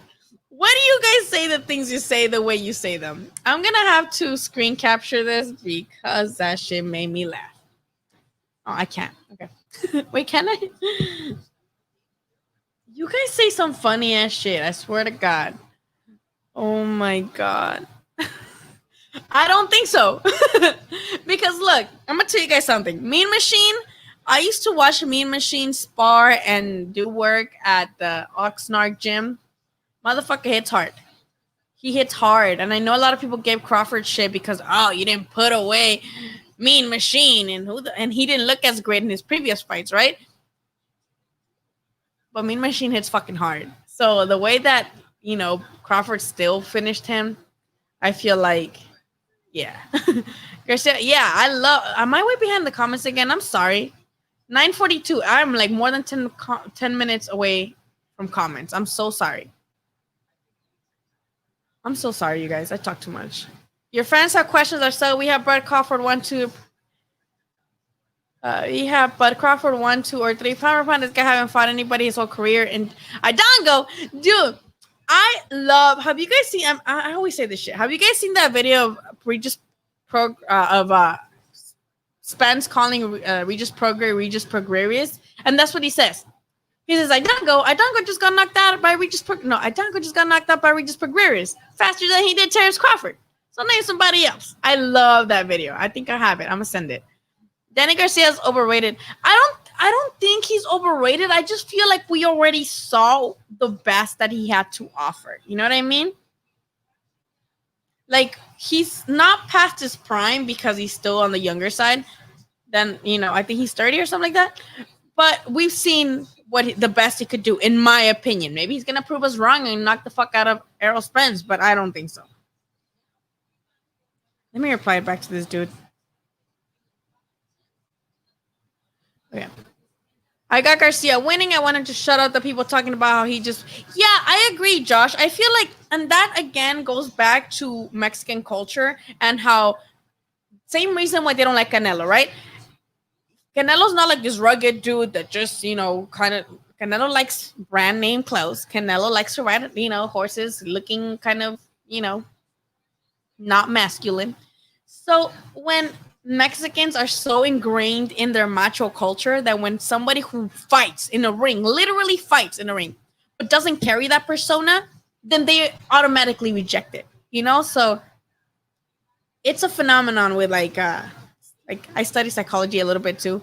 You guys are gonna think I'm annoying as fuck because like this bitch thinks she knows it all. But I went to college a lot of years. And it's a phenomenon with us how we reject things that are so ingrained in our culture. So that's definitely why they didn't like De La Hoya either, especially after he beat Chavez the way he did, right? We hated that motherfucker. But a lot of people discredit Garcia because he's got very soft features, right? He likes to model his Fashion Nova clothes. By the way, do you guys see Andy Ruiz likes Fashion Nova now too? That's just funny as fuck to me. Anyway, he has shit outside the ring that is not necessarily just boxing. So people are like, oh, this little F word. So yeah, I feel like Garcia, he has a really good God-given talent in the speed. If he can improve, then he's gonna be a very good fighter. I don't want him to become the next Amir Khan to where like he just get got after he meets like a really good opponent. So this fight against Campbell is gonna be very telling. But I do think he's improved with Reynoso in his corner. I think the Reynoso for him was a really good fucking addition to his team, and it's definitely going to sharpen his skills. I do think this kid is going to be great. I would love to see him against Devin Haney. I know they're going to marinate the fuck out of that fight because they're both young as hell. But I don't think Ryan is going to like be knocked the fuck out right away. You know what I mean? Maybe he will be. Maybe he's the next Amir Khan and he's just fast. But I think now with Reynoso in his corner, he has much more potential. You know what I mean? To not be that. Crawford isn't Papa. He's number one to his fans and top rank. Jam, you are ruthless today. He got still plays on his sides. Now he's got two. Can I screen grab this too? Because this is funny. I'm going to screen grab this. You guys are on one today. Why are you guys so mean? Oh my God. Why are you guys the way you are? Why are you the way that you are? Let's see. The triangle theory. Yes, thank you, Mr. Vegas. You're making some really good points today. I don't like when people usually I don't like when people say, oh, this guy beat this guy, so that means this guy that fought this guy means he beat this guy because that guy beat that guy, right? Like, I don't like that either. Styles make fights. That's the only thing that works in boxing. Style makes fights. That's the thing to go by in boxing. Style makes fights, not the triangle theory. Oh, this Kell Brook fought Spence and Spence beat Kell Brook, so that means if Kell Brook fights Crawford and he beats Kell Brook, like, you know what I mean? Don't work that way. It doesn't. Yeah, fans love those measuring sticks because I'm pretty sure that if Ryan Garcia, El Ryan, knocks out Campbell, then they'll be like, oh, I bet Ryan Garcia will smoke Lomachenko, right? Because that's what boxing fans do with these measuring sticks of fights, right? They're like, oh, Ryan Garcia knocked out Campbell when we just saw fucking Lomachenko kind of, go, was it 11 rounds? Or no, it went the distance, right? Oh, then that means that, this guy beats this guy. So I like measuring sticks as long as they're not like exaggerated,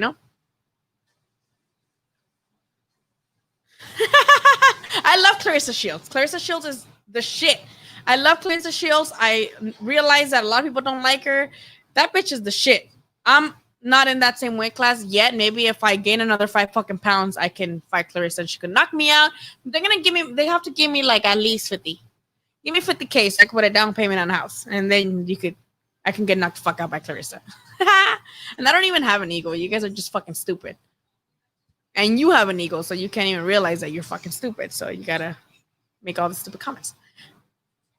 I don't think Lomachenko's overrated. When you fought 300 plus times in the amateurs, you're obviously going to do, especially in the Ukraine, you're going to do much better in the amateurs than most people expect you to do. He's broken records too in the shit that he's been able to do in the little amounts of fights he has. So I do not think that's being overrated at all. I don't think, that means he's overrated. He's fought a lot of champions too.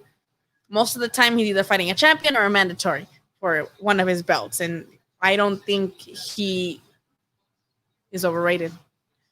Errol beat Brook with a fractured orbital bone. Once he's fractured, the other one's... See, a lot of people say that too. A lot of people are like, oh, well, he was already damaged goods because of Triple G. So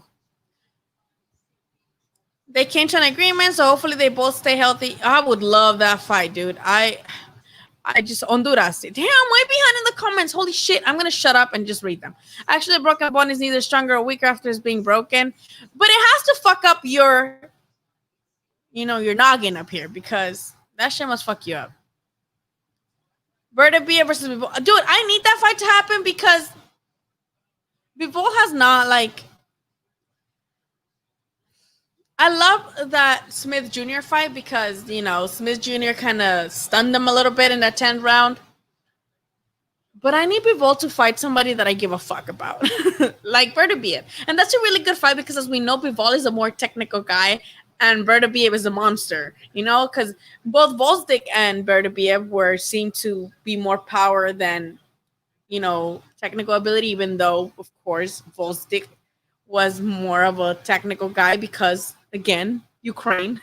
But I feel like I would love to see this one.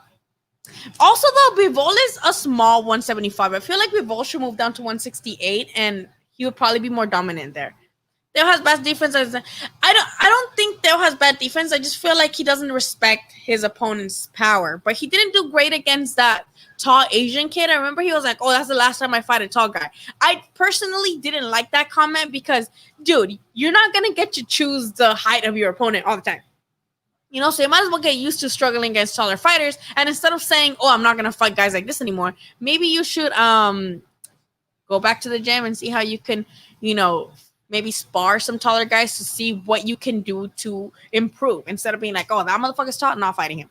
Like that was I didn't like that excuse after the fight. Errol got too comfortable, he said himself. You shouldn't get too comfortable over there in fucking his own backyard. Thank you, Freddie. You guys are awesome. Thank you for being on the live. Danny was good at one point. He's washed up now. I wouldn't call him washed up. Hold up. He's not what he used to be. I think we already saw the peak, but I don't know. Josh, eye sockets are nothing like limbs to you. What do you guys? You guys get mad. Danny's the hardest puncher. Oh, I don't know. I mean, he does have that no look hook. That what's his name? Thurman made fun of him. Go like this. I have 2 bruises. I don't know where I got them from. Lily Bob doesn't want Bud to fight anybody that's good. You guys always blame Bob Arum. No, yeah, I'm not. See, that's the thing. I'm not mad at this fight. This is a good fight. I'm not mad at it. I just would I rather watch Spence versus Crawford? Yeah. Gary should fight Shakur. I don't think that's gonna happen. Shakur moved up though. Shakur moved up too, right? Right? Shakur moved up, right? Because that's why Navarreto's fighting the other guy for his belt. They better make a fight quick because the weight bully Spence will not be. I'm gonna sit to that one. Yeah, Ross is on the Al Heyman diet. You guys are rude. You guys are rude today.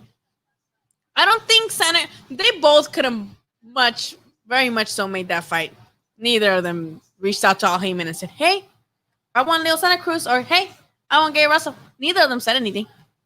What you think about? Oh, I love Luis Neri, but I have a weird thing with him because I know he was positive for PEDs. 1, 2, the motherfucker never makes weight. So I'm like, Neri, please, I'm rooting for you. Like, why are you like this? I think he's dangerous, but also he never makes weight. So it's like, man. And he was like, I think what did he have? I don't know. He had some banned substance in him one time, and I'm just like, And once that happens, I'm like, But I would love to see him against Naoya Inoue. Like that fight with Schmack. I would love to see him. I like Luis Neri, but I do have I hold off because of all the shit that he's done.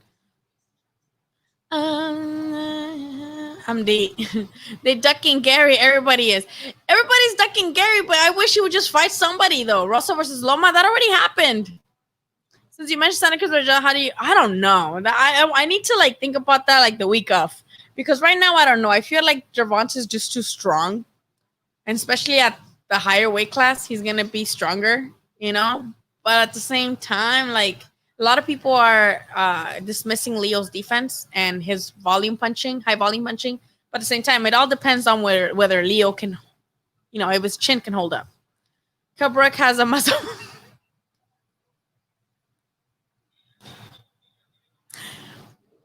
Why are you guys the way that you are? Why are you guys this way? I'm going to screen grab that. Why are y'all like this? You guys are mean. All right, I'm going to finish reading your comments and I'm going to log off because, guys, you've been on this shit for 4 hours.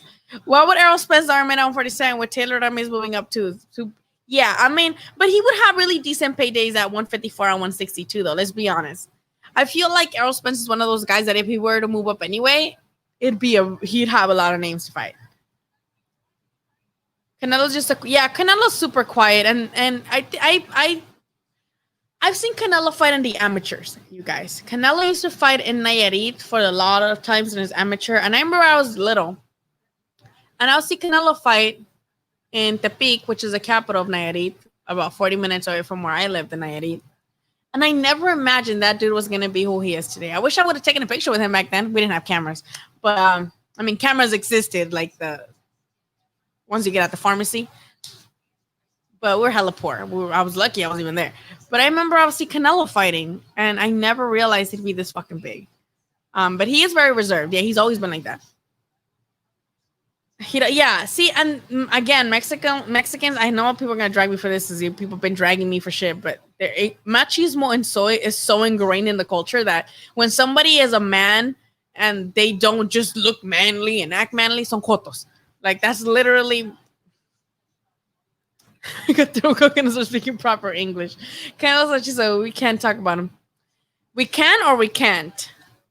Brian reminds me so much of Oscar when he was younger. I'm 35. I remember Oscar. I'm younger than you. Not young, but I am younger than you. But I remember my dad hating Oscar, not only because of what he did to Chavez, but because he was not like, macho. Canelo Alvarez is perfect example of how much European blood some Mexicans have in them. Yes. I mean, and come on. Like, people get so offended when they're like, you're white, even though they're Mexican, because Mexican is not a race. I've been telling you, Mexican is not a race. So, like, why do people get mad? They do get, colorism exists, and people do get more privilege for being light skinned. Like, that's just life. It's okay to admit it. No one's bashing you for it. We're just saying lighter skinned people get more privilege, whether it's here in the US or Latin countries. And I think that's why people don't like Canelo too, because when they see Canelo in the ring, one, he's not a machista, so he's not like, he doesn't act like that. So people already get turned off by him. But also, they don't feel represented by him. They see this like white ass looking dude and they're like, like they don't feel represented. So I think that's why. But I mean, Canelo is kind of like, he's not like my favorite fighter, but I don't have anything against him in the ring. What are you guys talking about? Yeah, I mean, I need to get through all these comments. If not, I would definitely go through this follicle test, because I'm just going to say this. He popped positive, right, in the urine test, and people were like, oh, I bet take a fucking hair follicle test, you fucking cheater. I bet you won't. I bet you won't take a hair follicle test. And then he did. And then it was negative, which I was brought here at 8 years old, you guys. I was brought in this country at 8 years old. I'm from a very small town in Mexico, 600 people at most. Clenbuterol is a thing. Like, it is a thing that they inject into cows. Like, that's me being from a rancho. We would take pride in the fact that we ate meat with no chemicals, right? With not clen. It's a thing. It's a public health issue. My issue with that is that you're a rich motherfucker. Why are you not checking how, your food? So that's the thing that pissed me off about it. But also, if the levels are consistent with contamination from meat, then what the fuck can we say? Two, if he did a hair follicle test and it came out negative, and hair follicle test can go 6 months behind, right? 6 months. And nothing came out, like that just proves that it probably was contamination. Let's be honest. If you follow other sports, you know that entire football teams have been, gone positive for clenbuterol after visiting Mexico or playing. Same with soccer teams. Soccer teams go to Mexico and they eat clenbuterol. Like, it's a thing. Now, let's say even more. Something people don't like to acknowledge. El Terrible Morales, once upon a time, positive for clenbuterol. No one talks about that. Haney is revered because of the potential. I like Haney. I think Haney's a El Ryan. Damn, I'm behind. I'm so sorry, you guys. I'm so sorry. Let me keep going. I'm sorry. Clarissa Shield. That bitch is a shit. Ryan has an OnlyFans that only puts boxing content. Well, let me tell you guys something. OnlyFans is a platform just like YouTube is. You could put whatever you want in your OnlyFans. It doesn't have to be you being naked. OnlyFans is a platform. It's just a better platform to do stuff that you couldn't put on YouTube, basically. I've been thinking of doing one to just do like boxing predictions and shit on like wearing fucking bikinis and shit just because people always tell me like, oh, you should do that. I'm like, maybe I should do that. And I wouldn't be naked, but if I'm like doing like shit in a bikini and people are like, and I can make money for that, I would do it, but I'm too lazy. But yeah, OnlyFans is a platform. Loma. What you guys still talking about Lomachenko? Loma should dance. Well, Lomachenko actually, yeah, he talks about he was dancing. He was in ballet and gymnastics and all that shit. Kelp was trying to be great. Can knock arrow for that. Vaughn. So you guys are fighting with each other again. Are you guys fighting, guys? Canelo. We should have like a little bell so when someone bashes a fighter, we just like ring it and say whatever fighter's name is a. When facts are spoken, forget to have our civil conway. Just call people a hater. Lara and Trout. What Lara run for is like, I don't. I wouldn't call Lara a runner though. I wouldn't call that. I wouldn't say that. He's 21-year-old. Greatness comes with time. He has potential. We will see. I agree. See, I like Von Blue boxing because yes, I try to be more rational with boxing in general. You know, like. We will see. I don't like bashing fighters, especially up-and-comer ones, because we don't know shit about him. Like, we still have to see them get tested, and of course, styles make fights. So I agree with you on this. Garcia versus Campbell, or for Cincinnati, mandatory for Haney's belt. All right. Canelo fought Trout on Lara 23. Wait. Kovalev. That's the best comment of the night. Mr. Vegas. Oh, you guys are fighting. Ooh. Canelo fight nobody in their prime. Okay, Mr. Vegas. I will tell you one thing, though. My biggest fucking pet peeve, and mind you, Canelo's not my favorite guy. So, my biggest pet peeve where people are like, Canelo fought Mosley when Mosley was already old. When the fuck was he supposed to fight him? Because that's a huge age difference anyway. So when the fuck was Canelo supposed to fight Mosley? When he has barely like fucking 15 fights or what? When he's 19? What? Like how? Same with Cotto. Like, oh, well, Cotto, he's still the guy. I hated Canelo when he went back down to 154. I hated Canelo when he fought American. That shit was corny. I hated Canelo when he fought Rocky Fielding. That shit was corny. But when people bring up shit like, oh, well, the other guys were past their prime. He doesn't have control over that. And he's still choosing to fight them for what they still have left over in skill. Because the Cotto fight was not that, wide. Cotto did pretty good in that fight. But when is he supposed to fight them? And two, you don't see any other guys signing up to fight these guys that were legends in their own prime. Do you? Who else at 160 that's at Canelo's, era right now? In the same type of age frame, fought Cotto. Who else? Who else fought Mosley? So that's the thing. You guys can be like, oh, Canelo the commuter. That I get it. Canelo Rocky Fielding. That I get it. The Amir Khan fight. That I get it. Liam Smith going back down to 154 instead of going up to fight at 160. That I get. But these out of their prime. When was he supposed to fight? Hella early in his career to where like when he's still like actually learning shit in the ring and being comfortable in the ring, like he can't. When was he supposed to fight them? Nobody else at 160 that is a name right now fought any of those dudes. And I'm pretty sure he learned a lot from those fights. So even if you're like, oh, past his prime, I'm pretty sure Canelo learned a lot from fighting both of those guys out of their prime. Arrow going unified 147 to move up with no losses. Hands down. Arrow's too deadly. Ooh. C+ fighters?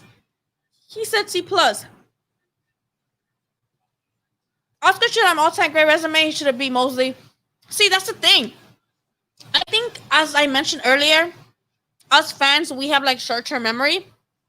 And because we have short-term memory, we forget that he was a really good fighter. And he didn't duck nobody. Like, Oscar fought everybody.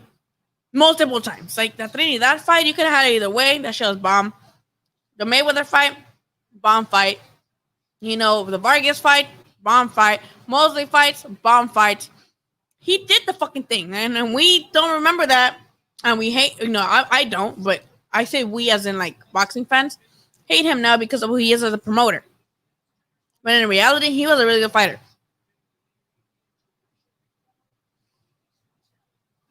So,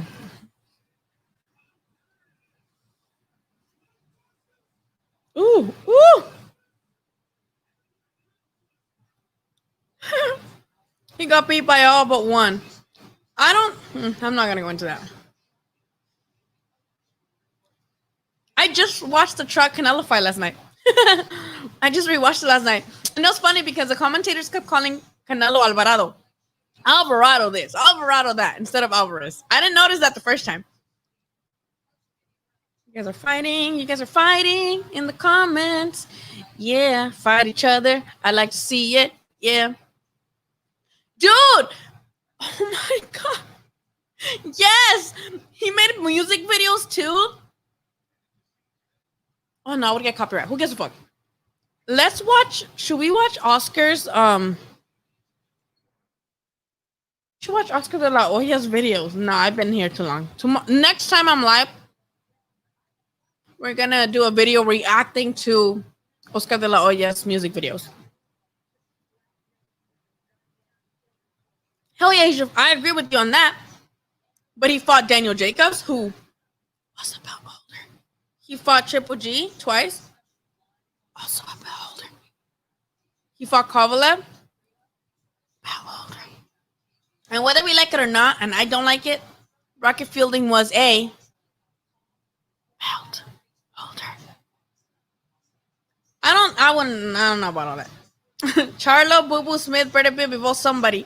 I don't think Canelo stays at 175. I really don't. Lara isn't a runner, but he did run against Canelo.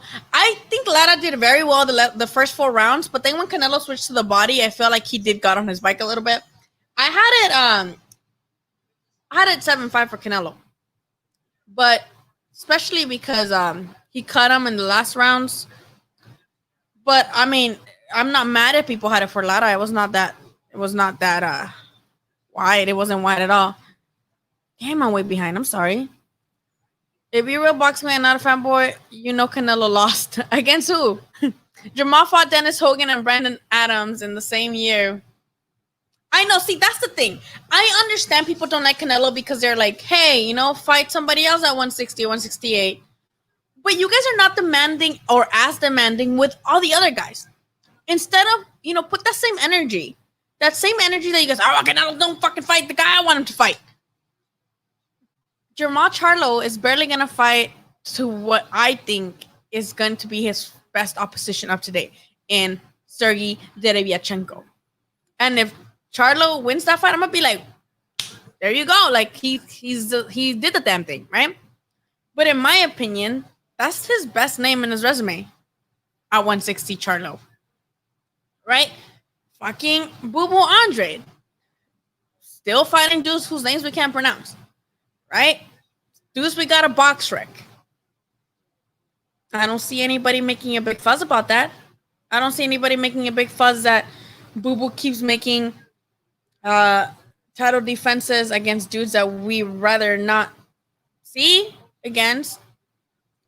Charlo, I can't say shit about because he's going to fight Derevyachenko, and I'm ready for that fight. And now that fight's 50-50, and I'm really excited for that fight. But all I'm saying is you guys don't have that same energy. Have that same energy. If you guys are really about the sport and honoring the sport and not just pushing your little agendas and your little biases, then have the same energy with everybody. I told you guys, Canelo's not my favorite dude. Like, I can't talk shit about him because he kind of got my respect a little bit more with the second Triple G fight and the Jacobs fight. That impressed me. I feel like when I saw those 2 fights, I'm like, yeah, this motherfucker's got elite level shit, and if he keeps going, he might become, really good in history. I really want him to go down to 160 and fight Charlo and fight Boo Boo. I think I would love to see that. I think he beats them. But I think he struggles. I would like to see him fight those guys so that nobody can say shit anymore, so he can go back down, fight those guys, or even at 168. But are people going to stop talking shit? No. Oh, thank you, Penny. Oh, Penny, you're so cute. Oh, my God. You're so cute. Thank you so much for your super chat. And Mayweather is the GOAT. A lot of people don't like him. I personally, I grew up in a Mexican household watching pay-per-views with the black box, especially when I moved here to the US. I moved here in 2001. So my family hated Mayweather. Did I like the guy? No, I was a fucking child seeing this guy beat up all my Mexican favorites. But once you grow up and you appreciate boxing, you can't deny that Mayweather was the fucking one of the best in our era. You know what I mean? You're talking about boxing. It's a fire crotch. That's what I call. I call what's his name fire crotch. Justin Turner from the Dodgers. I'm like, hey, fire crotch. Oh my God, Canelo, you hate him? You guys are fighting in the comments. I love to see it. I'm talking about right now, not back then. Wait, what?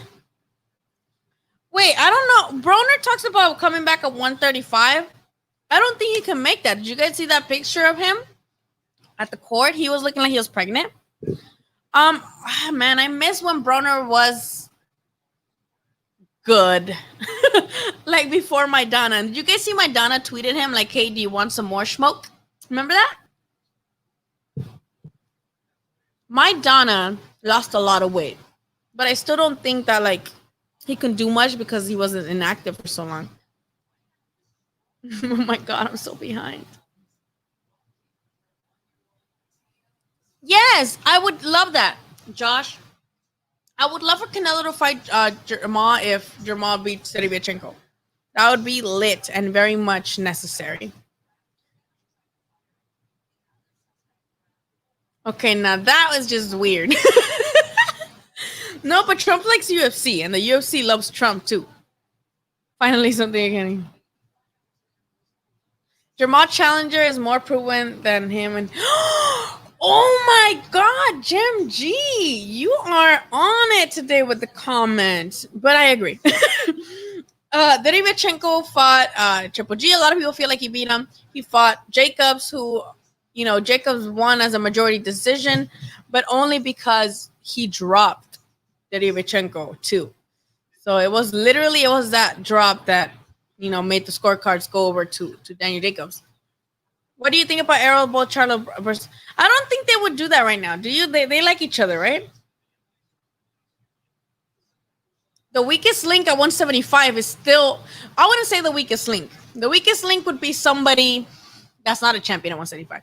Now, I don't think Kovalev, even as the weakest link, like you mentioned him, again, nobody else is signing up to fight these motherfuckers. Nobody else is like, I would love to go up to 175 and challenge one of the guys who was the longest reigning champion there. Let me do that. No.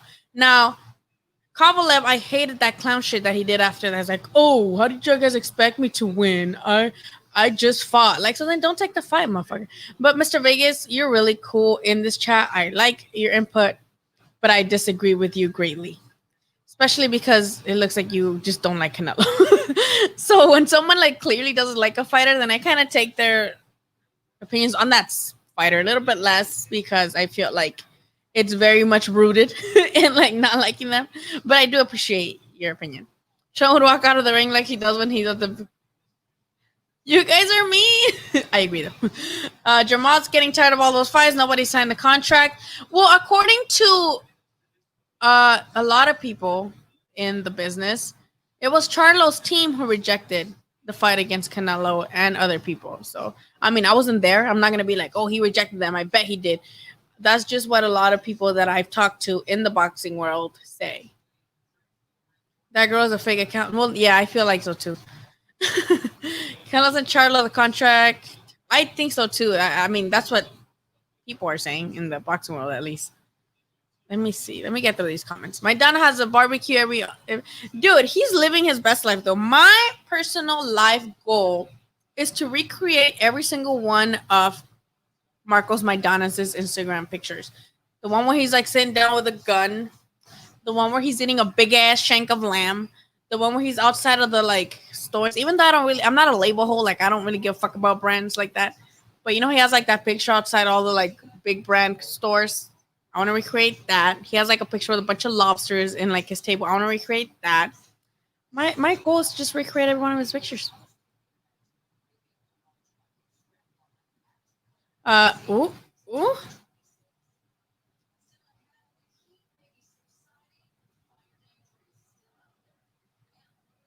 Moving on. I feel like Errol Spence that knocked out Leonard Bundu was the strongest we ever seen. Spence.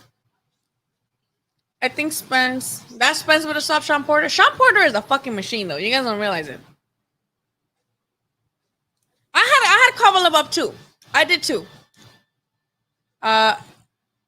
Did the scorecards didn't though, right? Not in Vegas, but it was close, right? Like it wasn't like super wide.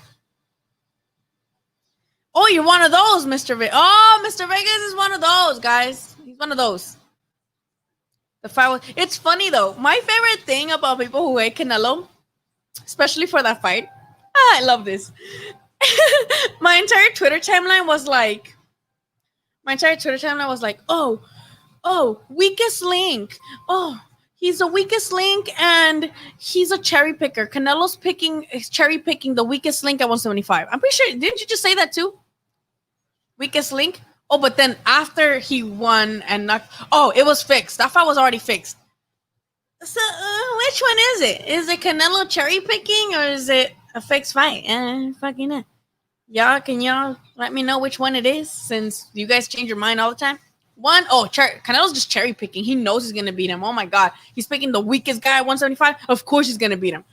Canelo beats him. That fight was fixed. So then, can y'all stay consistent, please? Sugar Ray Robinson. He doesn't do commentary for DAZN anymore. I noticed. Are they fighting in their own weight classes though, against other belt holders? Don't worry, I'll wait. I hate that I don't even like Canelo like that, yet I'm like sticking up for him because y'all be making dumbass comments.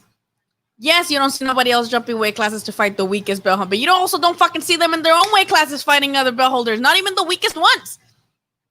They're not even in their own motherfucking weight classes fighting the weakest links there. So what now? What now? I'll wait for the next one. The next one, Mr. Vegas. Come on, think. Next one. They're not going up to fight the weakest, but they're not staying fighting the weakest in their weight class. So, chop chop. Give me the next one. Oh shit. Chino is probably one of my favorite fighters ever. I love his fights. Whenever I'm sad, I watch the whole build up to the Broner fight. And I love watching the other fights. Even the ones he loses are good fights. When he fought Amir Khan, I love that fight. He almost had him. And that fight was really good. When he fought Victor Ortiz, I love that fight. Like, I love fights. I love watching Chino fights, even those that he loses. They're good.